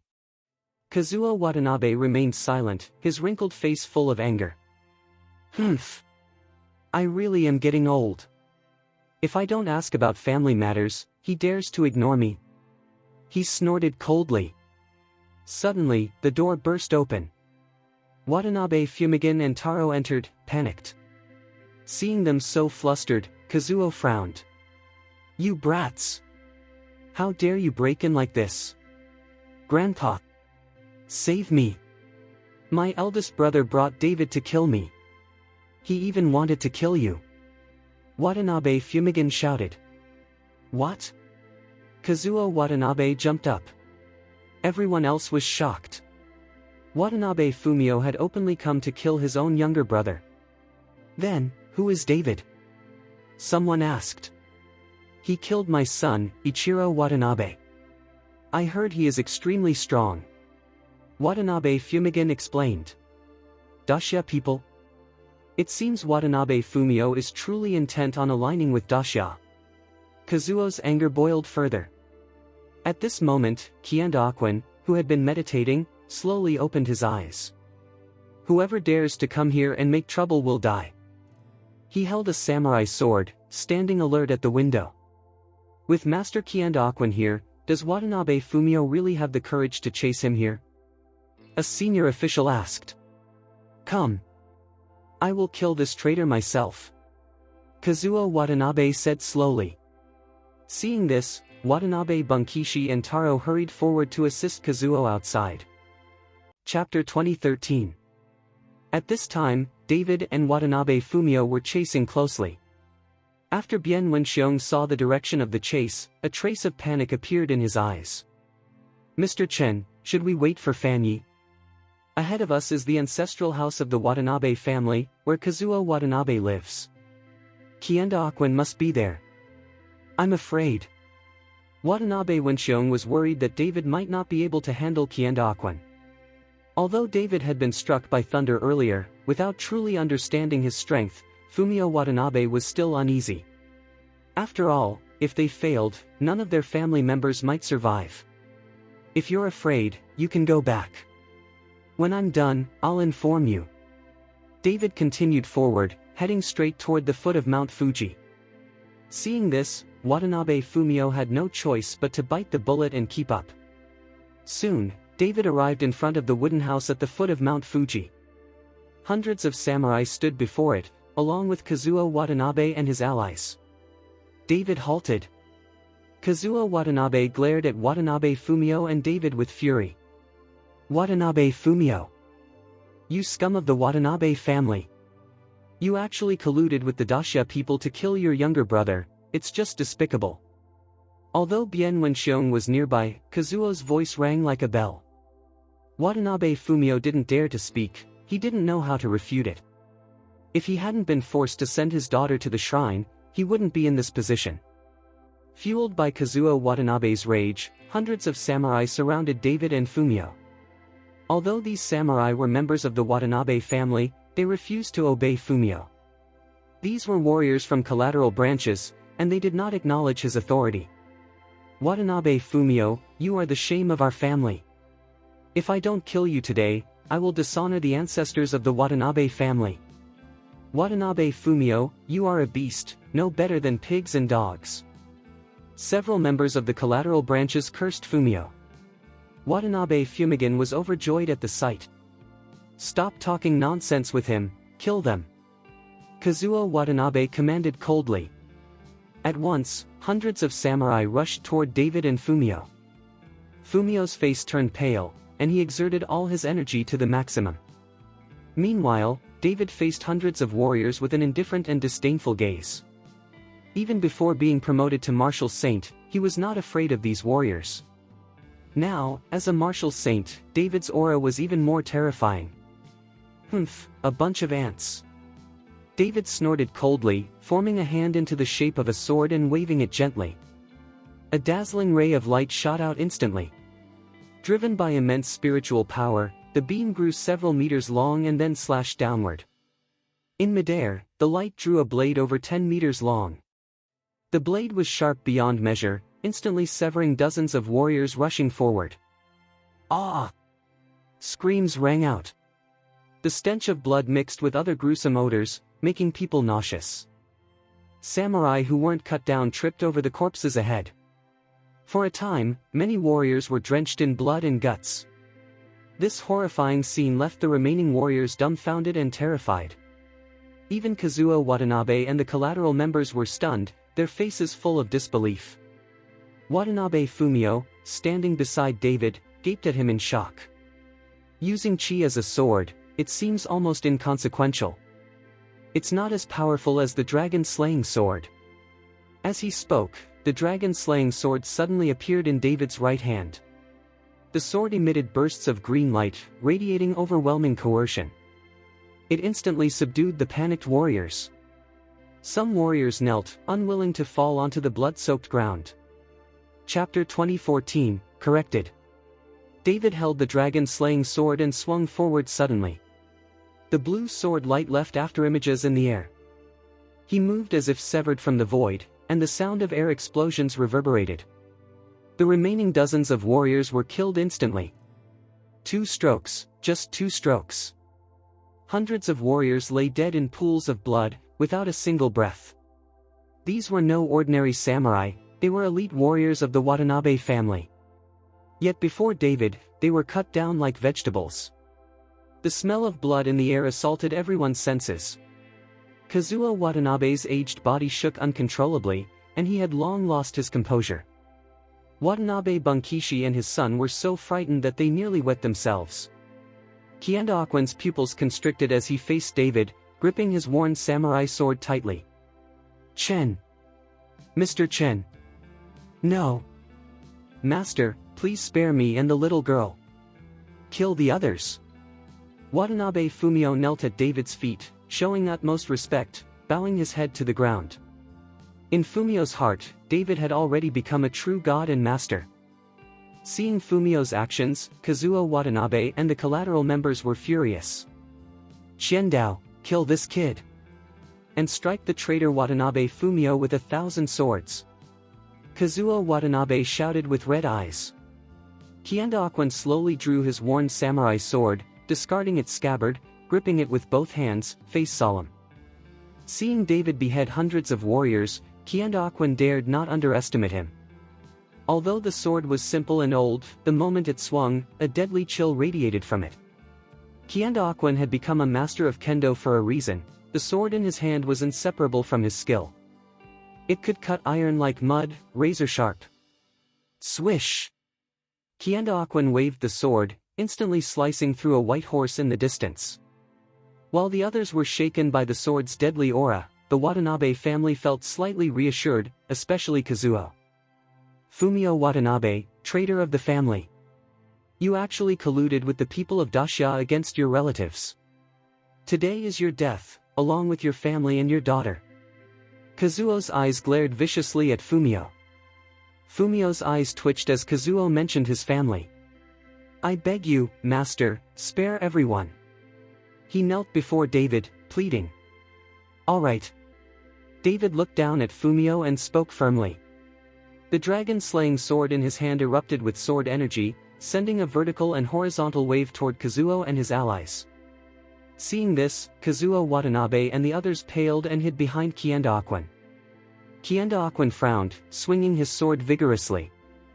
A silver blade exploded, colliding with David's sword energy. Boom! The sword clash created a massive shockwave.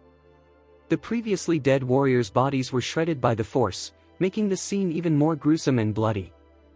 Chapter 2015. Just then, Kazuo Watanabe and the others felt elated. Kianda easily blocked David's strike, which instantly boosted their confidence. They even began thinking about how they would torture David and make Watanabe Fumio submit. However, none of them noticed that Kianda was gripping his samurai sword tightly, trembling slightly. His face was solemn, and the sword in his hands was far more formidable than Kazuo and the others realized. Kianda had been giving his all from the start because he dared not be careless against David. "You protect the old man and go first." Just as Kazuo and the others were filled with confidence, Kianda spoke. His words stunned everyone. "Master Xiandao, why should we take Grandpa and go first? Can't you handle David?" "Yes. If Master Xiandao acts but fails to kill David, we will watch them die tragically. David has already killed so many of us. We cannot let him escape." The Watanabe family members shouted. They didn't want to leave, they wanted to witness David and Watanabe Fumio die. Seeing the arrogance of the Watanabe family, Kianda began planning an escape. If he lost to David, he would flee, leaving these fools behind. "Master Xiandao, I believe in you. I have no place to go." Kazuo Watanabe even moved a chair to sit down, speaking with confidence. Kianda could only remain silent. Truly, these so-called fearless islanders were ignorant. At this moment, David, following Kianda movements, instantly understood his strength. Had he encountered Kianda 2 days ago, he would have had no confidence. But now, having stepped into the martial saint realm, dealing with Kianda was merely a matter of effort. "Your Excellency, your strength is remarkable.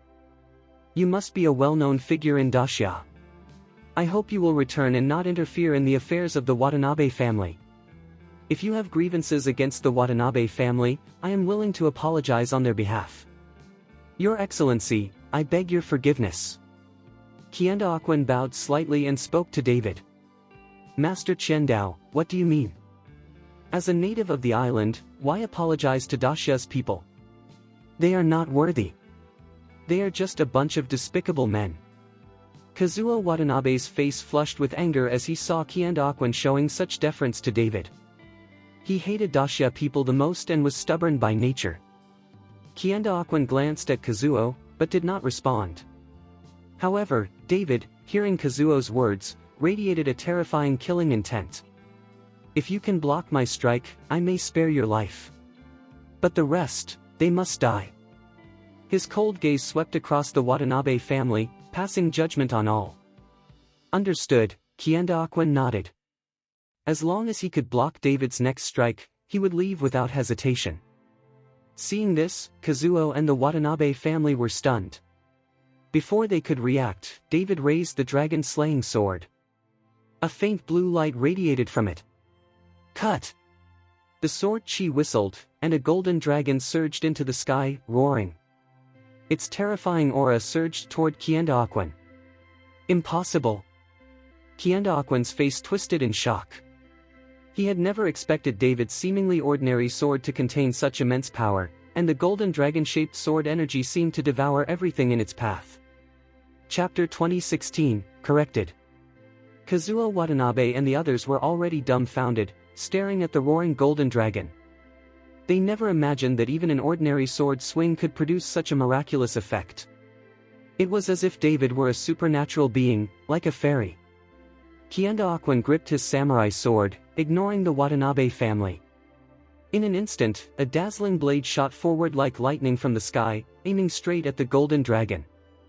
The sword contained all of Qiandaoquan's strength, he dared not hold back. Boom! The sword chi collided with the golden dragon's energy. But this time, David had added the dragon's power to the dragon-slaying sword. With a burst of sound, the energy scattered, making the scene even more gruesome. David stood firm, holding the dragon-slaying sword. Qiandaoquan did not move. He gripped his samurai sword tightly. Master Qiandao! Master Qiandao! Watanabe went in called softly, but Qiandaoquan remained motionless, as if he hadn't heard. When Watanabe Fumigan stepped forward to investigate, he noticed a thin red line spreading across Qiandaoquan's neck. Ah!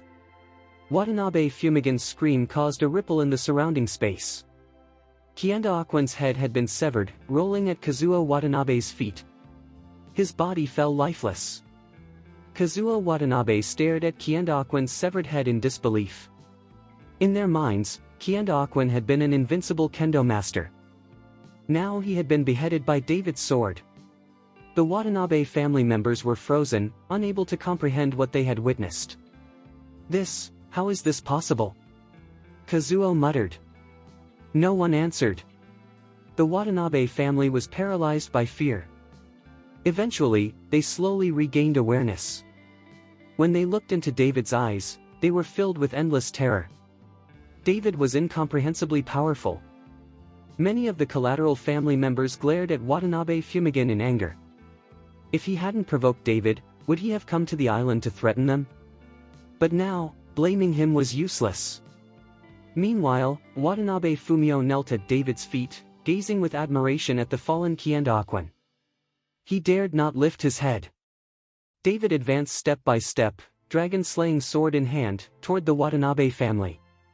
Seeing David approach with murderous intent, all Watanabe members' faces turned pale. Watanabe Wenin, it was you who brought disaster to our family. You caused this. You must take responsibility. Go and apologize to Mr. Chen now, and atone with your life. Kazuo forced Watanabe Fumigan forward.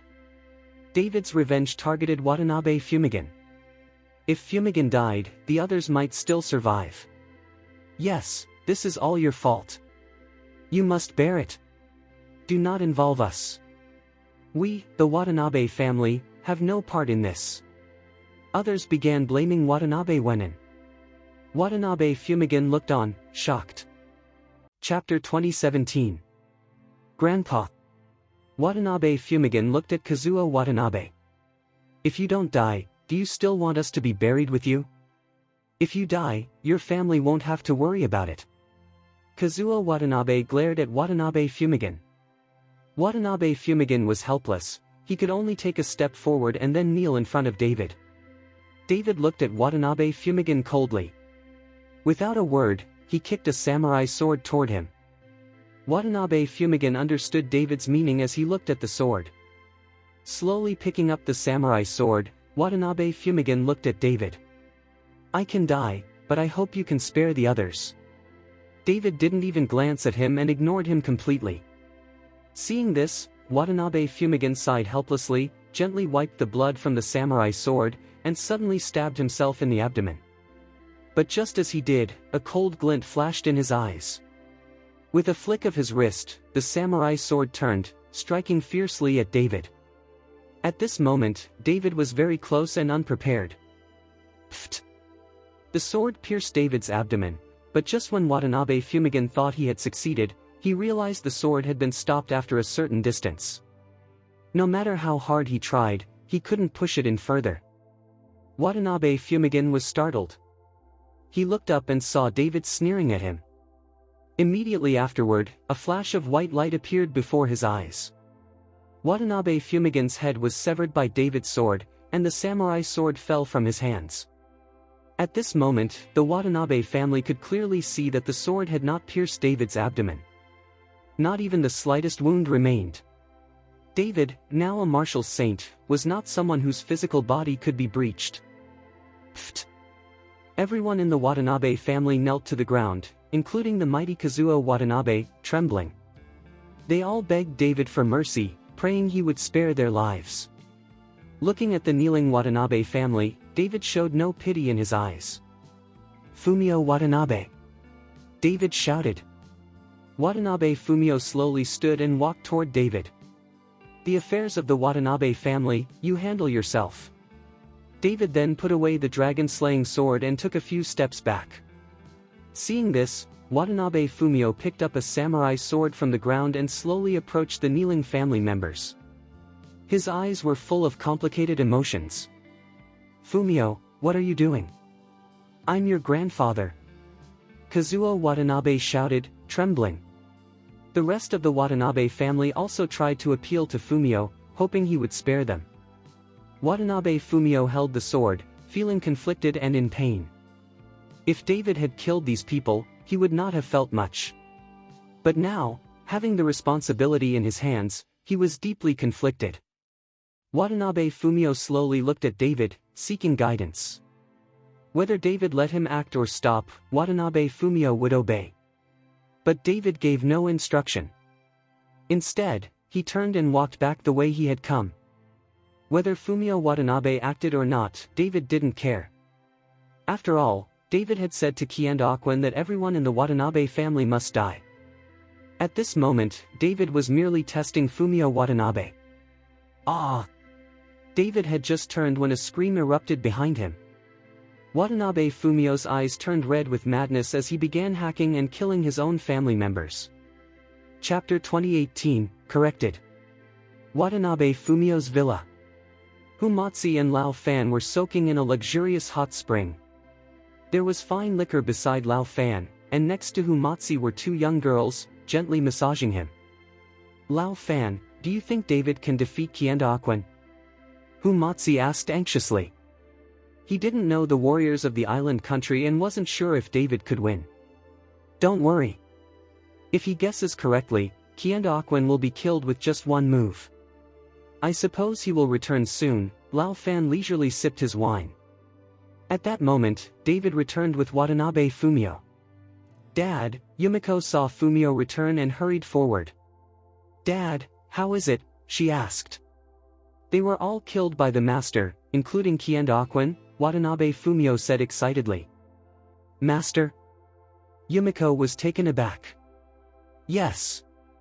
Mr. Chen will be the master of our Watanabe family in the future. Everyone must obey his commands unconditionally, Fumio explained. Yumiko looked at David in surprise, but David remained silent. He had little interest in becoming the head of the Watanabe family and might never return to the island country again. David walked to the villa's backyard, seeing Lao Fan and Humatsi relaxing in the hot spring. Humatsi had two girls attending him, and David couldn't help but smile. Seeing this, Humatsi quickly dismissed the girls. "David, how is it? Did you manage Kianda-Aquan?" Humatsi asked. "One move," David replied lightly. "Old Hu, I'll just say, dealing with Kianda-Aquan was a simple trick," Lao Fan laughed. "Master Hu, we're ready. We're heading back." David planned to return to China. With Watanabe Fumigan dead, he wanted to continue searching for Sonia. Rescuing Sonia was his top priority. This trip to the island country had also promoted David to Marshal Saint, boosting his confidence. Leaving so soon? Humatsi was surprised.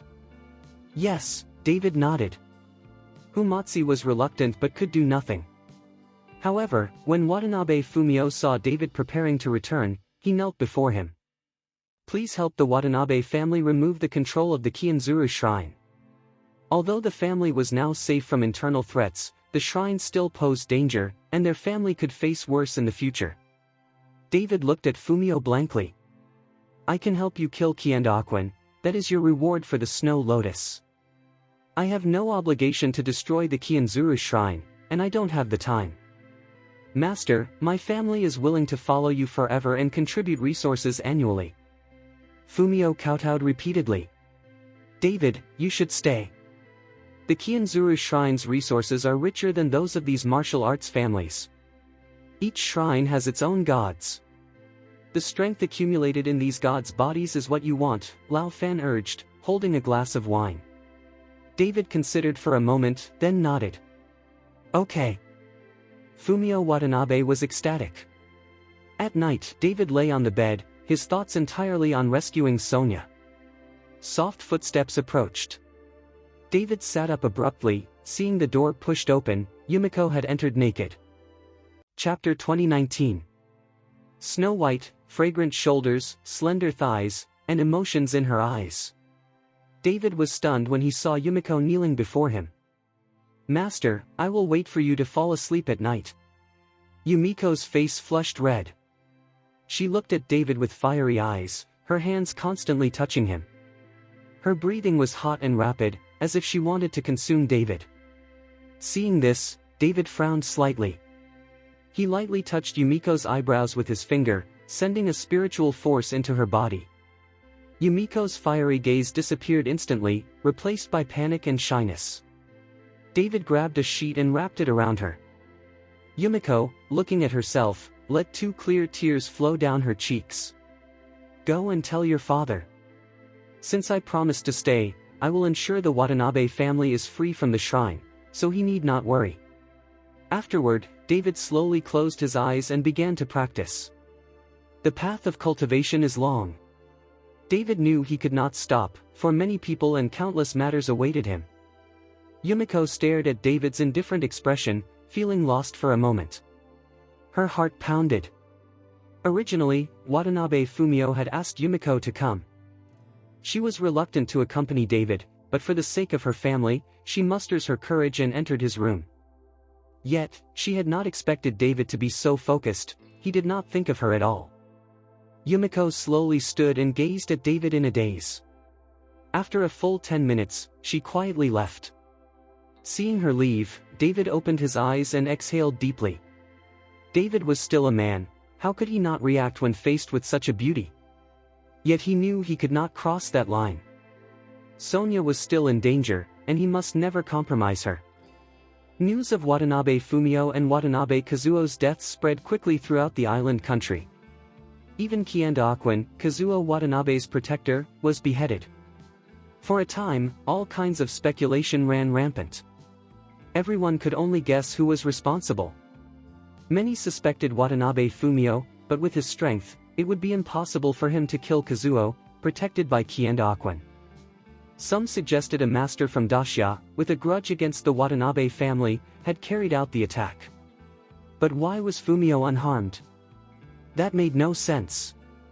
Moreover, Watanabe Fumio deliberately obscured the truth, leaving the killers of Kazuo and Kianda-Aquan a mystery. At this time, one person sensed danger. Kazuo Kawaguchi, although he hadn't witnessed the events himself, knew David had killed Kianda and the Watanabe family members. He concluded that David was the only possible culprit. As for why Watanabe Fumio was safe, the only explanation was that he had colluded with David. Thus, David could take revenge, and Fumio could eliminate dissidents while remaining head of the family. A mutually beneficial arrangement, it made sense to collude.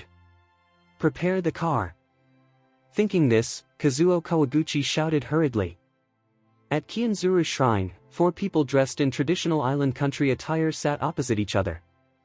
One was an elderly man, eyes half closed, silent. Among them was a woman with a beautiful face, yet her eyes held a chill. At the head of the table sat a middle-aged man, Koichi Ono, the head of Chizuru Shrine. Chapter 2020, corrected. The Watanabe family suffered such a change, and they don't even know who did it. How can we preserve the face of Chizuru Shrine? Ono Hiroshi spoke with anger and a cold gaze. I've seen Kianda wound. He was killed with a sword, and his head was severed. There are only a handful of people in the entire island country capable of killing Kianda with one strike. Most likely, it was a master from another country. A man beside Ono Hiroshi, holding a samurai sword, spoke. He exuded a terrifying aura, his eyes deep and abyss-like. This was Tanaka Maki, more renowned than Kianda. In Kendo mastery, Tanaka Maki ranked in the top 3 in the entire island country, even surpassing Kianda. Even Ono Hiroshi could not compare to him. Mieko, what do you think? Ono Hiroshi asked, turning to the sole woman among them. Mieko rose slowly, her graceful figure unimpeded. She walked toward the door, her face growing pale, eventually disappearing into the room. Yet the others remained unmoved, showing no surprise. Soon, Mieko returned, carrying someone in her arms. It was a former guard of the Watanabe family, also a member of the family. Seeing Koichi Ono, he fell to his knees. Tell the president everything you know, Mieko instructed calmly. Yes, yes. He hurriedly recounted everything he had witnessed. Fumio Watanabe had brought David to hunt down Watanabe Fumigan and his son. He did not know if Kazuo Watanabe and Kianda had been killed by Fumio. After listening, Ono Hiroshi frowned. Fumio Watanabe, in pursuit of the family head position, killing is nothing. In our world, the weak are devoured by the strong. But who killed Kianda? Mieko nodded. The president is correct. This doesn't prove that Kazuo Watanabe and Kianda were killed by Fumio Watanabe. It may have been the young man Bien Wenxiong brought with him. I believe the president will be interested. She placed a photo on the table, David's image. Who is this? Ono Hiroshi frowned. He looks so young. I feel I've seen him somewhere. Tanaka Maki studied the photo carefully, lost in thought. President Tanaka-sama, this person is David, a new master from Dacia. He killed Watanabe Fumio's son, Ichiro, so the Watanabe family is closely tied to him. The Fumio Watanabe who brought him is this same David. During an assassination attempt, Fumio Watanabe brought Kazuo Kawaguchi into Dacia, which led to conflict, and as a result, David came to the island country, Mieko explained. Kazuo Kawaguchi? Ono Hiroshi was stunned. Go bring him here immediately, I must ask him what happened. Before he could finish, a subordinate reported, President, Kazuo Kawaguchi is outside waiting. Let him in, Koichi Ono ordered. Kazuo Kawaguchi entered the shrine, dared not look up, and knelt directly before Koichi Ono. Chapter 2021. Meet the President. Although Kazuo Kawaguchi was not weak and had served as a special envoy to the island country, in the presence of these shrine officials, he could only bow his head. After all, the shrine held the highest authority in the island country. Kazuo Kawaguchi, what are you doing here at the shrine? Ono Hiroichi asked. Lord President, I know who killed Kazuo Watanabe and Kianda, Kazuo Kawaguchi replied. Who is it? Ono Hiroichi asked, standing up in excitement. It should be Watanabe Fumio and David, Kazuo Kawaguchi answered. Is this the person? Ono Hiroichi handed a photo to Kazuo Kawaguchi. Kazuo Kawaguchi glanced at it and said, "Yes, it's him. This person is David. This young man is capable of killing Kienda Aquan. What kind of strength does he possess?" Tanaka Maki frowned. "Based on my experience, I cannot underestimate him. Even the peak Marquis of Great Wu would be defeated by him," Kazuo Kawaguchi said, recalling his encounters in Dacia. "I beg the president to protect me." Kazuo Kawaguchi spoke this way to secure the shrine's protection. As for the poison David had given him, the shrine's divine power could neutralize it within minutes. "Humph. A Dacia man dares deceive me like this." Ono Hiroichi exuded a majestic aura, like the vast ocean. Immediately, a white light shot out, enveloping Kazuo Kawaguchi. "You are not poisoned. It seems David lied to you," Ono Hiroichi said. "Master, Kazuo Kawaguchi did not believe it. Just as he tried to speak, Mieko glared at him. "Are you questioning the president's words?" Mieko said coldly. "Never, never." Kazuo Kawaguchi shook his head quickly and slowly withdrew from the shrine. "Mieko, since Watanabe Fumio is corrupt inside and out, you can take over the Watanabe family. As for David, let Tanaka handle him," Ono Koichi said. "I don't want to disturb the gods over such trivial matters." "Yes." Mieko and Tanaka Maki stood simultaneously and bowed. After they left, the old man who had never spoken slowly rose and suddenly opened his mouth wide. A black mist surged out and entered the statues of gods behind the shrine. Seeing this, Ono Hiroichi hurried forward to support the old man and moved him to a dark pavilion. Just as Chizuru's shrine discussed their plan against Watanabe Fumio and David, the operation began. However, David and the others had no idea that a few people were still alive and thriving in the Watanabe villa. David was waiting, for the shrine held an annual priestly event, and he planned to take the Chienha shrine in one stroke during it. David's daily life was taken care of by Yumiko. On this day, David was basking in the sun when Yumiko brought a glass of juice, squatted beside him, and put the straw to his lips. "Master, please drink the juice," Yumiko said sweetly. "Yumiko, you don't need to call me master every day. Just call me by my name," David said, slightly conflicted by the title. "Master, you are the master of our Watanabe family. I cannot call you by name. In our island country, a family is allowed only one master, and once recognized, one serves for life," Yumiko said softly. Hearing this, David did not care anymore. She could call him whatever she wanted. Just as David was about to drink, his brows furrowed. His gaze turned cold, directed at the villa's wall. Chapter 2022, corrected. "Master, what's the matter?" Yumiko asked hurriedly, noticing David's change in expression. "There are guests," David said with a cold smile. "Guests?" Yumiko looked toward the door suspiciously, then followed his gaze, but saw nothing. "Master, is there no one?" she asked, confused. "They will arrive soon," David said. Suddenly, he extended his hand, and an invisible force burst out, slamming against the wall. On the previously empty wall, a black shadow flashed, leapt off, and quickly retreated. "Someone broke in!" Yumiko shouted. The Watanabe family members immediately chased after the intruder. Soon, sounds of a struggle echoed. A man in tight clothing was brought back by Watanabe Fumio. Though captured, the man remained calm, showing no fear. "Who are you?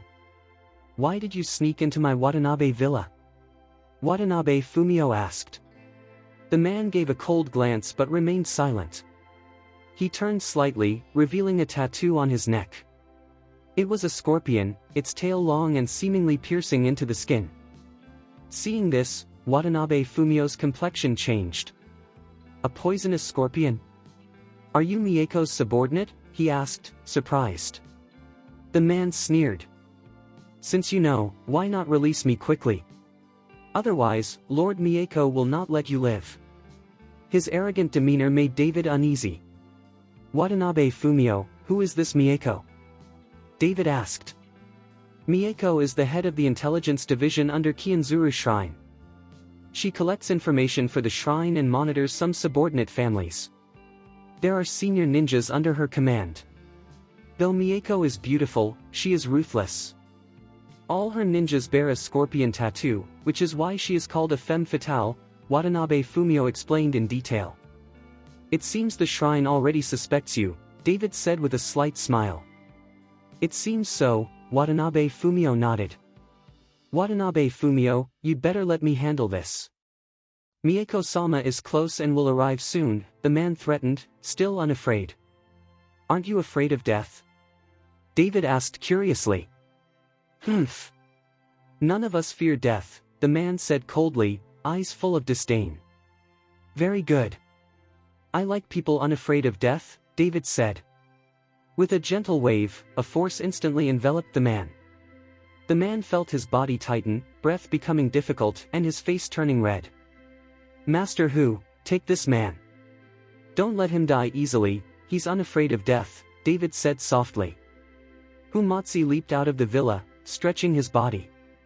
You dare bother me for such trivial matters? He recited a few words of a spell, which took effect immediately. Soon, dense ants and insects crawled from all directions, surrounding the man. His screams echoed throughout the villa. Chapter 2023. Just by listening to the screams, one could feel the pain the man was enduring at that moment. Yumiko and Watanabe Fumio's expressions changed, their hearts trembling.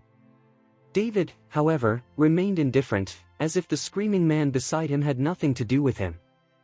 Watanabe Fumio, you are bold indeed. You know he is one of mine, yet you dare lay a hand on him. A seductive yet icy voice suddenly rang out.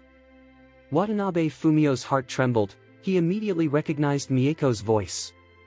But at this moment, he couldn't see her anywhere. Only her voice echoed, but her figure remained unseen.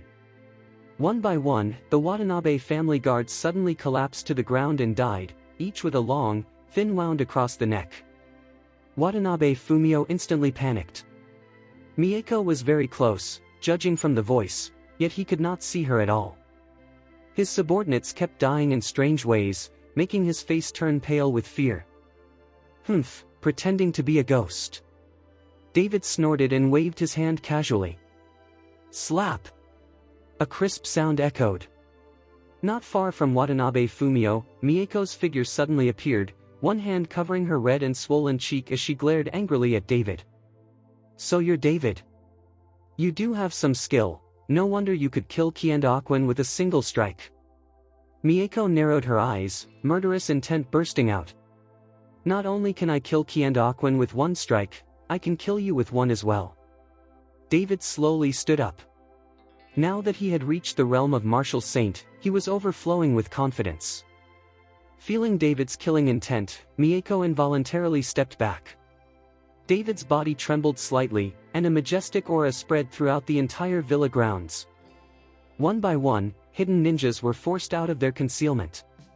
Under the pressure of David's aura, they dropped to their knees, their faces twisted in pain. Seeing this, Mieko's expression changed drastically, a trace of fear flickering in her eyes. David's strength far exceeded her expectations. Humph! A sickly dacia man who dares act wildly in our island country. A voice snorted coldly, followed by an equally powerful aura crashing into David's. Instantly, the pressure on Mieko and her subordinates eased, allowing them to stand up straight again. A middle-aged man in a samurai uniform, arms folded and a katana in hand, slowly walked into the villa courtyard. Tanaka Maki? Watanabe Fumio's pupils shrank, and his expression instantly turned tense. Yumiko leaned closer to David and whispered, Master, that is Tanaka Maki. He is one of the top 3 kendo masters in the entire island country, far stronger than Kiendaquan. Though Yumiko was only a student, she was very familiar with Tanaka's name, which showed how well known he was. Tanaka Maki walked forward without expression, stopping a few meters away from David. He looked David up and down. So you are the one who killed Kiendaquan? Yes, David replied lightly, as if killing Kiendaquan was nothing special. If you could seal Kiendaquan's throat with one strike, then your swordsmanship is not bad. Show me your weapon. Tanaka slowly drew his katana. But David shook his head. No. My swordsmanship isn't good. Kiandaakwan's swordsmanship was simply too poor. Such lousy swordsmanship can still be called mastery in your island country. It seems the swordsmanship of your island country is nothing impressive after all. Humph. David's final sneer was full of ridicule and contempt. Tanaka Maki's previously dull face turned furious. Chapter 2024, corrected. Draw your sword, Tanaka Maki said, his eyes narrowing as his murderous aura surged. To deal with you, I don't need a sword. If I use one, you won't even have a chance, David said calmly. Arrogant. Tanaka roared, I never strike an unarmed opponent. Use your sword. Today, I'll let you taste the true swordsmanship of the island country. David glanced at Humatsi. Master Hu, that woman is yours to handle. Humatsi looked at Mieko and grinned. Don't worry, I'll take good care of her. Mieko's face flushed with rage as she noticed Humatsi's squinted, mischievous gaze. David walked to a nearby willow tree and broke off a branch. Now that I have a weapon, you may attack. Tanaka Maki froze in disbelief. Boy, do you intend to fight me with a willow branch? He felt David was openly humiliating him. One branch is enough. I didn't intend to use anything more. David stepped forward. His aura exploded outward instantly. The power of the divine dragon surged into the willow branch. The ordinary twig radiated a faint light, soft as it was, it hardened like steel in an instant. Tanaka Maki was completely enraged. In the island country, he was admired by all, yet David dared mock him like this. His katana vibrated violently, letting out a bloodthirsty hum. Countless souls had clearly been slain by this blade. Tanaka moved. The katana hummed and slashed forward with tremendous force. A terrifying blade aura shot toward David, tearing the air apart. Black cracks appeared in the void wherever the blade passed. One strike shattered the void. Its power was terrifying. But David calmly met the attack with his willow branch. Clang! A sharp, metallic sound rang out as willow and steel collided. Boom! The explosion sent shockwaves blasting in all directions. People were thrown back, and even the nearby villa was shaken into chaos. David took 2 steps back. The willow branch in his hand split into 2 pieces. Tanaka only stepped back once, his katana still in hand. At first glance, it looked like he held the advantage. But Tanaka himself knew the truth. There was now a visible crack on his katana, the willow branch had split it. His wrist had gone numb, and his hand trembled uncontrollably. This exchange gained him nothing. David had nearly shattered his sacred blade with just a willow branch. If David had used a real sword, the outcome might have been entirely different. Seeing Tanaka slightly gain the upper hand, Mieko made her move. She waved her hand, and her subordinates rushed toward Watanabe Fumio. Her mission was clear. Capture or kill Watanabe Fumio and take control of the Watanabe family. Chapter 2025. Watanabe Fumio was not afraid at all. With Humatsi and Lao Fan beside him, this Mieko could not do anything to him. Mieko charged toward Kazuo Watanabe with her ninjas. After taking only 2 steps, their figures became thinner and lighter, and finally disappeared. These people had used ninjutsu, causing Watanabe Fumio to frown. Humph, you dare use tricks to bluff people. Humatsi snorted coldly, then took out several spells and sprayed his blood onto them. Break! Humatsi threw the spell into the air, and the sky above the villa suddenly turned red. Covered in red light, Mieko and the ninjas who had vanished were instantly revealed. Kill! Watanabe Fumio shouted, and the guards of the Watanabe household rushed forward to fight. For a moment, the sound of killing echoed throughout the villa compound, battles erupting everywhere. Only David stood calmly near where Tanaka Maki stood, no one dared to approach. David threw away the last half of the willow branch in his hand and said coldly to Tanaka Maki, "Go on. You have one more chance." This time, Tanaka Maki did not hesitate or ask David to draw a weapon. He knew that if David truly took out his weapon, he would not necessarily be David's opponent. "Go to hell!" Tanaka Maki roared, and the blade of his samurai sword burst into dazzling light. In the next instant, the blade shot toward David like wind and lightning. Tanaka Maki refused to believe that David, with no weapon and only flesh and blood, could block his strike. Seeing this, Yumiko couldn't help shouting, "Master, be careful." David's expression remained calm as bursts of red light flickered in his right hand. Just as Tanaka Maki's sword approached, David suddenly reached out and grabbed it. David's right hand clamped down directly on the samurai sword. The power of this strike was enough to split even a small mountain. Yet now, Tanaka Maki's samurai sword was firmly held in David's hand, and David's hand was completely uninjured. Tanaka Maki was dumbfounded, staring at David in disbelief. He tried to pull the sword back, but no matter how hard he tried, it would not move at all. Panic appeared in Tanaka Maki's eyes. "As I said, this is your last chance." As David finished speaking, a crisp crack sounded. Tanaka Maki's samurai sword snapped in David's hand. David gripped half of the broken sword and swung it forward. Tanaka Maki only saw a flash of cold light before feeling an icy sensation across his neck. He touched his neck in horror. Blood spurted out instantly. Tanaka Maki dropped the sword and grabbed at his throat with both hands, desperately trying to slow the flow.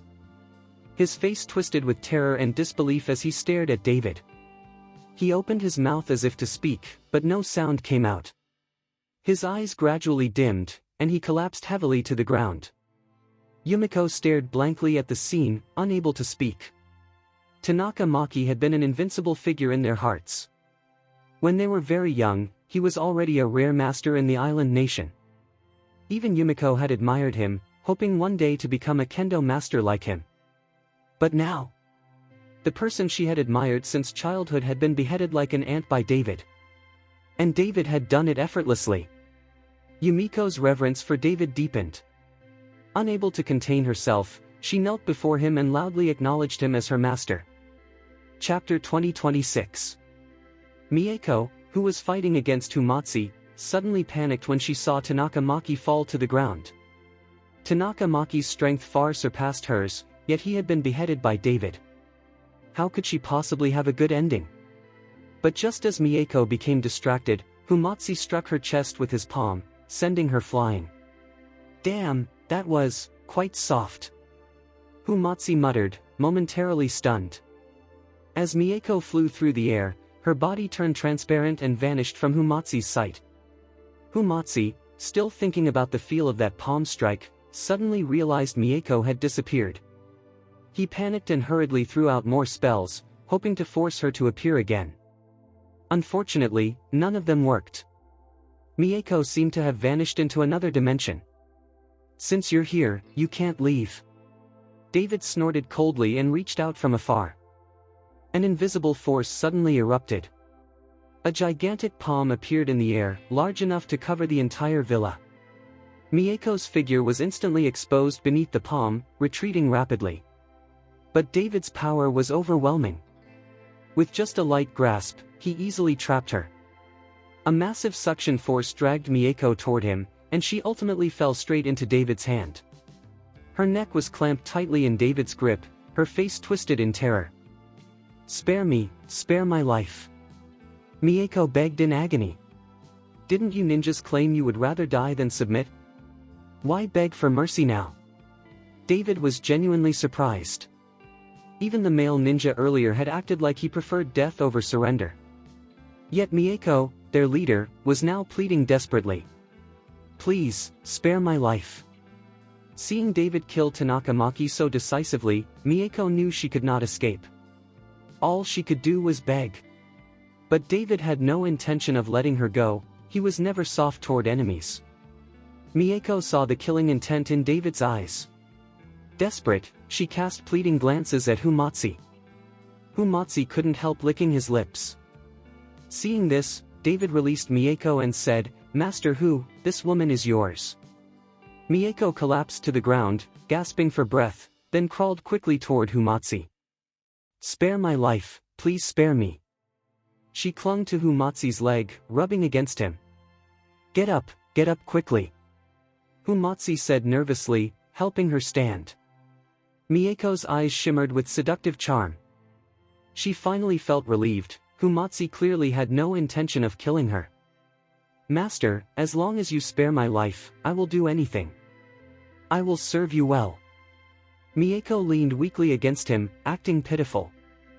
Humatsi looked as though he was enjoying himself greatly, leaving Watanabe Fumio and Lao Fan speechless. Lao Fan tried to speak, but David stopped him. David wanted to see how Humatsi would handle Mieko.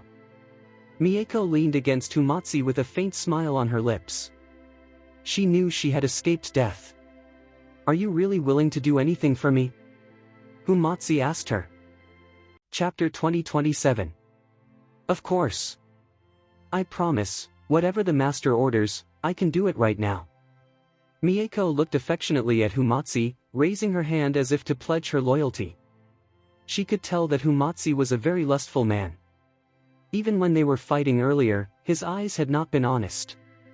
And that palm strike just now, Humatsi clearly seemed to have aimed deliberately at her chest.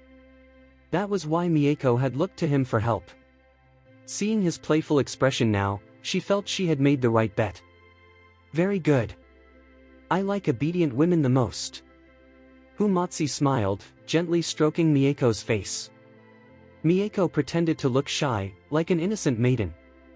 Watching Mieko act like that, Yumiko almost wanted to vomit. Everyone in the island nation knew Mieko's true nature. She was a poisonous snake, a seductive scorpion, and now she was pretending to be a delicate, pure girl. Since you're so obedient, what if I tell you to die right now? Humatsi asked playfully, staring at her. Mieko froze, panic flashing through her eyes, but before she could react, Humatsi's hand, which had been caressing her cheek, suddenly slapped down hard on her head. Pfft! With that strike, Mieko's head burst like a watermelon, a spray of blood exploding into the air. The sudden scene left everyone stunned. A filthy woman like you trying to seduce me? Do you really take me for some trash? Do I look that tasteless? Humatsi wiped his hands and spat in disgust toward Mieko's corpse. Yumiko trembled inside. She could no longer understand David and Humatsi at all. These two men, who had arrived peacefully by playing with her, what kind of people were they? They killed so casually, so coldly, and in such brutal ways. Their true personalities were nothing like what she had imagined. Watanabe Fumio, when is the priest ceremony at Chizura's shrine being held? David asked. Master, it will be held tomorrow. Watanabe Fumio quickly replied. That's good. I'll go to that shrine tomorrow. I want to meet this so-called god of your island nation. David smiled faintly. The master is the real god. The rest are just fake gods. Watanabe Fumio hurried to flatter him. Inside Chizura's shrine, Ono Hiroshi sat inside a chamber while the outside of the shrine bustled with activity. A tall altar had already been constructed. Only a few decorations remained unfinished. Tomorrow was the day of their 1,000 Crane Shrine sacrificial ceremony. Every shrine in the island nation placed great importance on its annual priest ceremony. A shrine's survival depended on believers. The sacrificial ceremony was their chance to showcase themselves. If performed well, it could attract many new followers. And the number of followers represented the shrine's influence in the country. Tomorrow is the sacrificial ceremony, yet there's still no news from Tanaka Maki or Mieko. Ono Hiroshi frowned. Whether they return or not, tomorrow's ceremony must not fail. At that moment, an elderly man stepped out from behind him, the same old man who had been present days earlier with Ono Hiroshi and Tanaka Maki. My God, I will ensure the ceremony succeeds. Ono Hiroshi said, immediately kneeling. No one except Ono Hiroshi knew that this old man was the incarnation of a god. When I recover the divine power I lost, I will help you break through. The old man said lightly. Thank you, great god. Ono Hiroshi bowed deeply, not daring to raise his head. He felt the presence of the god fade away and only then stood up slowly, his forehead drenched with cold sweat. He prayed silently that tomorrow's sacrificial ceremony would proceed smoothly. Chapter 2028. The next day, David and the others went to Chizuru's shrine. The shrine sat at the summit of Mount Fuji, where it remained cold and foggy throughout the year. Even so, on the day of the sacrificial ceremony, crowds of believers flocked up the mountain. Many worshippers climbed step by step toward the peak. But there was something strange. Many believers were accompanied by young girls. And each girl was beautifully dressed, wearing traditional island nation attire. This struck David and Humatsi as odd. "Watanabe Fumio, why are these people bringing so many girls to worship?" David asked. "Master, because at every priest ceremony, the gods may choose girls. If a girl is chosen, her family will prosper greatly. So today, many people bring the most beautiful young girl in their family, dressed at their best." Watanabe Fumio explained. "What the hell kind of god is that? Sounds like an old pervert." Humatsi cursed angrily. Though he cursed, there was unconcealed envy in his eyes. He had never experienced anything like choosing concubines from a crowd of devotees. "And where do the chosen girls end up?" David asked. Watanabe Fumio shook his head. "No one knows. The chosen girl never returns, but her family rises rapidly afterward. So no one questions what happened to her." Hearing this, David smirked coldly. The god of Chizuru's shrine, interesting. Soon, David and the others arrived at the shrine and saw a magnificent structure standing proudly atop the mountain. Building something of such scale in such a location was extremely difficult. Clearly, the 1,000-crane shrine wielded considerable power. At this time, thousands of believers had gathered in the plaza. These were all devoted followers of Chizuru's shrine. On the altar, Ono Hiroshi sat in a samurai uniform, his face shining with pride as he looked at the massive crowd before him. When the time came, he gave a passionate speech, stirring the hearts of the believers.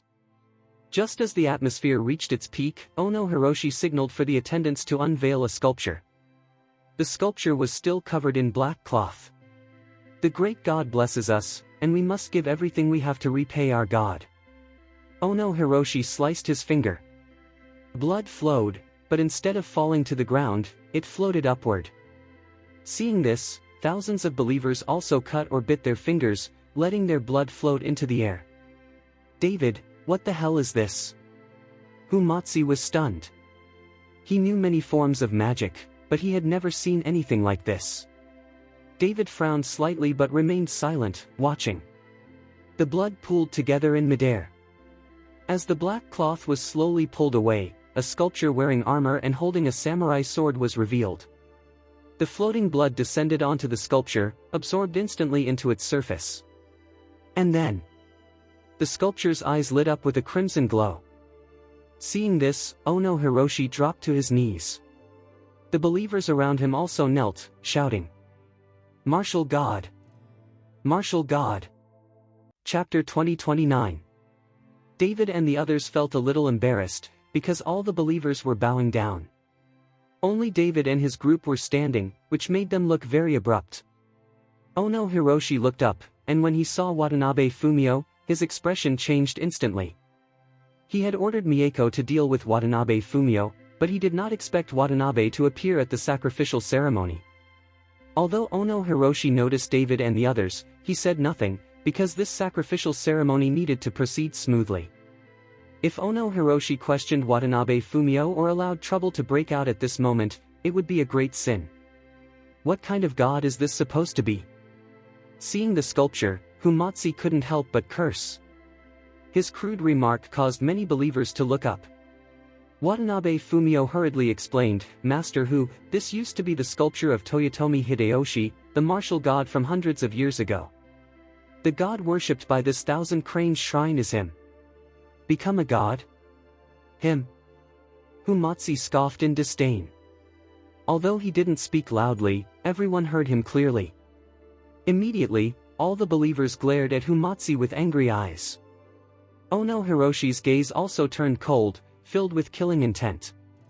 They felt that Humatsi was causing trouble during their sacred ceremony. But Humatsi didn't care. they had come here specifically to cause trouble. Watanabe Fumio smiled awkwardly. Master Hu, compared to Dashia's thousands of years of civilization, these few hundred years are indeed nothing. At that moment, many believers already had murderous expressions on their faces. If Humatsu dared to say another word, they would take action without hesitation. Even Ono Hiroshi could barely control himself. His body trembled slightly as he kept suppressing his anger. Today was far too important for the Thousand Cranes Shrine, he could not afford chaos. Invite them in. Just as Ono Hiroshi was shaking with anger, an old voice echoed in his ears. He had no choice but to stand up and glare coldly at Watanabe Fumio. Watanabe Fumio, you and your people come with me. Watanabe Fumio looked at David, and when David nodded, they all walked toward the shrine. The sacrificial ceremony was suspended. Thousands of believers watched David and the others enter the shrine, envy in their eyes. Most believers were not qualified to enter the shrine at all. Some had believed for more than 10 years yet still had never stepped inside. The moment they entered the shrine, Ono Hiroshi could no longer hold back his anger. He turned and shouted, Watanabe Fumio, you fool! You dare bring people here to provoke the shrine openly, and on the day of the sacrificial ceremony. Ono Hiroshi's anger instantly enveloped Watanabe Fumio. Watanabe Fumio's face changed drastically. It had always been difficult for him to even meet Ono Hiroshi. Now being scolded like this, he trembled in fear. I'm here to see your god. If you have something to say it to me. David released his aura instantly, suppressing Ono Hiroshi's aura with ease. You? Ono Hiroshi looked at David and suddenly remembered. You're David, the one who killed Kiandagawa. Yes, and you can add another name. Tanaka Maki. I killed him as well. David smiled lightly. What? You killed Tanaka-kun? Impossible. Absolutely impossible. Ono Hiroshi refused to believe it. What's impossible about it?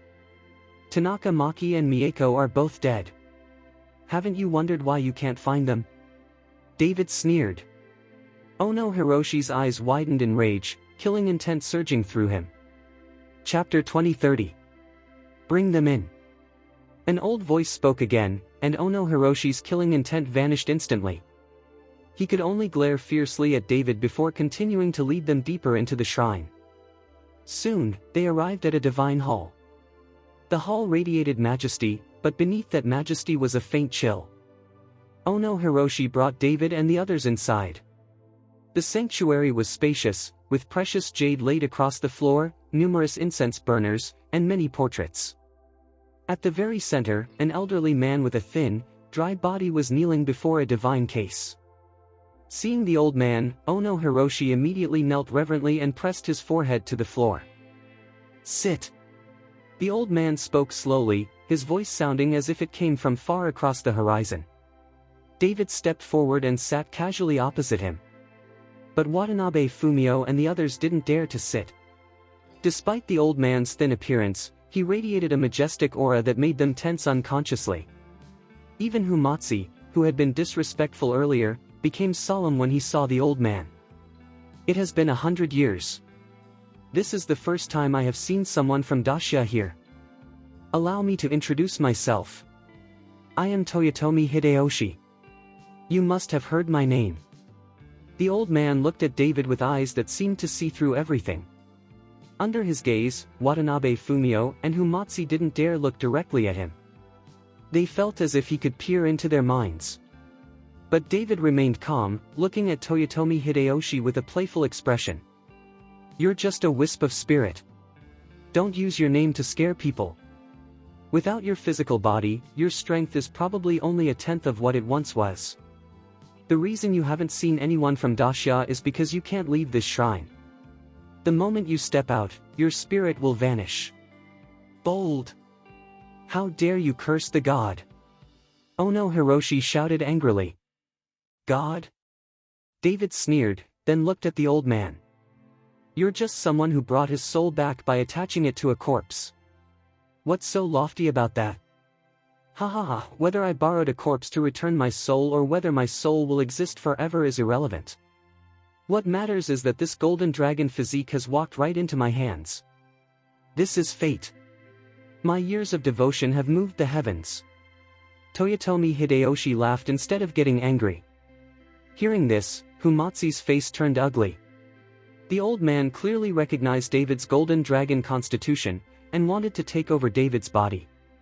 After all, possessing David's physique would be a tremendous opportunity for a soulbound entity seeking rebirth. Yet David remained calm. So, you want my body? Of course. Before seeing you, I didn't know how many more years it would take for me to see daylight again.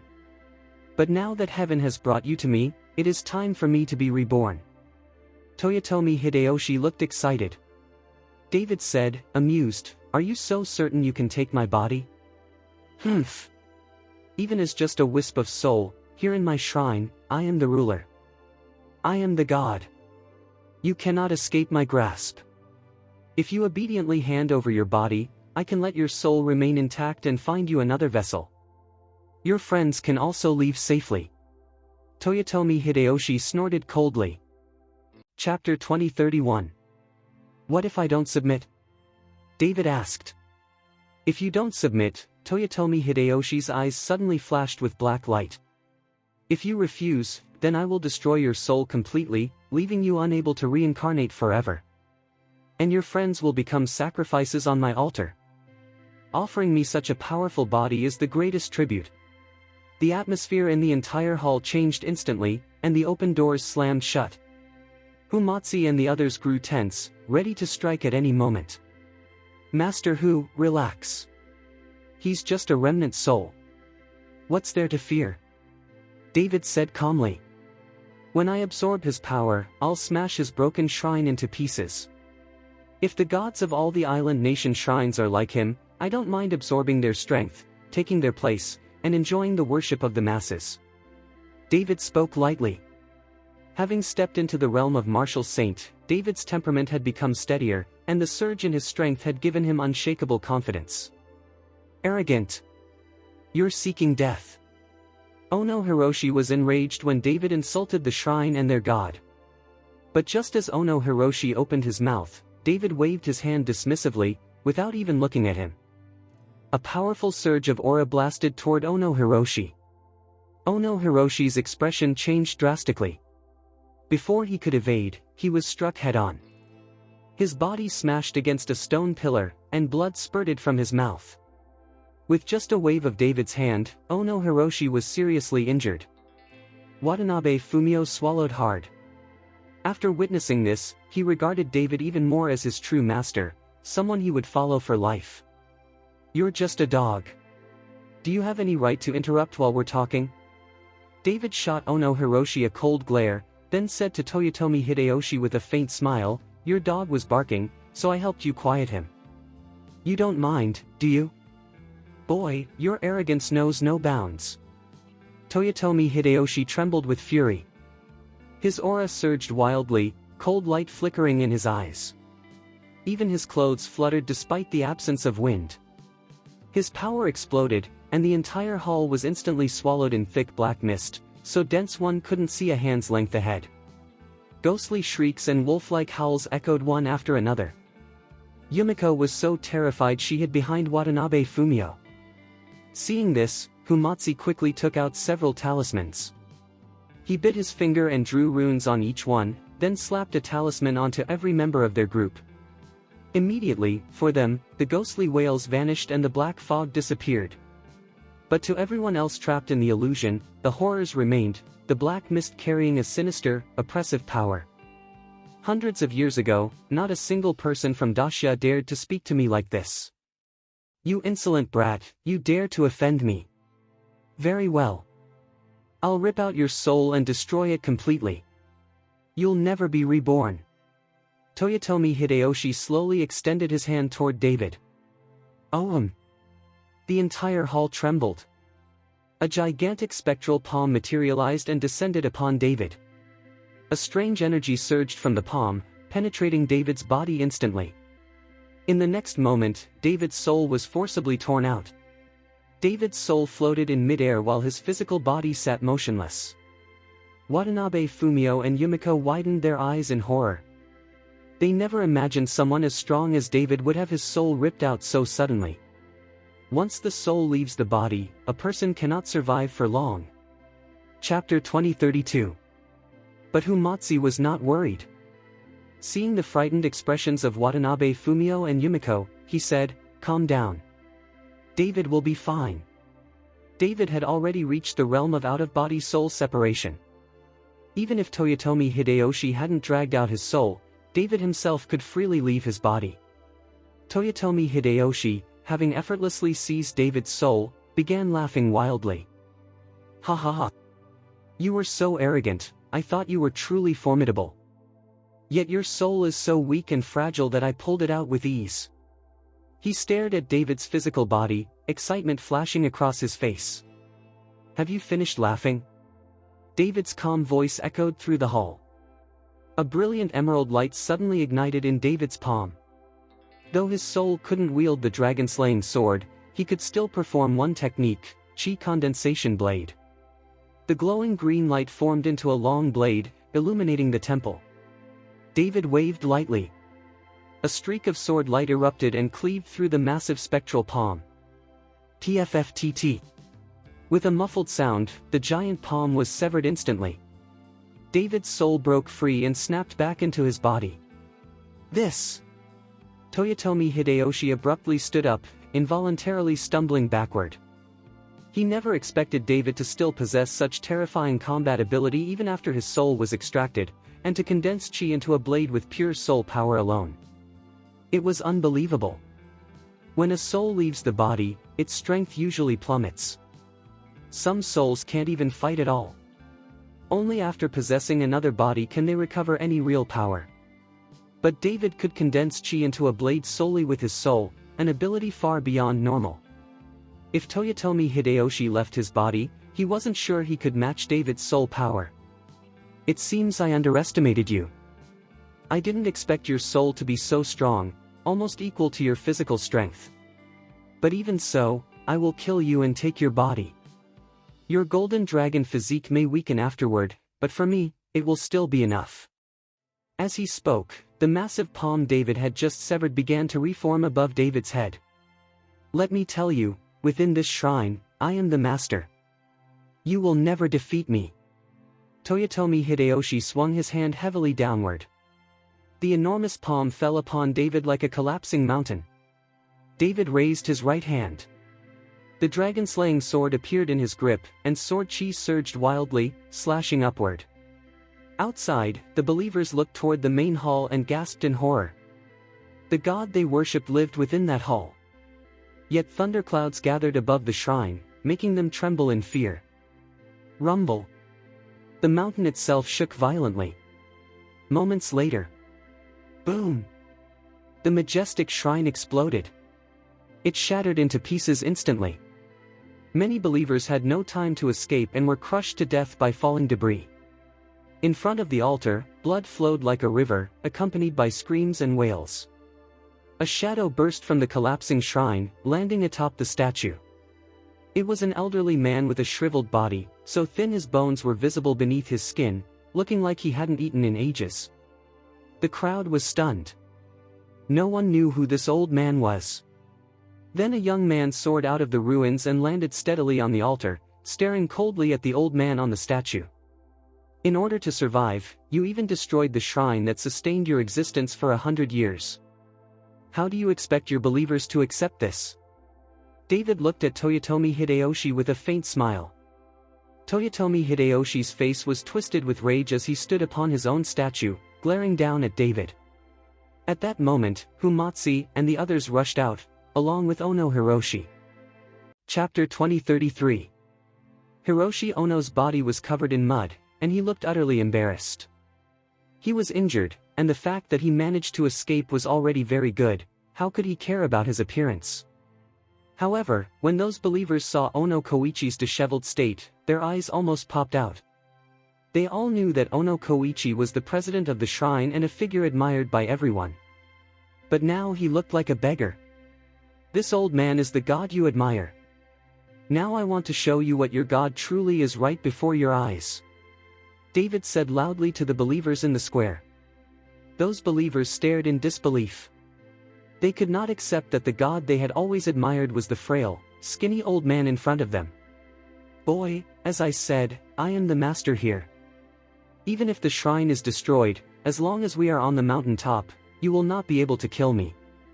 Toyotomi Hideyoshi said, then suddenly raised his head and shouted, with the power of heaven and earth, and the blood of all beings, return to life. Rumble. Suddenly, the entire mountain top was shrouded in black clouds, followed by a huge suction force that began drawing the blood of the tragically dead believers. In an instant, the blood began gathering continuously and then spread onto the statue. Crack. With a slight cracking sound, the statue was covered with dense fractures. Soon, the entire surface of the statue began to fall off piece by piece, along with the soil surrounding it. A body covered in black scales, with a green face and fangs, appeared, like the corpse of a demon.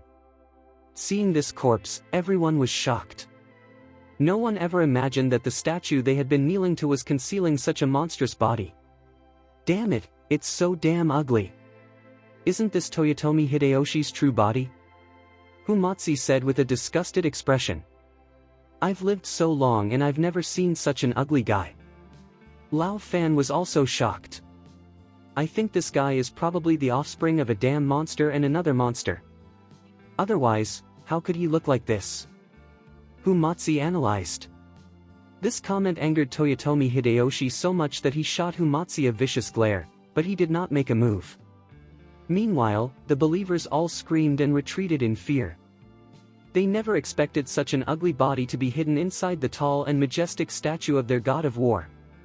Toyotomi Hideyoshi trembled, and a black mist emerged from his withered body. The mist instantly entered the monstrous body. And the shriveled old man's body collapsed to the ground once the black mist left it, bursting into flames. Boy, you actually forced me to activate my physical body ahead of time. Today, I will kill you. Toyotomi Hideyoshi opened and closed his jagged mouth, and a bell-like voice shook the whole mountain top. No wonder you wanted my body. You're too ugly like this. I don't know if your mother dropped you on the ground when you were born and someone stepped on you twice. And to think you dared attract believers with such an ugly face. I don't think anyone would willingly look at you. David said, gagging dramatically. You are courting death. Toyotomi Hideyoshi roared, and the surroundings were instantly shrouded in black mist. A massive spiritual attack shot out from his eyes toward David. He wanted to crush David's spiritual power and kill his soul. Toyotomi Hideyoshi knew he was ugly, but being mocked by both David and Humatsu drove him into a wild fury. Humph, you monster. David snorted coldly. A dragon roar echoed, and his body was instantly covered in golden scales. In the air behind him, a golden dragon faintly appeared. Toyotomi Hideyoshi's black scales were nothing compared to David's radiant golden ones. Just visually, David, clad in golden armor, was majestic. Meanwhile, Toyotomi Hideyoshi's black scales made him look utterly terrifying. Chapter 2034, Corrected. Boy, I have changed my mind. I no longer want your body. I want to swallow your dragon crystal, devour your soul, and absorb all your strength. Toyotomi Hideyoshi's voice surged like a tsunami, carrying with it a massive spiritual attack. Now that he had regained his physical body, even his voice carried deadly power. This type of spiritual attack didn't affect ordinary people, but it was fatal to cultivators. Humatsu and the others covered their ears, their expressions filled with pain. Our thoughts align. I also want to devour your strength. David said calmly with his hands behind his back. The divine attack had no effect on him. The golden dragon behind him opened its eyes, emitting a brilliant golden light, followed by a thunderous dragon roar. David's consciousness shot forth, colliding head-on with Toyotomi Hideyoshi's spiritual force. With the dragon's roar, Humatsu and the others suddenly felt relief. Boom! The two massive divine senses collided, followed by a violent explosion. Two sound waves visible to the naked eye swept outward. Wherever the waves passed, it looked like the end of the world. The buildings on the mountain top were instantly obliterated. Fortunately, divine senses could not harm ordinary people, otherwise, the believers would already be corpses. Toyotomi Hideyoshi frowned, and a red light flashed atop his hideous head, blood-red and eerie. Soon, in the eyes of everyone, a blood-red wave swept toward David like a tidal wave, transforming into a blood-red dragon, its long tail trailing behind as it roared.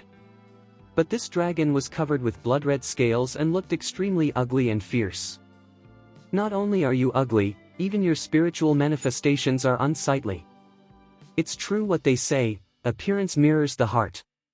David looked at the ferocious dragon and smirked coldly. Boy, even if you are a true golden dragon, you are still too weak. When you witness my strength, you won't speak so boldly. Toyotomi Hideyoshi said coldly as the blood-red dragon lunged forward. Weak?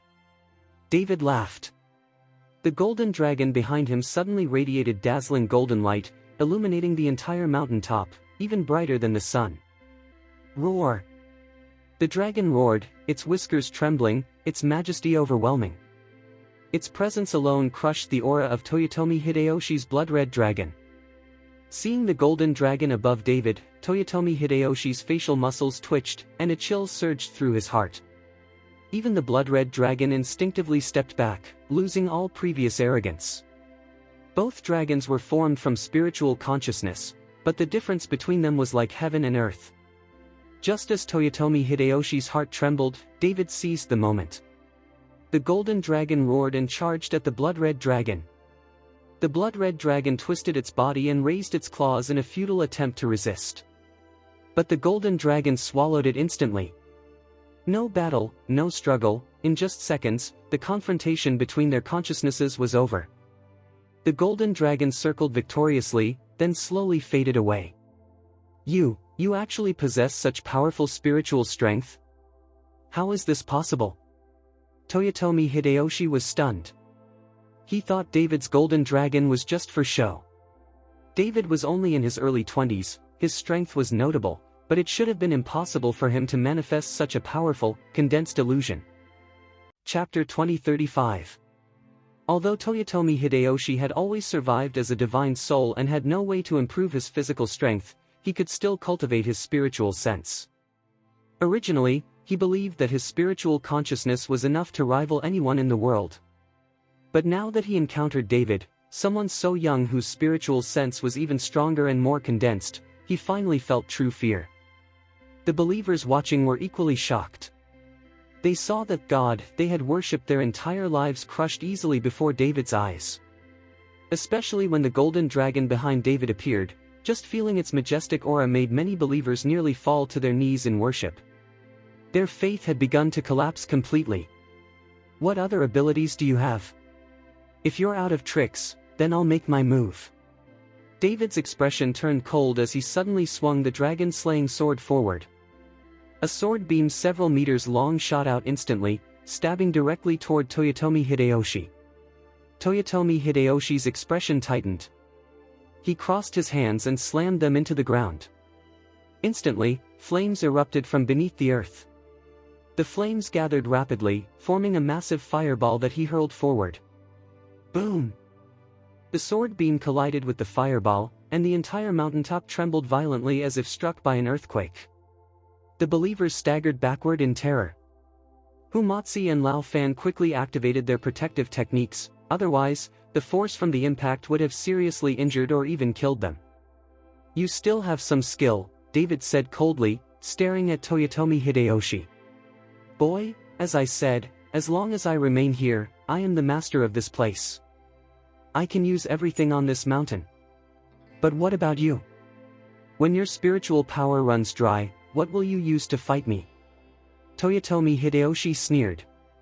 Then try and see if you can force me to run out of spiritual power. After David spoke, he leapt forward, the dragon-slaying sword in hand. The battle between David and Toyotomi Hideyoshi intensified.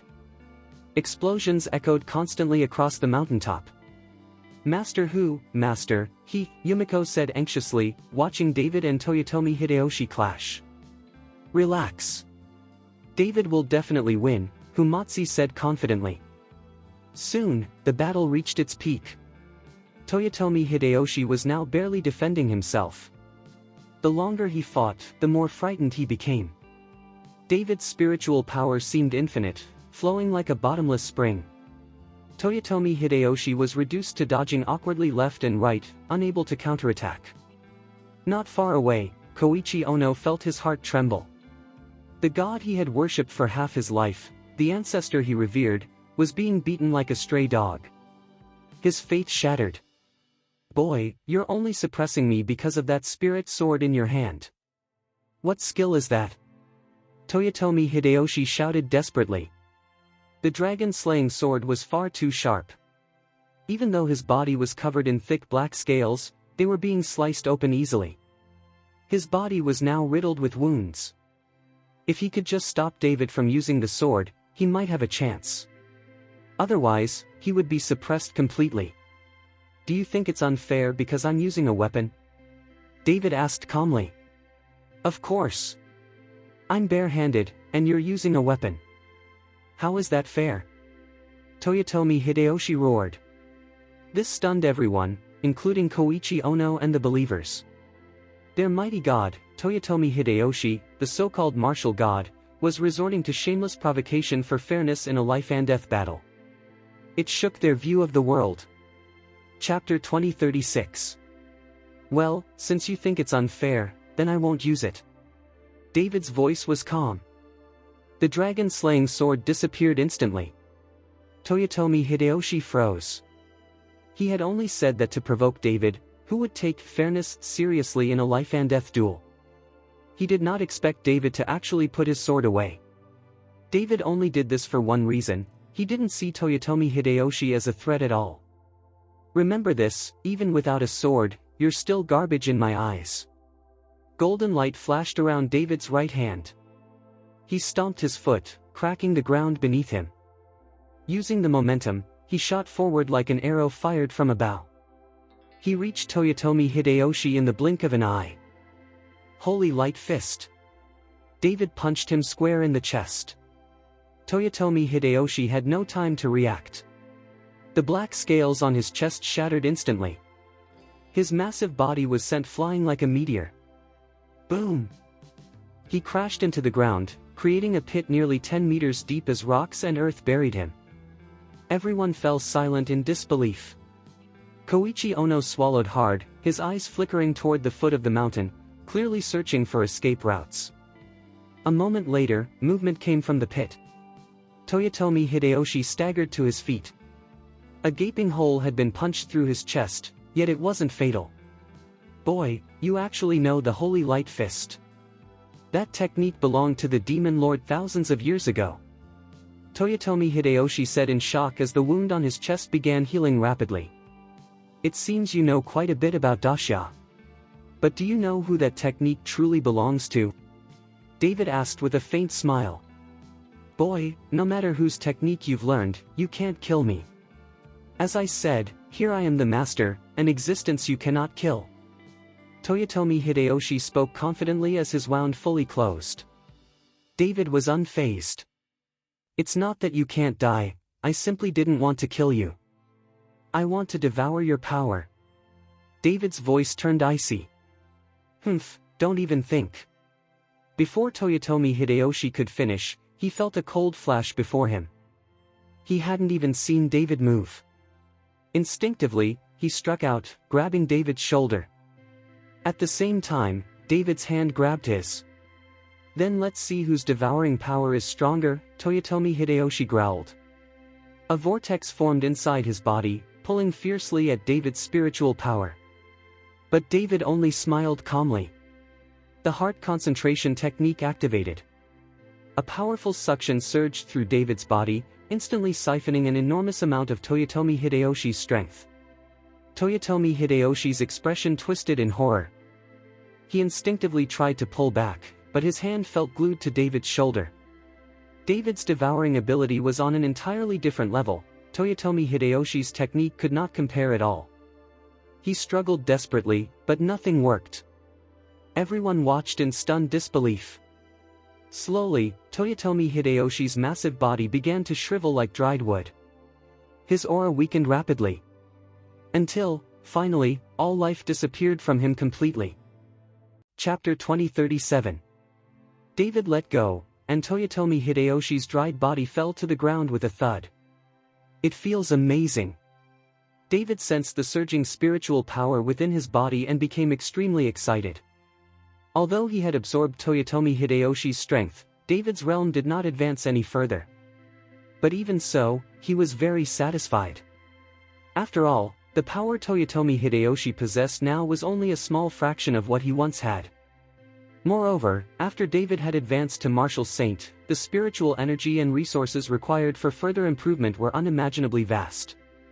Ono Hiroshi stared blankly at Toyotomi Hideyoshi's shriveled corpse lying on the ground. This was the god believed in by all of Shijing, a deity worshipped for hundreds of years. And now, it had been wiped out just like that. How was that possible? Koichi Ono didn't want to believe it, but the truth was right before his eyes. He had witnessed everything himself, he could no longer deny it. Master is mighty, you are the true god. At this moment, Fumio Watanabe suddenly knelt before David and shouted loudly. Seeing this, Yumiko hurriedly knelt as well. As the head of the Watanabe family, Fumio Watanabe was well known and highly respected by many. Now, Watanabe Fumio was kneeling before David, worshipping him as a god. When Ono Hiroshi saw this, he quickly rushed over, trembling as he knelt in front of David. God above, please accept our devout prayers. Koichi Ono knelt with a face full of piety. God. At this moment, all the surviving believers of Chenha Shrine knelt down and bowed in worship. Even Koichi Ono had already changed his beliefs, there was no reason for the others to cling to their old faith. Their previous god had collapsed before their eyes. David looked at Koichi Ono coldly, and a sneer appeared at the corner of his mouth. You have believed in Toyotomi Hideyoshi for so many years, yet you changed sides so quickly. It seems your faith was never firm at all. David said calmly. God, that Toyotomi Hideyoshi was nothing but a fake god. He was merely a remnant soul. But you are the true god. Ono Hiroshi flattered David. I will order people to rebuild the shrine and enshrine your statues in it. Let the god enjoy the admiration and worship of thousands. It had to be said, Koichi Ono was fighting desperately to curry favor with David. You greedy, cowardly fool, what use is there in keeping you alive? David's voice turned cold. He waved his hand lightly, and a burst of energy pierced straight through Ono Hiroichi's chest. Koichi Ono looked down at the blood gushing from his chest and collapsed slowly. Looking at the kneeling believers, David said to Watanabe Fumio, I'll leave everything here to you. You must let everyone know that I am their god, and their god is from Dacia. Understood, master. Watanabe Fumio nodded. David took Humatsu and the others down the mountain, while Yumiko followed closely by his side, never leaving him for even a step. At this moment, Yumiko acted completely like a maid, her head slightly lowered, watching David's every movement, ready to understand his intentions instantly. In just one day, the Thousand Crane Shrine was destroyed, and the news that the Watanabe family had established a new god spread across the entire island nation. Combined with the accounts of believers who had witnessed everything with their own eyes, news spread vividly and rapidly. David's followers increased exponentially. Watanabe Fumio quickly rebuilt the shrine and created a statue of David. At the same time, the news that the new god was someone from Dacia spread widely. This began to provoke dissatisfaction among other shrines, because the deities they worshipped were all legendary figures from the island nation. It was obviously unacceptable for an unknown person from Dacia to suddenly become the island nation's god. Chapter 2038. Other shrines began putting pressure on Watanabe Fumio. Although the Watanabe family was a powerful clan with considerable influence in Shijing, under the suppression of several shrines, they were overwhelmed instantly. Fumio Watanabe could barely hold on. Master, construction on our shrine has been halted, and many believers have been deceived by the other shrines. Watanabe Fumio lowered his head, looking like a child who had done something wrong. Originally, David had planned to return to Dacia. After all, Watanabe Fumigan was dead, and there would no longer be anyone disturbing him back home. He had also destroyed Qianhe Shrine and had become the god enshrined there himself. But seeing the situation now, David decided to remain in the island country a bit longer. After absorbing Toyotomi Hideyoshi's power, David realized that this method of improving strength was much faster than cultivating diligently. Besides, these were all island nation people, he felt no burden in dealing with them. Watanabe Fumio, how many major shrines are there in your island country? David asked calmly. Watanabe Fumio froze for a moment and then replied, Master, there are 4 major shrines in our island country. Aside from the Qianhe Shrine you destroyed, there are the Shimazu Shrine, the Mayata Shrine, and the Tu Shrine. And the gods enshrined in these 3 shrines were also great martial deities from hundreds of years ago. After speaking, Watanabe Fumio looked at David quietly, knowing that David would not ask such a question for no reason. David, you're planning to destroy the other shrines as well, aren't you? Humatsu immediately understood David's intentions. David nodded. Yes. I want the island nation to have only one god of faith, and that is me. Not only did David want the islanders to worship him, but he also wanted to absorb the strength of the deities enshrined in those shrines. If he absorbed the power of the gods in the remaining 3 shrines, David believed his own strength could rise even further.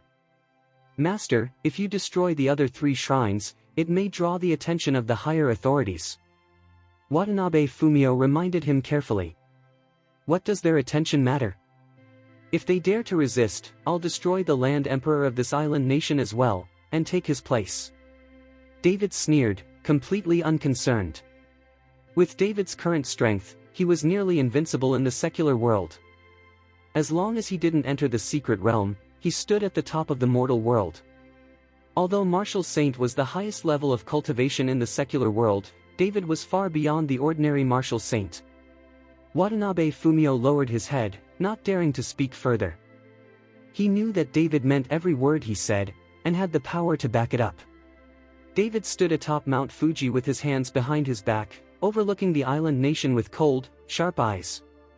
Here would be his starting point in the island country. Starting today, I begin killing. As soon as he finished speaking, David's figure vanished instantly. On the famous Mount Akina, renowned for its dangerous racing route, countless racers visited every year for thrill-seeking. At the top of Mount Akina stood a small shrine, Shimazu Shrine, one of the 4 major shrines. The deity enshrined here was Shimazu Wushin, and a massive statue stood tall in the square. But at this moment, there were no believers in sight, only hundreds of samurai warriors standing ready for battle. Inside the shrine master Shimazu Geno sat quietly with his eyes slightly closed, as if he were waiting for something. Around him stood 10 of the island nation's most renowned magic masters. Shimazu Geno, the 7th generation descendant of Shimazu Jin from Wushin Island, had always been responsible for guarding his ancestral deity. However, after the destruction of Qianhe Shrine, Shimazu Geno felt a deep sense of crisis. After performing divination, he sensed that something significant would happen today. Thus, he summoned all of the shrine's power. Chapter 2039. Everyone waited quietly.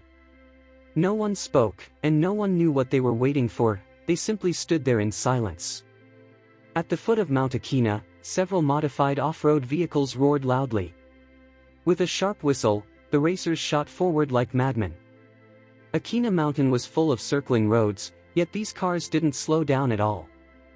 Instead, they drifted and turned fiercely around each bend. A young man with yellow hair was far ahead in first place. He glanced in the rearview mirror, saw the cars far behind, and burst into laughter. Whoosh! But the next second, Yellowhair felt something flash before his eyes. A figure dashed past his car at impossible speed. He was so frightened that he almost drove straight off a cliff. His face pale, he rubbed his eyes hard. Panic filled his gaze. Because he had seen clearly, it was a person. A human being. How could someone run faster than a racing car? He immediately tried to look again, but the person had already disappeared. At the same time, inside Shimazu's shrine, Shimazu Janai suddenly opened his eyes. He's here. Shimazu Janai slowly stood up and walked outside, followed closely by the 10 magic masters. When he stepped out of the shrine, he saw a figure approaching the top of the mountain, arriving directly in front of him. The newcomer wore simple sportswear and looked very young. His expression was calm, like someone who had just finished a morning jog. But Shimazu Janai felt a tremendous threat coming from him. This person was David. Facing the hundreds of samurai gathered in the courtyard, David walked as if strolling through a park, enjoying the rising sunlight as he stepped forward toward Shimazu Janai. Every eye was fixed on him. As David moved forward, dozens of samurai drew their blades and rushed out, instantly surrounding him. Their eyes were cold, their skills fierce. Under the sunlight, the blades emitted a chilling glow. These samurai were as strong as great martial sects. Such people could dominate any region in the secular world. But dozens of warriors of this level surrounding David didn't cause even the slightest change in his expression.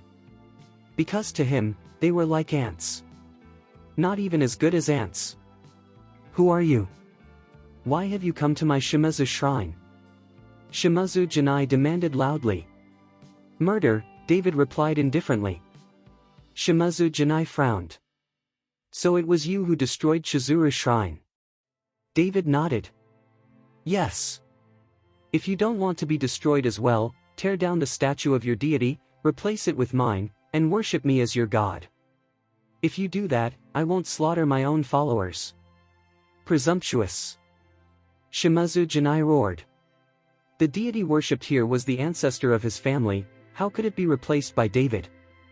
Since you refuse, David said calmly, then there is only death. Without even looking at the samurai around him, he continued forward. Attack! Shimazu Janai ordered. Dozens of samurai shouted and slashed their blades toward David. Cold arcs of steel formed in the air, instantly enveloping him. But David ignored them completely. Clang! Clang! Clang! He didn't dodge or block, he simply let the blade strike.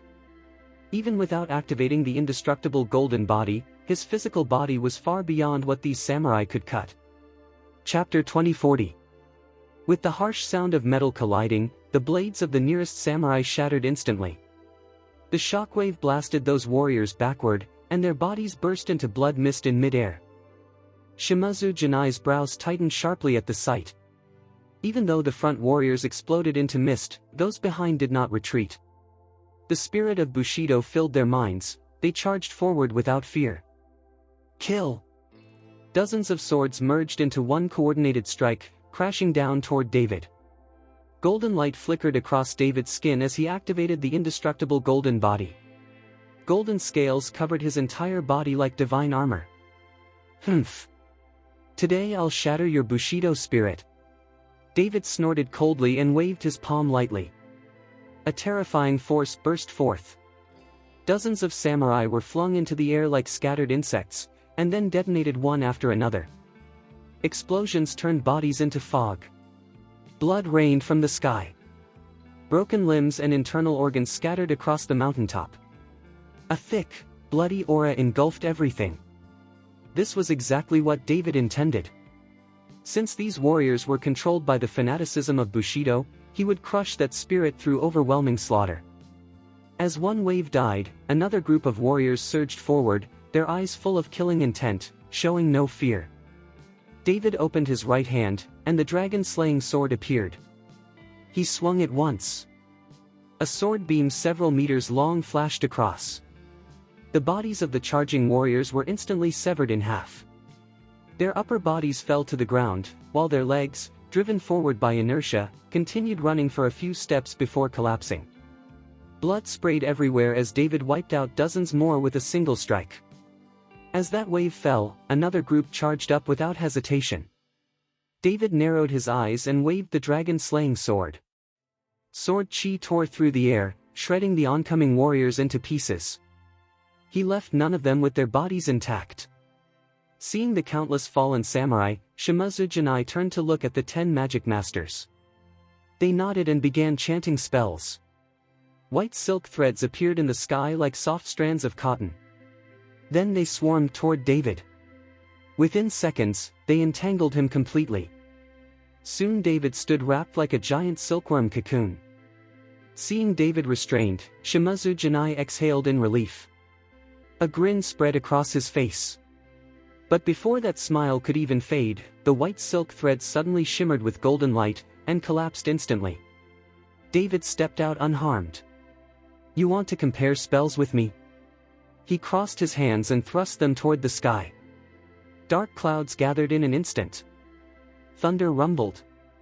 The sudden shift in the heavens made Shimazu Janai and the magic masters pale. They knew, creating such a phenomenon required terrifying spiritual power. Before they could react, bolts of lightning fell rapidly from the sky. Boom! Boom! Boom! Each strike obliterated a magic master instantly, smashing their bodies into nothing. Chapter 2041. The 10 masters of sorcery disappeared in the blink of an eye, leaving nothing behind after being bombarded by the thunder. Even these 10 magic masters did not have the ability to resist or evade. Shirzwa Xuanya was dumbfounded as he looked at David in front of him. The warriors, after a brief moment of shock, began to swarm toward David, attacking him with weapons from all directions. They were attempting to use sheer numbers to exhaust David to death. Unfortunately, their idea was doomed from the start. In David's eyes, they were nothing but ants. He could kill one with a single stroke. No matter how many there were, it only meant swinging his sword a few more times. The dragon-slaying sword emitted a bloodthirsty green glow. With one sweep, dozens of warriors around David were instantly cut into 2 pieces. Soon, the hundreds of warriors in the square had been reduced to only a few. The entire square was covered with blood and broken limbs. At this moment, the remaining warriors could no longer endure it. Even with Bushido indoctrination, they could not continue. Some samurai couldn't stand the overwhelming smell of blood and began vomiting. Some went mad and ran around in panic.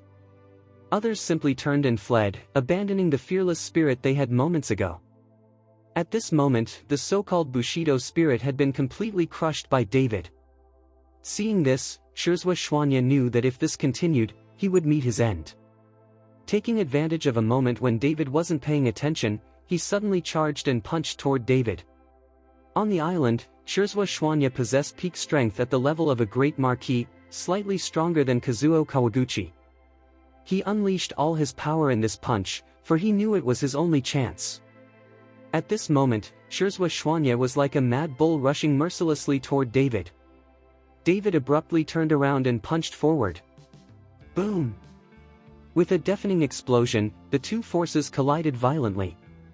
The shockwave blasted the entire shrine apart in an instant.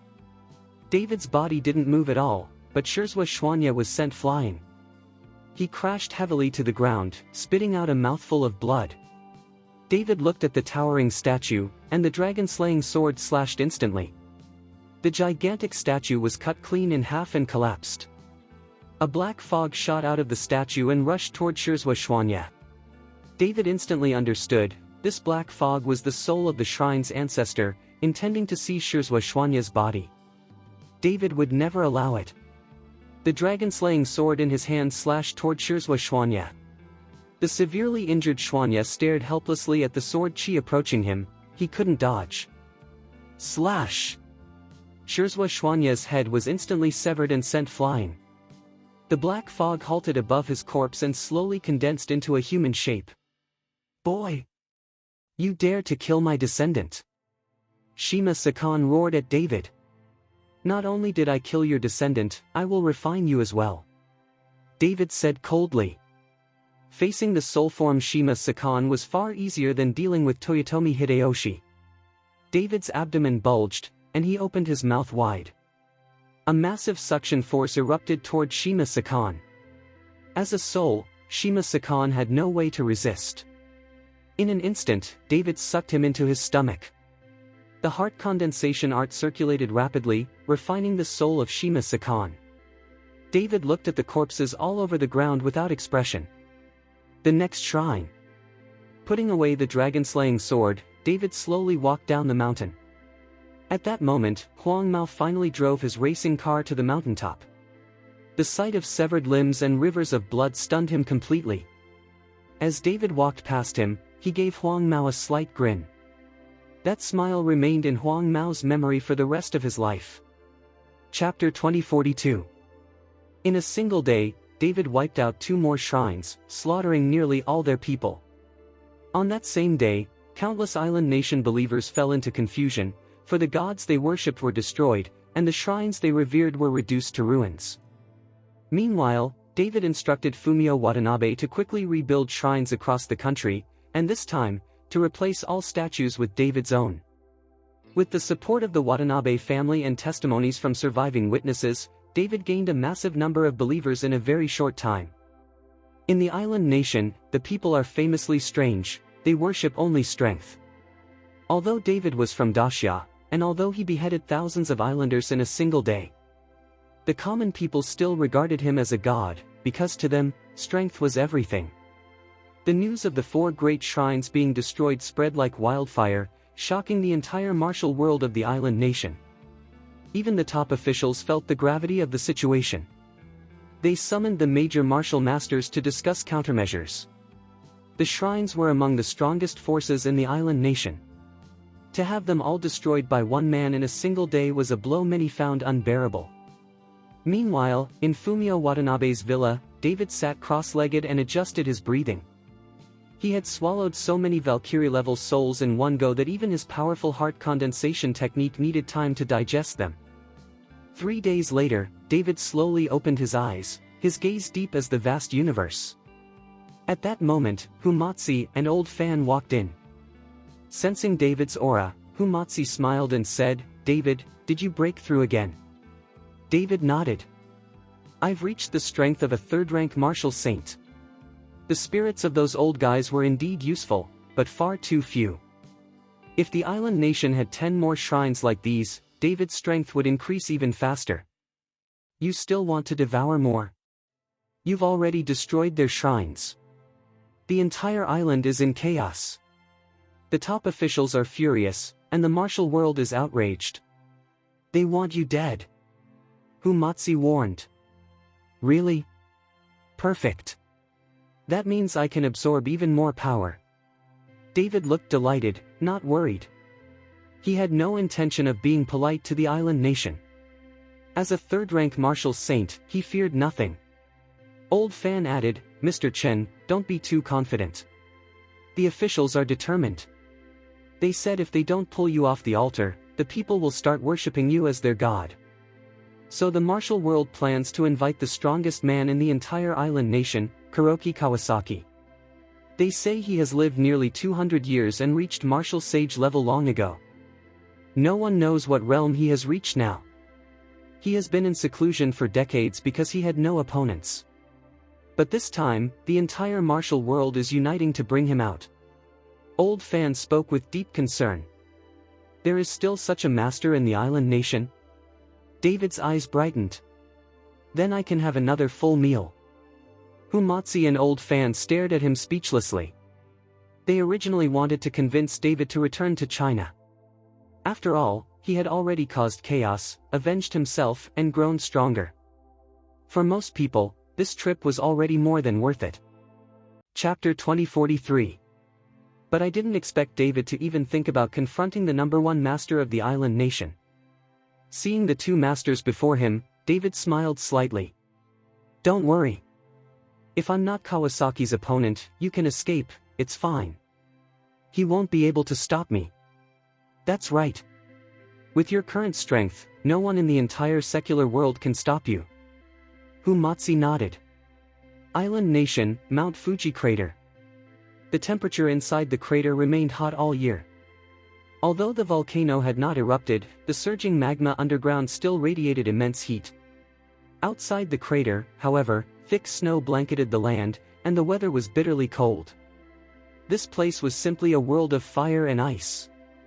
The crater was still over 10 kilometers from the original Chizuru shrine, and its steep walls made it nearly inaccessible. At the center of the crater, a log cabin had been built, with clear signs of human activity outside. Could anyone actually live here? If ordinary people knew, their jaws would surely drop. At this moment, more than a dozen people were climbing toward the crater. Despite the steep slope, they moved quickly. Among them, the least powerful were of the great Marquis realm. Reaching the crater's edge, they faced a 100-meter drop, but without hesitation, they jumped down. Soon, they arrived at the cabin. One by one, they knelt and worshipped. It's important to understand that these people were all famous figures in the island nation, individuals whose mere presence could shake the land. Yet here they were, kneeling before a wooden cabin, heads bowed, faces full of reverence. Inside, an elderly man in a samurai uniform sat meditating, eyes closed. This man was the first master of the island nation, Kuroki Kawasaki. Kuroki Kawasaki ignored those kneeling outside, meditating quietly without opening his eyes. The visitors dared not make a sound, maintaining their kneeling positions despite their tremendous strength. Even in the intense heat of the crater, none dared move. After several hours, Kuroki Kawasaki slowly opened his eyes. "Come in." His voice rang out. The dozen or so visitors, feeling a sudden weight lifted, hurriedly filed into the cabin. Among them, very few had actually seen Kuroki Kawasaki, most had only heard of him. Upon entering, many secretly glanced at him. Even a quick glance was enough to shock them. In their understanding, Kuroki Kawasaki should be an old man with a white beard, on the verge of death. Yet before them, his hair was black, and he looked like a middle-aged man. How could he possibly be nearly 200 years old? "Did you come because all 4 shrines were destroyed?" Kuroki Kawasaki asked slowly. Everyone froze, faces full of disbelief. How could someone so isolated possibly know? Yet they all knelt down quickly. "Senior, the 4 major shrines of our island nation were destroyed by a mighty Xiar. We humbly request that you take action to defend the prestige of our island nation." One of them pleaded sincerely.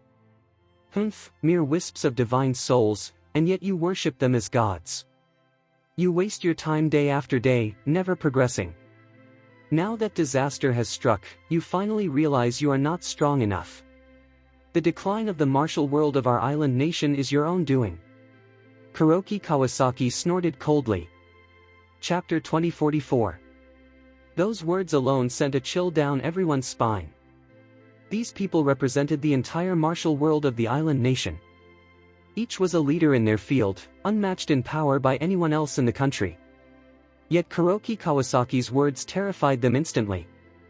"Senior, we admit the decline of the martial world of our island nation and accept responsibility. But we beg you to take action and eliminate the Big Xiar, stabilizing the hearts of our people. We humbly apologize before you." The lead man kowtowed quickly. They all understood, someone had to answer for the disgrace that had angered Kuroki Kawasaki. "We are willing to apologize and beg the senior to act, restoring the majesty of our island nation." All spoke in unison. Kuroki Kawasaki looked at the dozen or so kneeling figures and sighed. "Enough. That's sufficient. I will strike once, do not disturb me in the future." His body slowly rose into the air. Suddenly, the ground beneath him opened, and a wave of heat radiated upward. Everyone saw what lay beneath, molten lava. They nearly lost their minds at the sight. Within the magma, a samurai sword was embedded. Kuroki Kawasaki reached out and pulled the sword free. The chill it radiated struck to the very depths of their hearts. Even the weakest among them, a great marquis, felt their hearts shaken to the core by the sword's aura. And this was from what appeared to be an ordinary samurai sword. "You may go. Inform the Dacia people to meet me here in 3 days. How you accomplish it is your concern. I will not leave this place," Kuroki Kawasaki said. "Understood," the leader nodded hastily. They dared not ask for more. With Kuroki Kawasaki agreeing to act, it was already a blessing. The group left the cabin, but gazing at the crater, they were troubled. Before, they could navigate the slope, but now the 100-meter cliff seemed insurmountable. With their strength, they could not jump such a distance. At this moment, Kuroki Kawasaki slowly stepped outside, eyes glinting with slight anger. He drew his samurai sword with a metallic clang. With a wave of his hand, a sword beam several meters long slashed outward. Even this casual strike radiated oppressive power, making the dozen observers struggle to breathe. The sword beam cut through the rock wall of the crater in an instant. Rumble. A thunderous crash, followed by flying rock fragments. Soon, an oblique passage appeared, leading directly to the top of the crater. Everyone stared in stunned amazement. The stone wall, hundreds of meters high and hardened by magma, had been effortlessly cut by Kuroki Kawasaki's sword. Now, with a strong master like Kuroki Kawasaki on their side, nothing could shake the martial world of the island nation. After bowing to Kuroki Kawasaki, the group left through the newly carved passage. News of Kuroki Kawasaki's impending action spread throughout the island nation instantly. The martial world of the island nation erupted in excitement. Kuroki Kawasaki was a living legend, and the high-ranking officials felt relief. Once he acted, David would not survive. Chapter 2045. Watanabe's Villa. David sat in the main seat, and across from him was an islander in a suit with a mustache. Mr. Chen, I am a messenger from the island nation's martial arts world. My name is Muto Shinichi, the man introduced himself.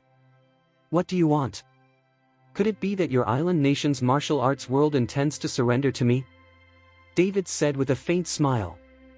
In truth, David knew that Muto Shinichi did not come to surrender. He simply wanted to provoke him. As expected, Muto Shinichi's face changed instantly, but he restrained himself and shook his head slightly.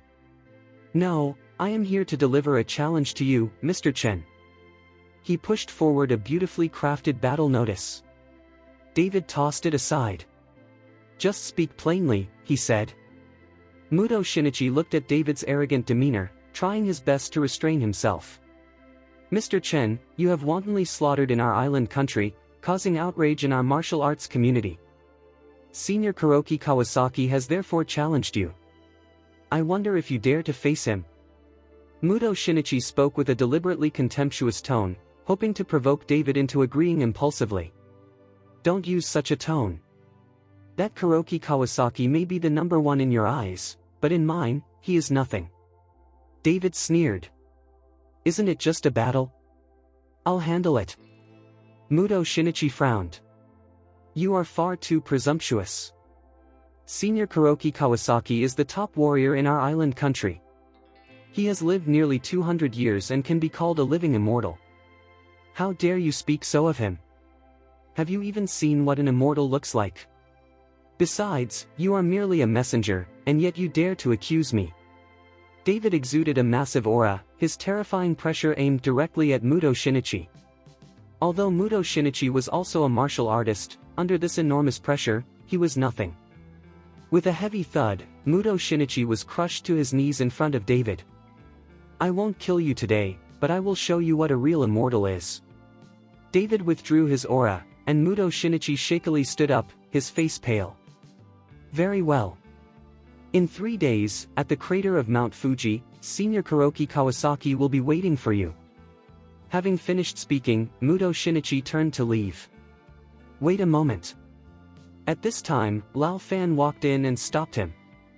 Since it is an appointment, why should you decide the time and place? You may choose the time, but we will decide the location.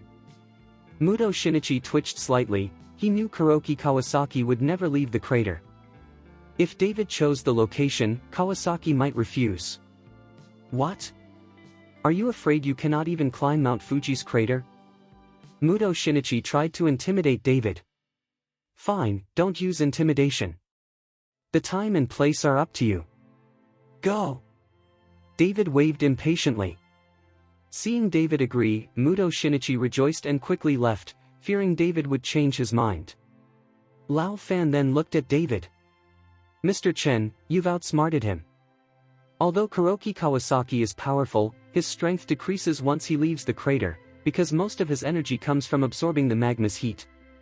That is why Kuroki Kawasaki has lived in seclusion. I obtained this information after considerable effort. Lao Fan had clearly anticipated a battle between David and Kuroki Kawasaki and had researched all he could about the legendary warrior. Chapter 2046. David smiled lightly. Old Fan, it's fine. I am confident.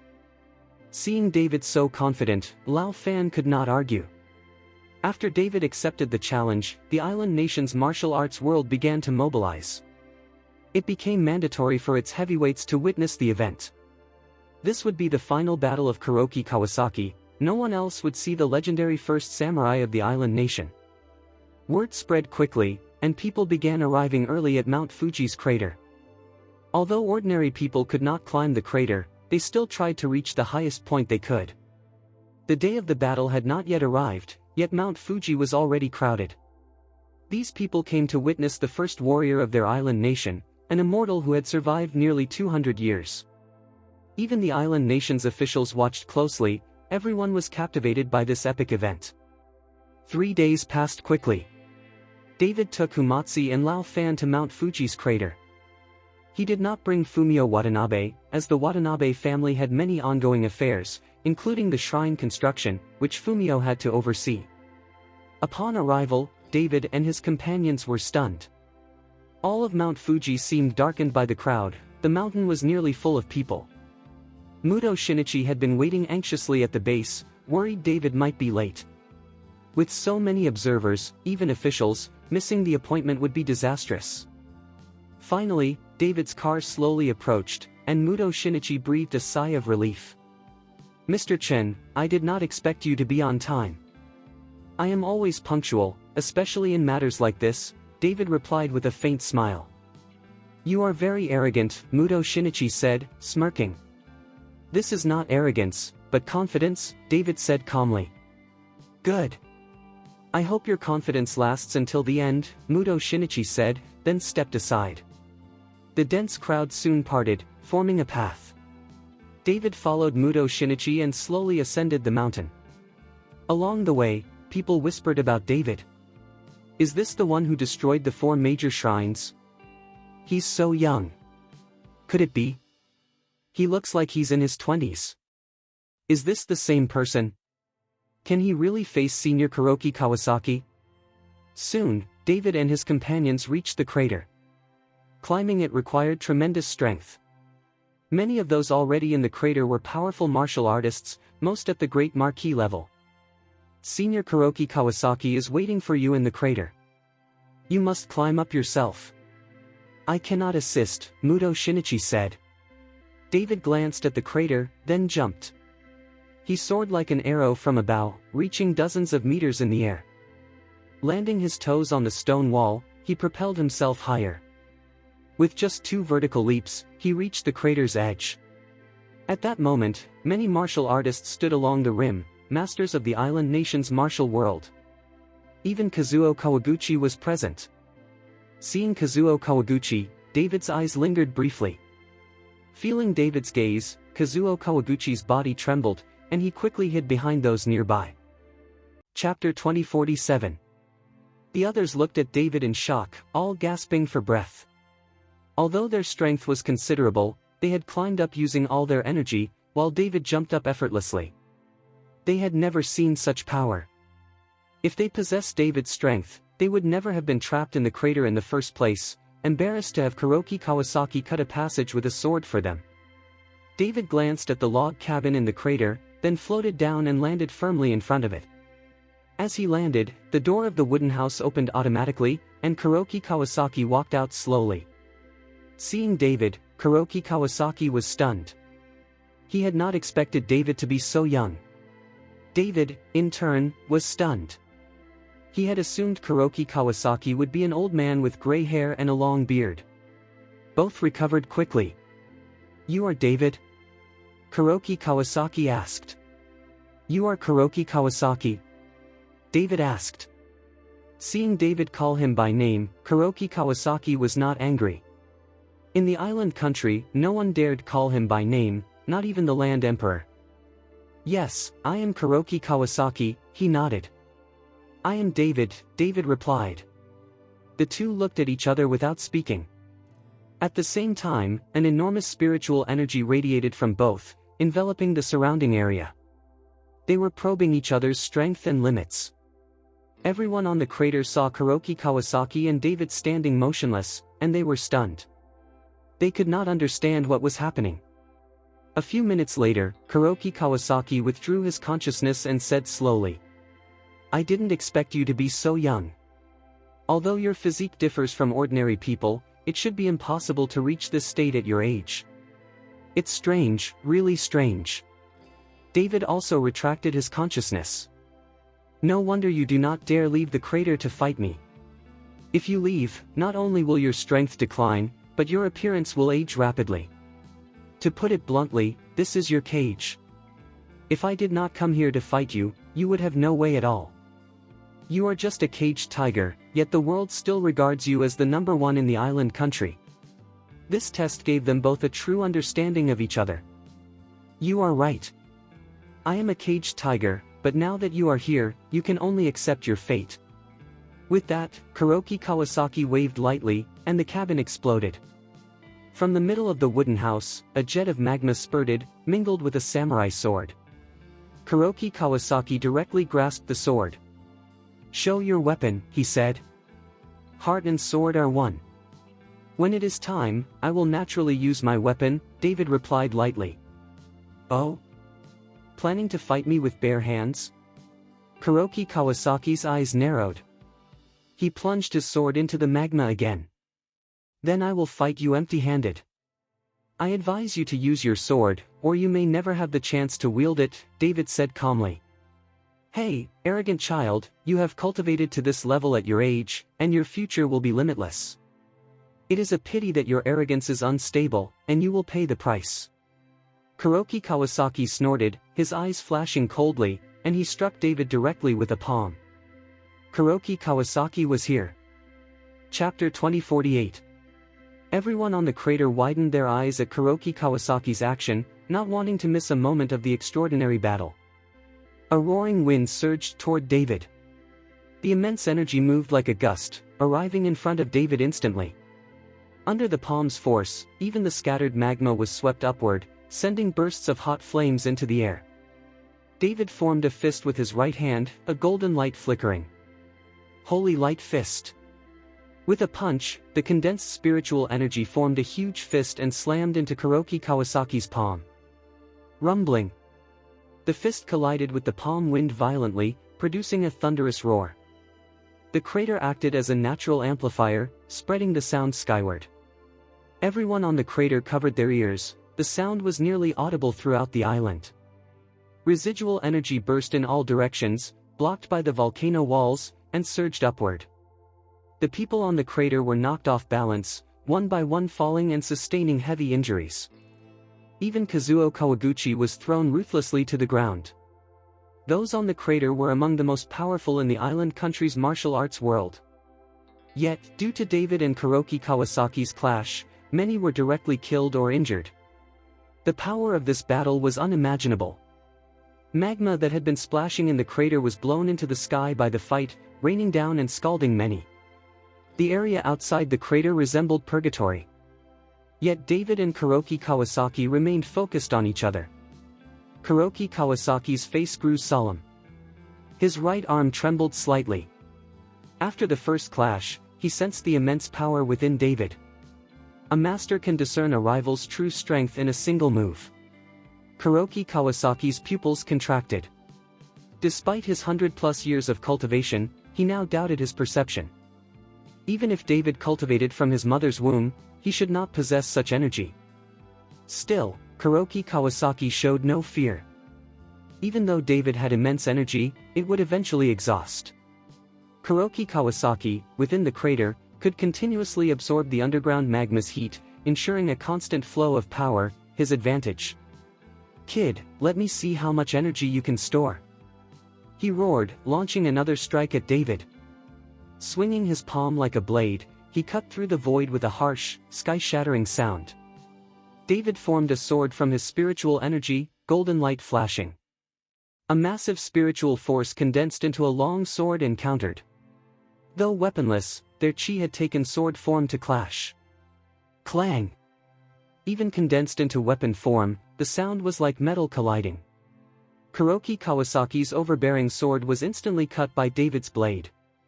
Frowning, Kuroki Kawasaki retreated to avoid the sword energy. To the onlookers, his retreat appeared as a defeat. Chapter 2049. Kuroki Kawasaki's face twisted in anger. He had thought he could easily win the battle, but now he had fallen behind. Kacha! Kuroki Kawasaki pulled out his samurai sword with one hand and began to wield his weapon. As the sword was drawn, another stream of magma spurted out, spreading everywhere. The lava flowed to Kuroki Kawasaki's feet, yet he did not dodge. The magma wrapped around his feet and still, he remained unmoved. White mist rose from the magma, and Kuroki Kawasaki breathed deeply within it. The heat of the magma began to be absorbed and transformed by him. The magma also flowed to David's feet, but David paid no attention, as if stepping on magma was effortless.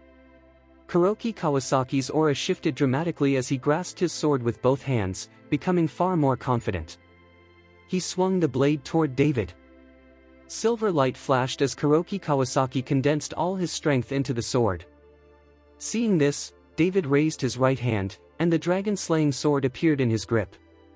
Kuroki Kawasaki was momentarily taken aback. He had assumed David had no weapon, as none was visible. But David's weapon had now become fully integrated with his body, a pinnacle of swordsmanship, the union of man and blade.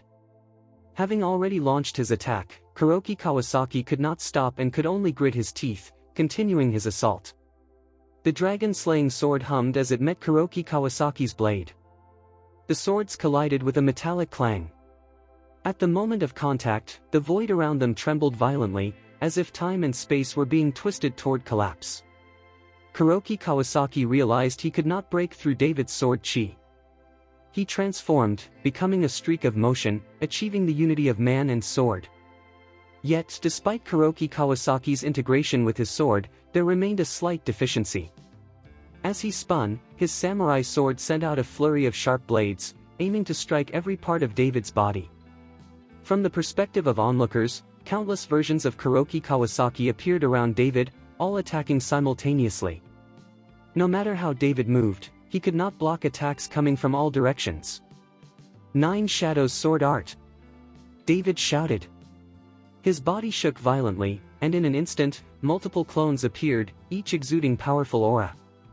Each clone held the dragon-slaying sword, slashing in unison.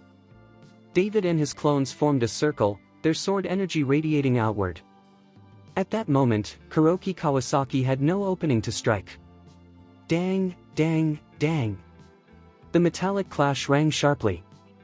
All of Kuroki Kawasaki's blades were blocked, none broke through David's defense. Kuroki Kawasaki was stunned. Even he could not discern which was David's real body. David gave no detectable breath, no blood flow, nothing that could betray him. Kuroki Kawasaki had never seen such realistic avatars. The 9 Shadows swordsmanship was unique to the Watanabe family.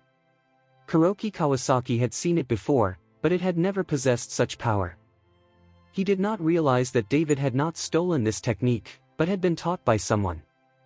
Now, using the 9 Shadows sword art, David had surpassed anyone in the Transition Bien family. Kuroki Kawasaki's face grew solemn. Chapter 2050. Kuroki Kawasaki's expression grew even darker. He had expected an easy victory, yet he remained at a disadvantage. Kacha! He drew his samurai sword with one hand, preparing for a decisive attack. As the sword emerged, another stream of magma shot up, spreading rapidly. The lava reached Kuroki Kawasaki's feet, yet he stood firm. White mist rose, and he inhaled deeply, absorbing and transforming the heat. The magma also flowed around David, but he remained unfazed. Kuroki Kawasaki's aura surged as he held his sword with both hands and attacked. Silver light shimmered as he condensed his full strength into the blade. David raised his right hand, and the dragon-slaying sword appeared. Kuroki Kawasaki was momentarily surprised, having assumed David was unarmed. Yet David's sword had merged with his body, achieving the ultimate form of swordsmanship, the union of man and weapon. Unable to stop his attack, Kuroki Kawasaki could only press forward. The dragon-slaying sword hummed as it met the samurai blade. The collision rang through the void, shaking the surrounding space violently. Seeing he could not penetrate David's sword chi, Kuroki Kawasaki transformed into a streak of motion, completing the unity of man and sword. However, he still lacked complete refinement. As he spun, his blade released a flurry of deadly strikes, aiming to overwhelm David. To observers, countless Kuroki Kawasakis seemed to surround David, all attacking simultaneously. No matter how David moved, he could not block every direction. 9 Shadows Sword Art! David shouted. Clones erupted around him, each holding the dragon-slaying sword, emitting powerful bursts of energy. David and his avatars formed a circle, radiating continuous sword energy. Kuroki Kawasaki had no opportunity to strike. Dang, dang, dang. The clash of blades rang loudly. Kuroki Kawasaki's attacks were completely blocked. Stunned, he could not tell which was David's real body. David revealed no breath, no pulse, no blood flow, nothing to betray him. Kuroki Kawasaki had never encountered such realistic avatars. The 9 Shadows swordsmanship was exclusive to the Watanabe family. Though Kuroki Kawasaki had seen it before, he had never witnessed this level of power. He did not know that David had been taught the technique, rather than stolen it. Now, David's mastery of the 9 Shadows sword art surpassed anyone in the Transition Bien family. Kuroki Kawasaki's face became extremely solemn.